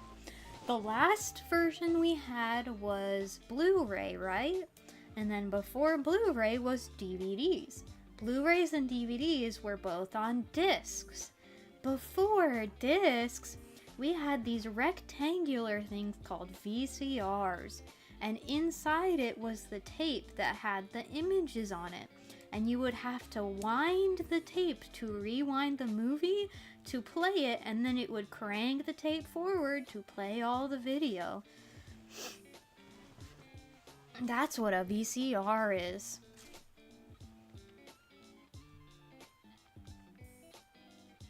Yeah, the like really, really big, like dual speaker things that kids put on their shoulders in old movies, that's a boombox. Yeah, and we have one that pretty much looks like that, like the ones you see in movies. It was our mom's from like the 70s, that she's just had for so long. She used to do dance, and so she got it for dance. And it's stayed intact. It still works great. It plays tapes and DVDs. And yeah, we grew up with that thing. And I think she gave it to Arashi, so it's his now?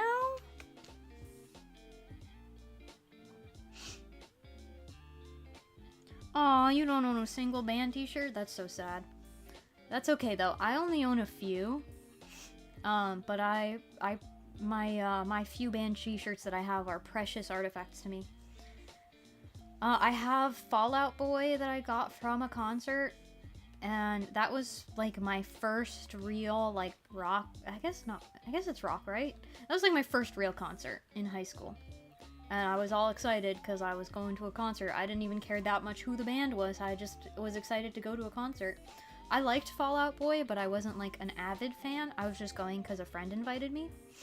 But even now, I'm like, I don't really listen to them, but the t-shirt has like significance to me because it was like a part of my history, essentially. So it's one of my favorite t-shirts, even though I don't really listen to Fall Out Boy. But I do have a couple of their songs on a playlist because they are nostalgic. And then I have Baby Metal from like a couple years ago. That one's like actually my favorite, or at least probably one of my top two favorite t-shirts is my Baby Metal t-shirt from my more recent concert that was special because we've been a fan of Baby Metal for a long time and thought we would never really get a chance to see them because we're not close enough to like Texas or LA where concerts usually are. And then they recently have started touring around the country, which means we were able to actually see them, which was pretty epic. And then I have just like shirts that are not from the concert themselves, but are like themed after the band, have their name or their logo or whatever. So I have a Five Finger Death Punch t-shirt. I have the Offspring t-shirt. I have an Iron Maiden t-shirt. A lot of these are like the things that I mentioned I got from my older sister. She outgrew them, and so she gave them to me. So I've lucked out in that regard.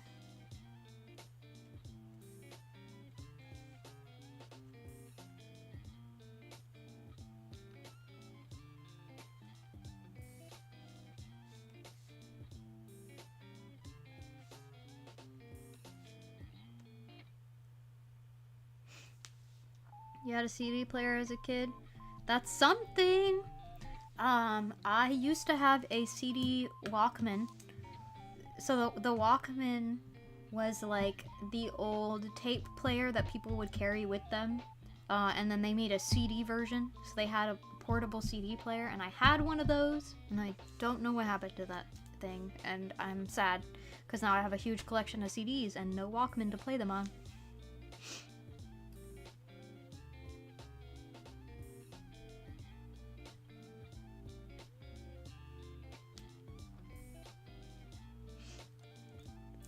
Just talking to your friend about Arctic Moon.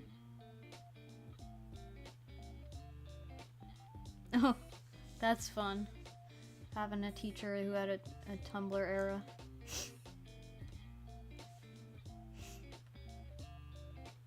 What happens when teachers are younger now and they were alive for that era and we're like young for that era? Never would have happened in my time in school.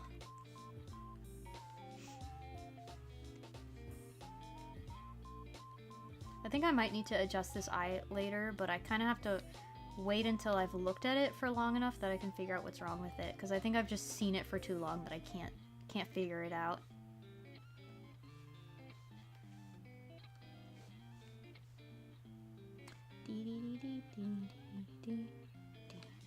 I do like this eyebrow shape, so I do want to kind of stick to it.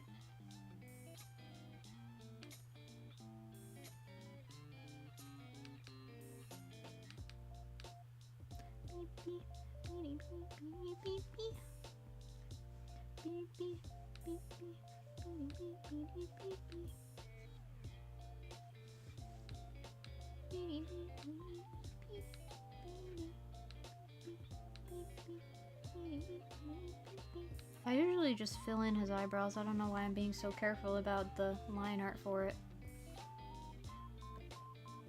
It's so weird seeing it not filled in. Ugh. I was thinking, maybe I'll actually color it his hair color this time, but I don't think so. I don't think it's gonna bother me too much not having it filled in. It's so weird. Don't ask why his eyebrows are so dark, though. Like with his red hair. Yeah, I always give him like black eyebrows because I always fill them in. I don't know. I don't know why. It's really, the real answer is just because I used to draw it that way because I used to always fill in everybody's eyebrows, and now I don't do that with everybody, but I still do it with him because that's just the way I've always done it, and it like looks wrong when I don't.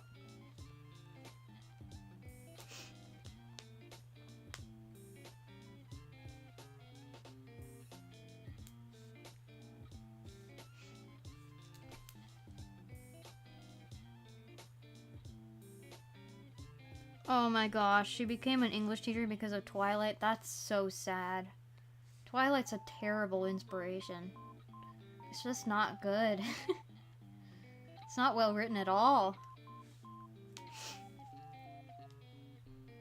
She definitely sounds like an interesting person. I'm out of snack. I'm hungry. I might have to end stream soon because I'm hungry. I gotta finish making him trying to mog you, though. What do you guys think? You think he's successfully mogging, or do you think he's a poor attempt at a mog? I think he's a poor attempt because he's trying too hard, probably.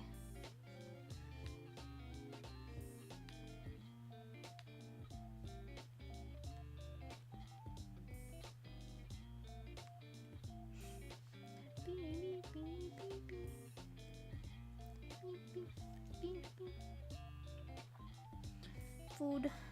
Oh, we have marinated eggs for ramen.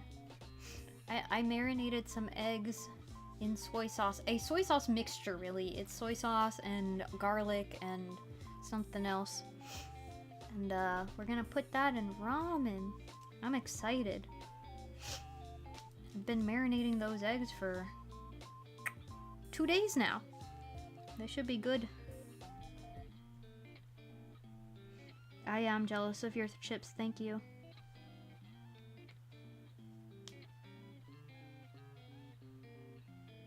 Poor attempt is canon compliant. Exactly. Now, who taught Grandma what mogging means? I am on the internet.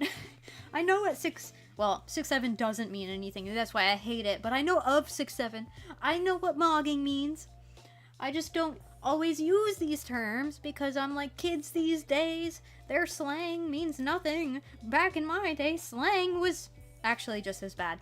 I didn't like my slang when I was a kid either. May grab green onion. Ooh, that's a good idea. Yeah, you should.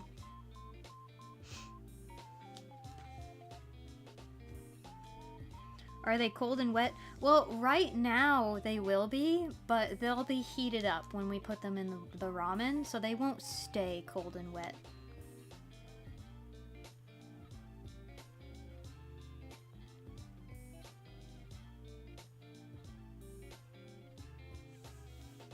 I'm so glad you're past 6'7". Most people are not. I see 6'7" memes all the time, but I'm so glad you're past 6'7". I am going to mildly cheat. Copy. But this is not going to stay on here like this. Hang on. You'll see what I'm doing. I promise I'm not cheating that much because this is actually not correct. See how not correct that is? Yeah. But what I'm doing here, free transform, squish this kind of into the position it would need to be in, and then use it as a reference.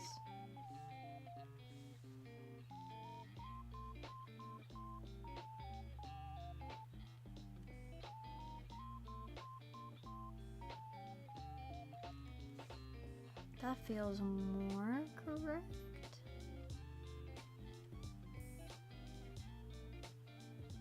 No. Yeah, it does need to be up a little more, I think.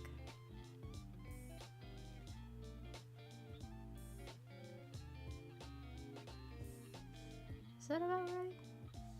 Not quite. But close, I think.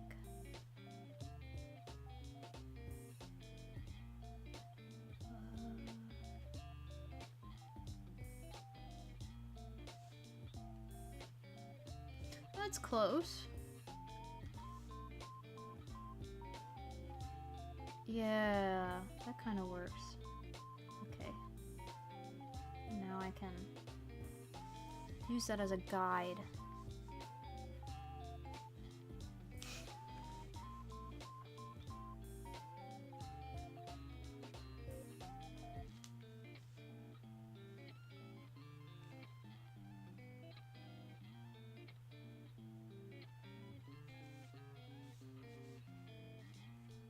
I'm sorry, Wedian, I don't know that reference. Maybe I do and I just don't remember it. I'm not that hip with the times, it was all a lie.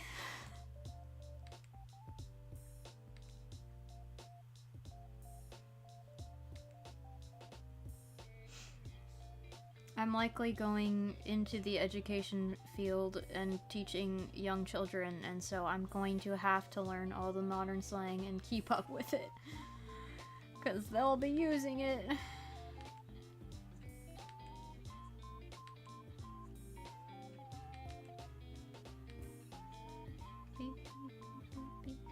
I do have to ask a question. Did you guys ever have teachers who would use modern slang to, like, impress their students?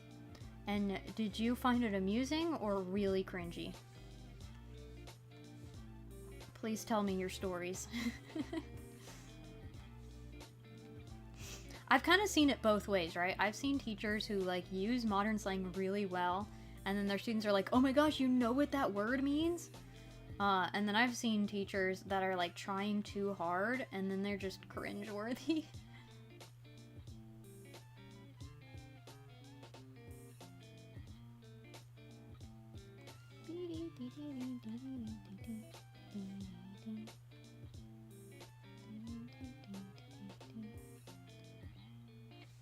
I really don't like him without filled-in eyebrows. It's really weirding me out. I don't like it. Sir, you need to... You need to go black, please. Does that make me feel better? Oh yeah, that does make me feel better.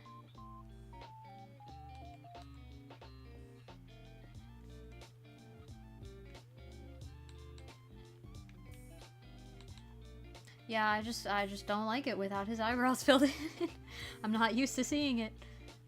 It's kind of like when you know someone who always has a beard and then they shave, and you're like, I know that face has always been under there, but I don't like it. I'm not used to seeing it.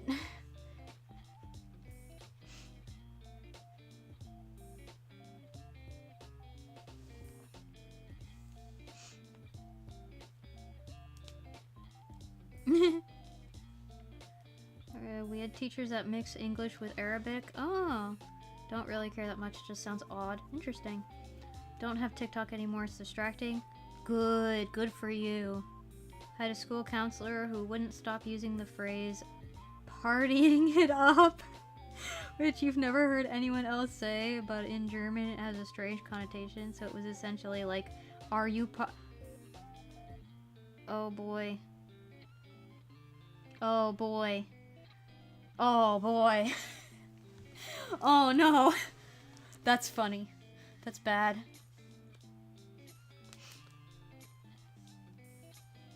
Yeah, I feel like partying it up is something I've heard here only from adults who are trying to connect with kids and seem like relatable. I don't think I've ever heard kids say it. I think it's always used by adults who think they're cool. That's so funny.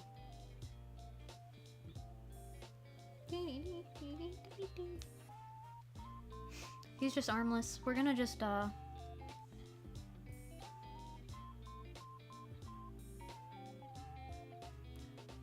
He lost it in the war. He's done. That's it, done. I could actually, if I didn't want to draw his arm, just have it go behind him and have his shoulder here, and then like that's his arm, and it's just back there. But I do want to have him holding a coffee, so I do have to actually face my responsibilities and draw his arm.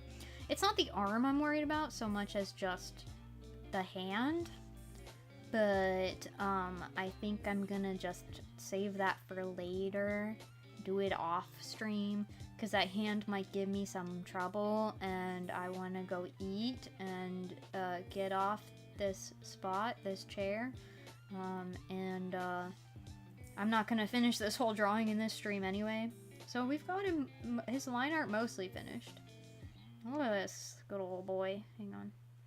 I will temporarily give him a hidden arm just so he doesn't look weird. There you go. There he is. Look how cute my boy is. Can you tell his hair is the length of his shoulders at the very least? It would help if this was finished, but I think it looks longer than it did in that other drawing.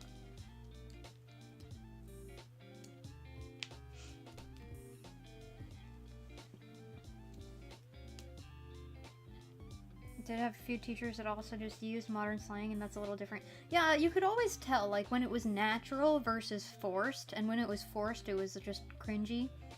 But when it was natural, it just made them sound, like, in touch, versus trying too hard to sound in touch. Have a teacher who's 30 and essentially just talks like us. He's well liked, and he didn't know slang one time. The whole class was desperately trying to explain it to him. Nice. I think if you're older and self-aware about it, you're allowed to say slang. If you're trying to relate to the youth, no. Like, it has to sound like it's already part of your vocabulary. Exactly. Yep. Like, some people, they just hear the slang and then they use it because they're a part of that world and they know it.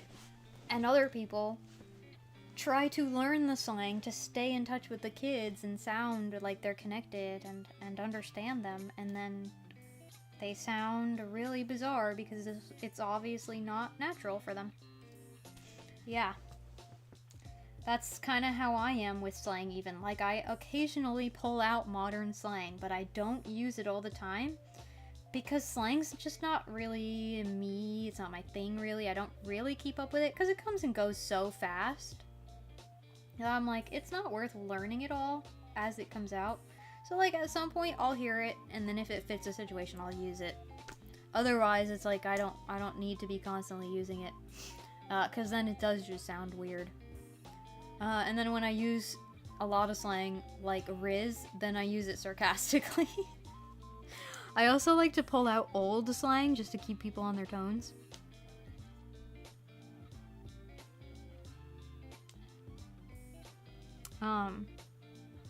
Okay. I was checking notifications. Yeah, but I'll pull out, like, slang from my childhood or before then, like 90s slang, 80s slang, just to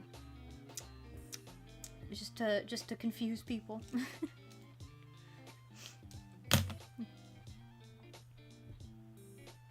I think you just kind of say whatever language is a performance. You're like that in both languages.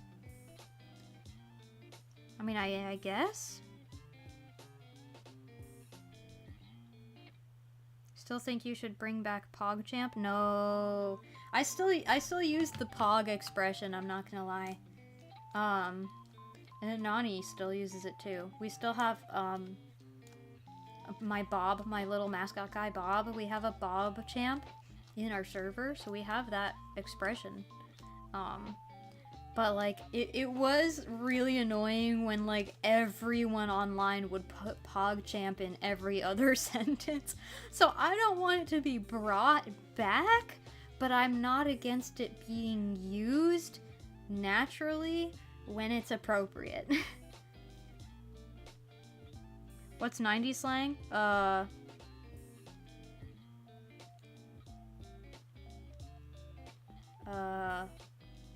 I can't even tell you. I can't just bring things out of my brain on the spot. My brain's too slow for that. But sometimes I'll just say things that are clearly from a different era. Now I can't think of anything.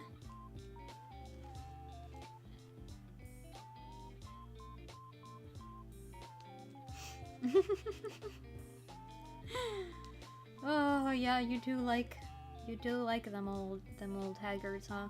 But I'm not that old. I use slang that's older than me, sometimes. Not all of it's older than me.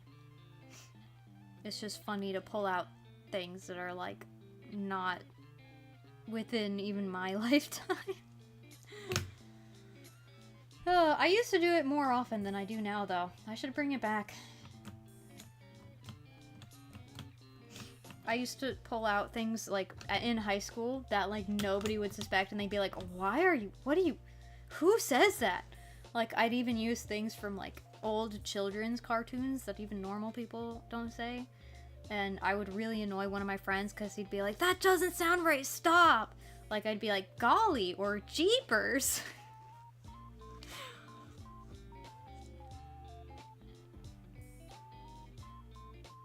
I was barely alive in the 90s. I told you I don't really remember the 90s. I was born at the end of the 90s.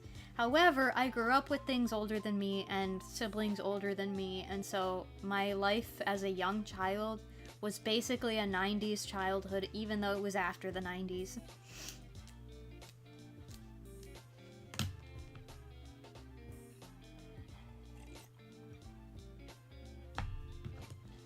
I wore scrunchies as a young child.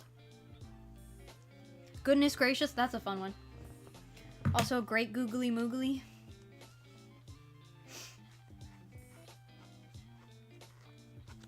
Sometimes it's fun to pull out a Mamma Mia. That's not, like, old. I mean, it's, like, old because it's been around for a while, but people still use it, but it's funny.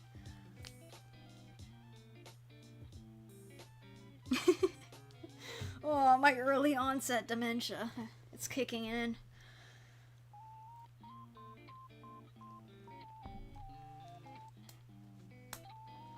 Beep, beep, beep, beep, beep. Anyway, I'm done with the drawing for today. I'm gonna call it here. I'm just chatting a bit until I leave. You had this phase when it was midterms, you'd say boo at everything. Nice.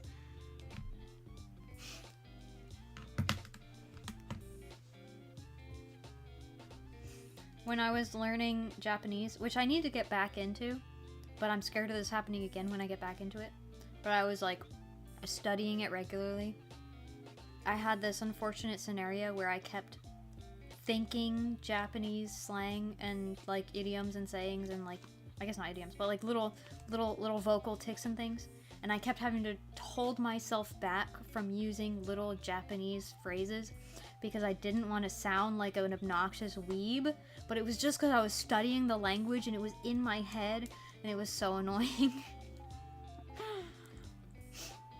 I was like, now I understand what my poor OC goes through, who is clearly not Asian at all, but was raised by Japanese people because he's adopted. And so he speaks fluent Japanese and uses Japanese phrases, and then people are like, what's wrong with you, you weeb? But it's just because he speaks the language. It's not because he's a weeb. Evil from hell, vile, disgusting. Yeah, I've caught on to calling things vile and disgusting because Bettel does that kind of thing where he'll just list off a bunch of horrifying things like at his chat, like he'll call his chat things like that. So I had to get that one. That one's fun. Ah, Gomen oof champ. Yeah, exactly. Oh, I was accidentally pulling out the Gomen oof chat. I'm just kidding.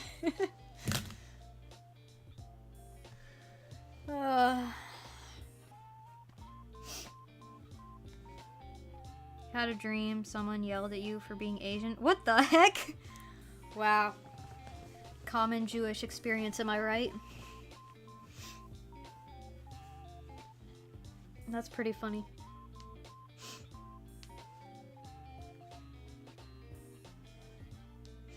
That does remind me, my little sister.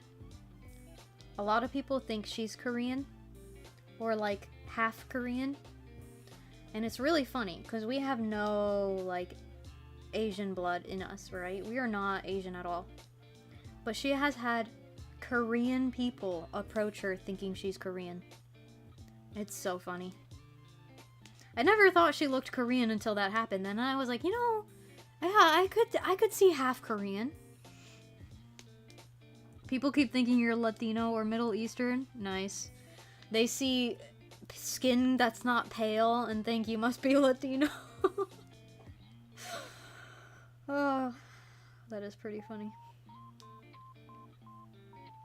Sick, I use sick all the time.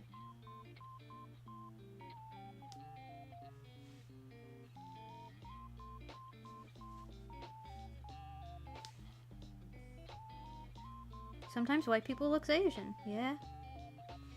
Had a dream about this random singer. He was talking to Jim from The Office. Amazing. You know, that just sounds like a normal Office fan situation. Imagining any scenario, but it's in The Office for some reason. Oh, it's the hair and not the skin. That's funny.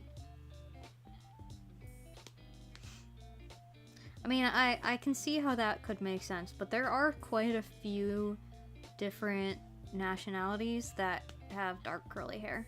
So that's pretty funny. Like we have Italians. We're part Italian, and then we know people who are Italian, and like so many of them have that same kind of curly dark hair. And then, you know, obviously there's Latino. I've known Latinos with the same hair. Obviously Middle Eastern, Jewish. Yeah. There's a variety. Irish usually has lighter hair, but they also have those curls. All white people have blonde straight hair. Duh. Yeah, literally. So many people actually seem to think that way. It gets really frustrating. I'm really frustrated with, like, designers right now. Going back to our complaints about dolls. Because, like, every character with dark curly hair is black. Like, people think only black people have dark curly hair. And it's like, no. There's so many of us who have dark curly hair, who are a variety of different nationalities. Why can't we have, like, representation? It is very frustrating. The way people, like, segregate hair texture. A lot of Arabs, yeah. Your mother looks very Italian, makes sense. That's funny. Yeah, they do have a pretty similar look to them.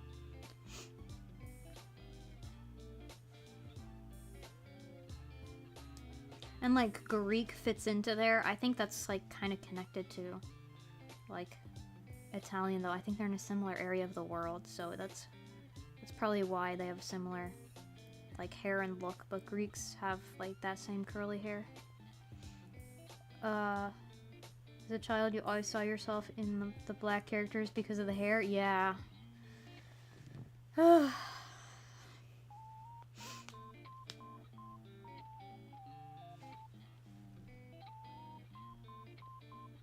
Oh boy, I just got a million notifications at once. There's no way all that didn't just happened at the same time. My phone just was delayed. Anyway. Greece counts as Italian to you? I think they're like, people who are Greek consider them separate, but I don't know how other people consider them. I know they're kind of in that area still. So I don't know if they really count as the same or not, but it's like basically the same.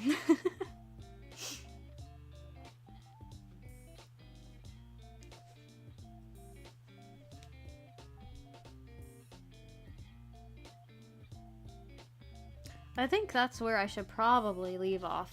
I think we're good to end stream, probably. Gotta go get food. Turn on Star Trek. I'll probably watch one episode of Star Trek, and then I think Junie is streaming on her channel. I think she's streaming at 10 p.m. EST. So a little late for most of you guys, but I'm probably gonna go watch her stream after an episode of Star Trek, probably. Because it should be The Next Generation that's on at 9, and that's my favorite Star Trek series. So yeah, I'll probably watch that while I eat. And then that'll be the rest of my day. Your guys' rest of your day is probably gonna be sleeping, or at least I hope so. Saw yourself in Latino characters because of the curly hair, and your skin is very similar. Makes sense. Yeah, I think I would see myself more in like the Irish characters, which, to be fair, I'm also part Irish, but also it's just like white people with freckles and curly hair. But I don't have red hair, and they're typically portrayed as having red hair. But I like red hair. So, yeah. Unfortunately, most of our redheads have been erased by this point because for some reason modern artists hate redheads, and they've all been like changed to different races, and their red has been taken away. I don't know why it's a thing. I think someone else pointed it out to me, and then I was like, oh my gosh, wait, you're kind of right. They've all been made no longer white, and it's really frustrating because it's like, well, those were the characters I connected to, and now I don't get them anymore. Never know if Austria counts as Balkan? You love Eastern Europe, so you hope for yes. I guess I hope the same for you. I don't know if I know that term. I think we just call all of you guys European. Over here in America, we don't care about the separate sections of Europe. It's all just Europe.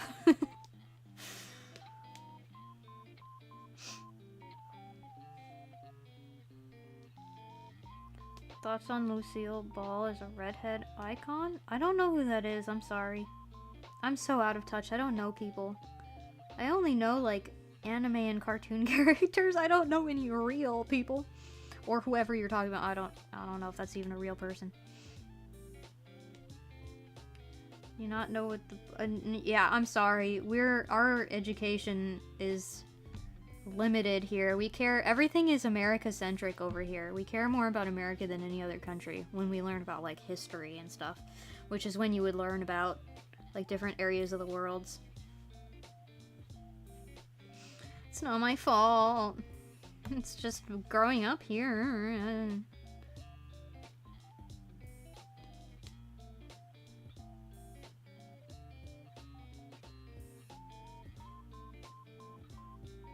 Lucy is a famous actress from the 50s. What? Okay. Okay, she's probably cool then. Okay. Wait, I'll look her up real quick.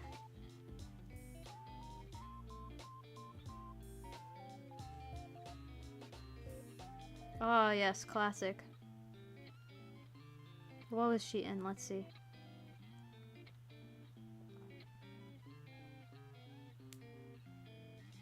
Tell me what movie she was in! Oh, I Love Lucy. Oh, that makes sense. I have not watched it, though.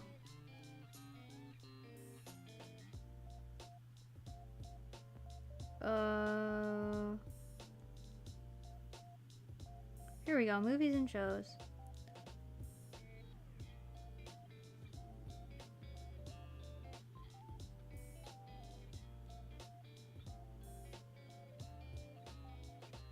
Yeah, nothing I've seen.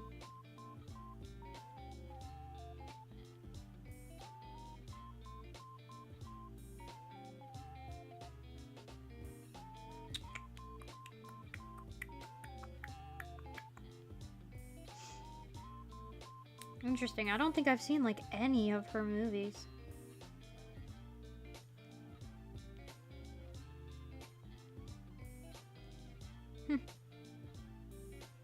You'd think I would have seen at least one, with how many old movies I've seen.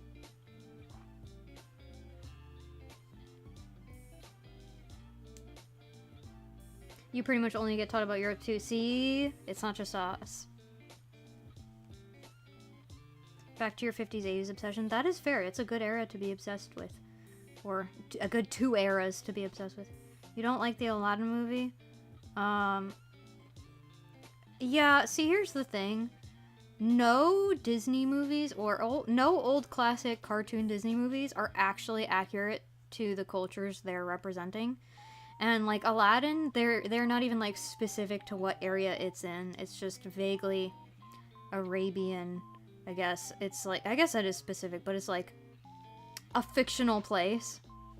And I'm like, yeah, it's not accurate, and I know that, but I don't really care that much for specifically these films because like it's just fiction to me. I know it's fiction. It's fairy tales. There's nothing real about it.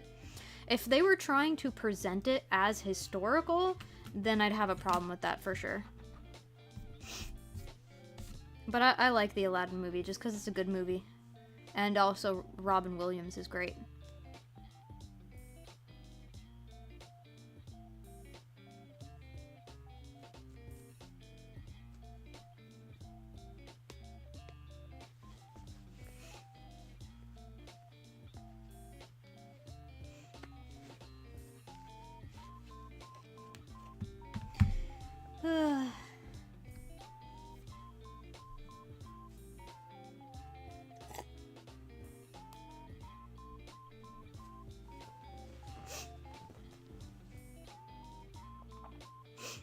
There is always a little bit of a,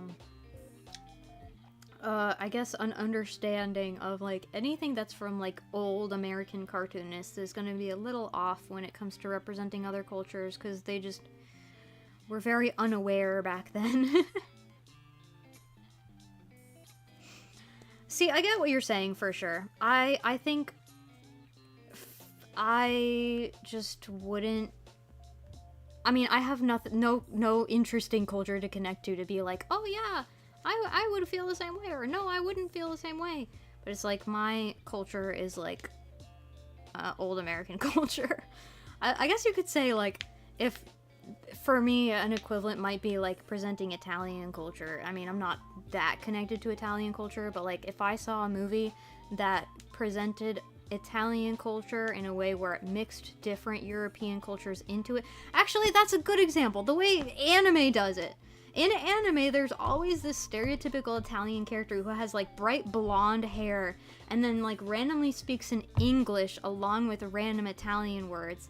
And it's like, he's really a combination of like American, Italian, and French stereotypes. And that character never bothers me.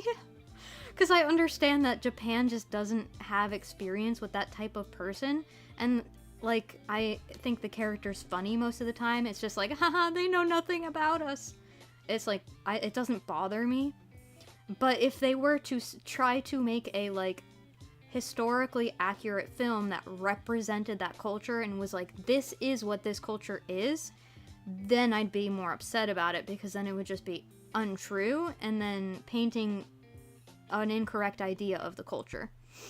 So to me it just depends on the presentation, I guess. But also like if Aladdin was made today, it would be more of an issue than back then, just because people had less information back then about different cultures. Now it's like we have all the information at our fingertips. We can do all the research, we can figure all this stuff out, and we can write things more accurately. Back then, like, nobody knew anything about any culture really. Robin Williams is great, yeah. A lot of American media has that problem. Yeah, old American media especially. Modern media, I guess it still has that problem sometimes, but when it has that problem is mostly when you have people who think they're like worldly and they understand things and then misrepresent it because they're like trying too hard to represent it, but they just don't. A lot of that old stuff, again, they didn't really understand those cultures. They didn't know them that well, and it was harder to get the information. So they really didn't know better.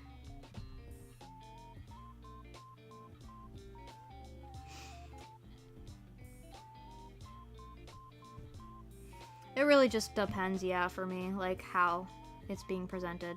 Like if the culture's being presented as a joke, obviously, that's like disrespectful, but yeah, I don't know. With old Disney, it's like none of it's accurate, none of it's correct, so it's like whatever. It was in the past. They didn't know better. They would do better now if if they made it now. Probably. The live action Disney movies are terrible, so who knows.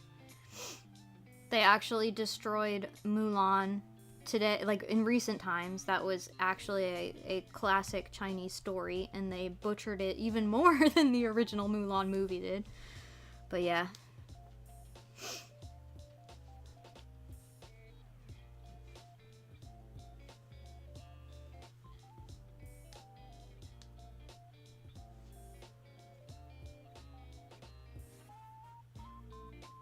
Yeah, Disney today is messed up. It's really annoying.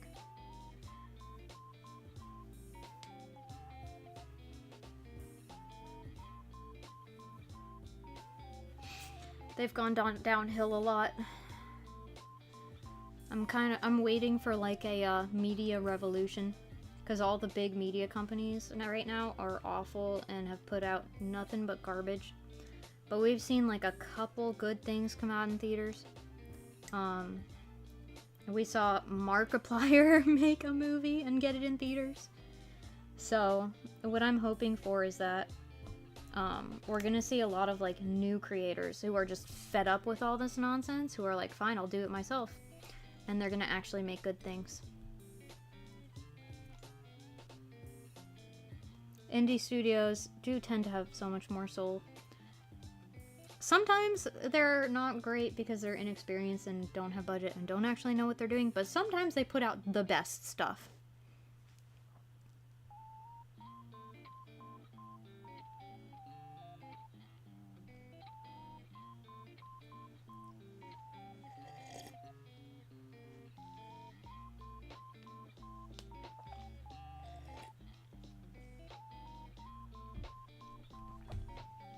Yeah, old comedies definitely had an issue of misrepresenting different cultures and then like kind of making a joke of them, for sure.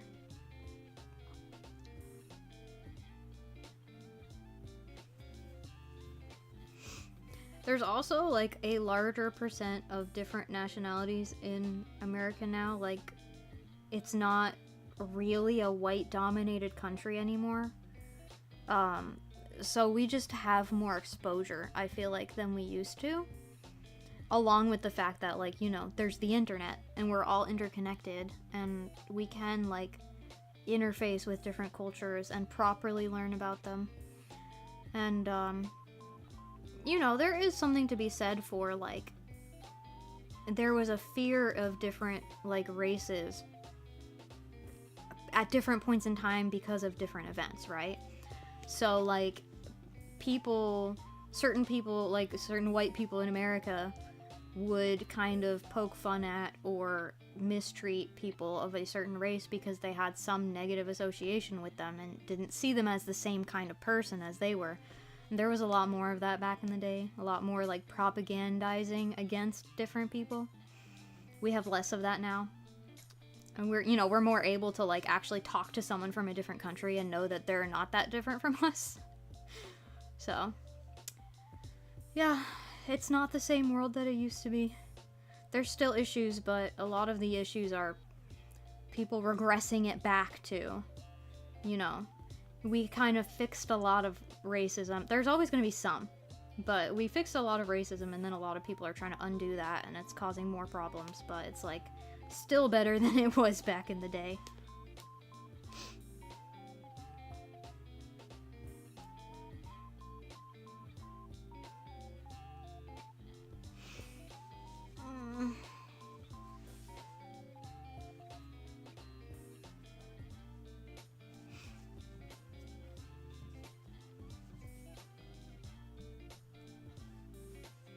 Anyway, my feet are falling asleep.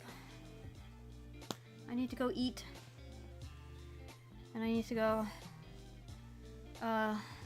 stretch my leggies.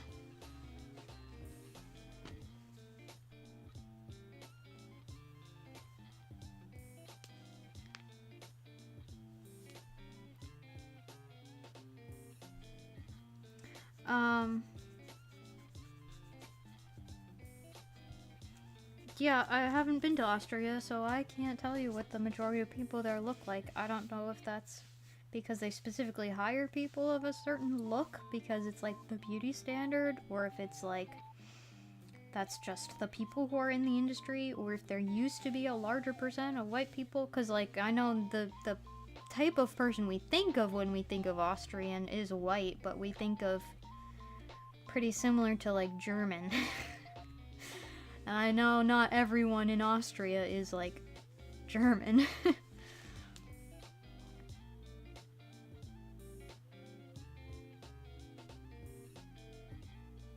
Yeah, I don't know.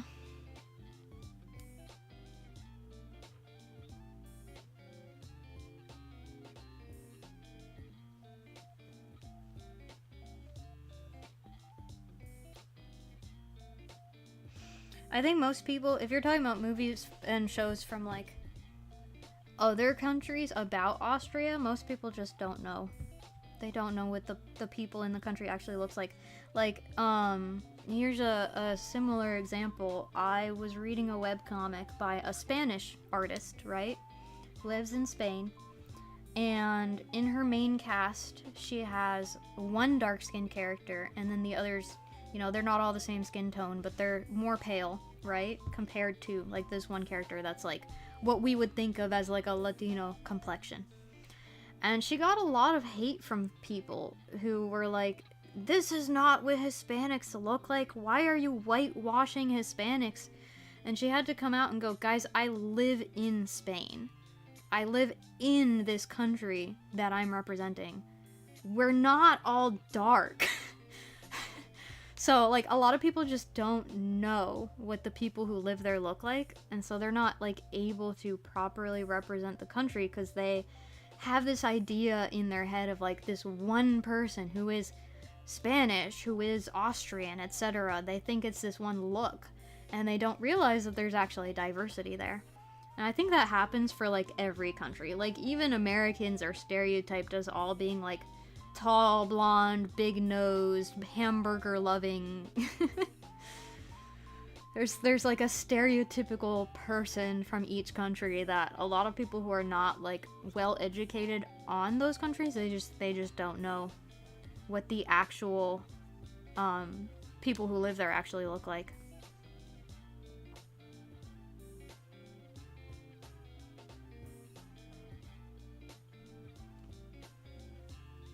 Yeah. American Latinos and European Latinos have different ideas about what they look like. So here's the thing. The Europeans and American, like, the European Hispanics are a different people than the quote-unquote American Latinos. So the, like, dark-skinned Latinos are specifically Latin American. They're from South America. Whereas people from Spain are, like, obviously Spanish. They're a different people. So people in Latin America tend to have darker skin, whereas people from Spain more commonly have lighter skin. Because they're European, not Latin America. It's a completely different group of people. It's just Latin Americans have Spanish ancestry. Which is why, you know, they speak Spanish, have Hispanic culture. So yeah, they're a completely different group of people.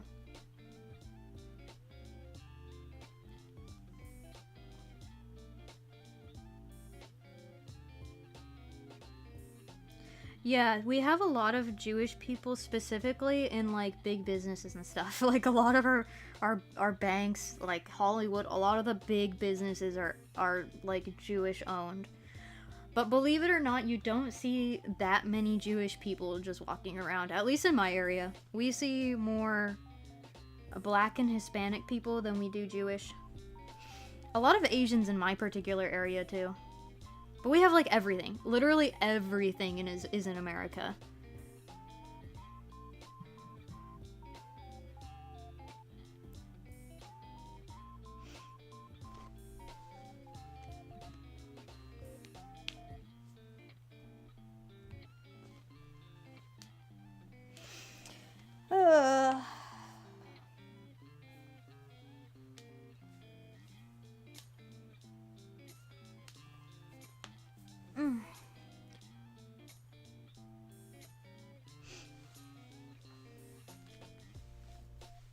Yeah.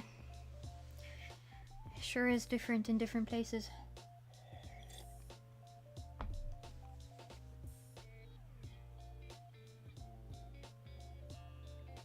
Oh, I'm not talking about people who look obviously like they're in the religion of and have the big nose. I've known Jewish people. I had Jewish people in my high school. They don't all look the same. I know. I'm aware. But as someone who lives in a place where we have a largely diverse like crowd, I do know something about what people look like. Like I see a lot of Italians too.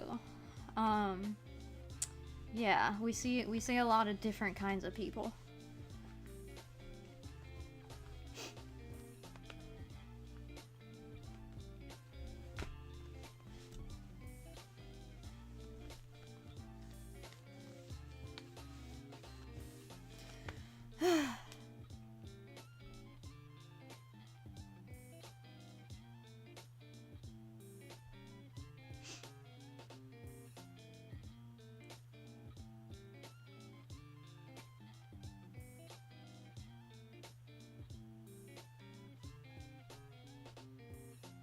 Okay, at this point, I think I do need to actually end stream, because I'm just reading chat at this point.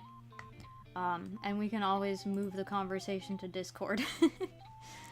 So, oh, I should save this. Okay. How are you still number 2? Literally, I don't understand. I think the thing is broken.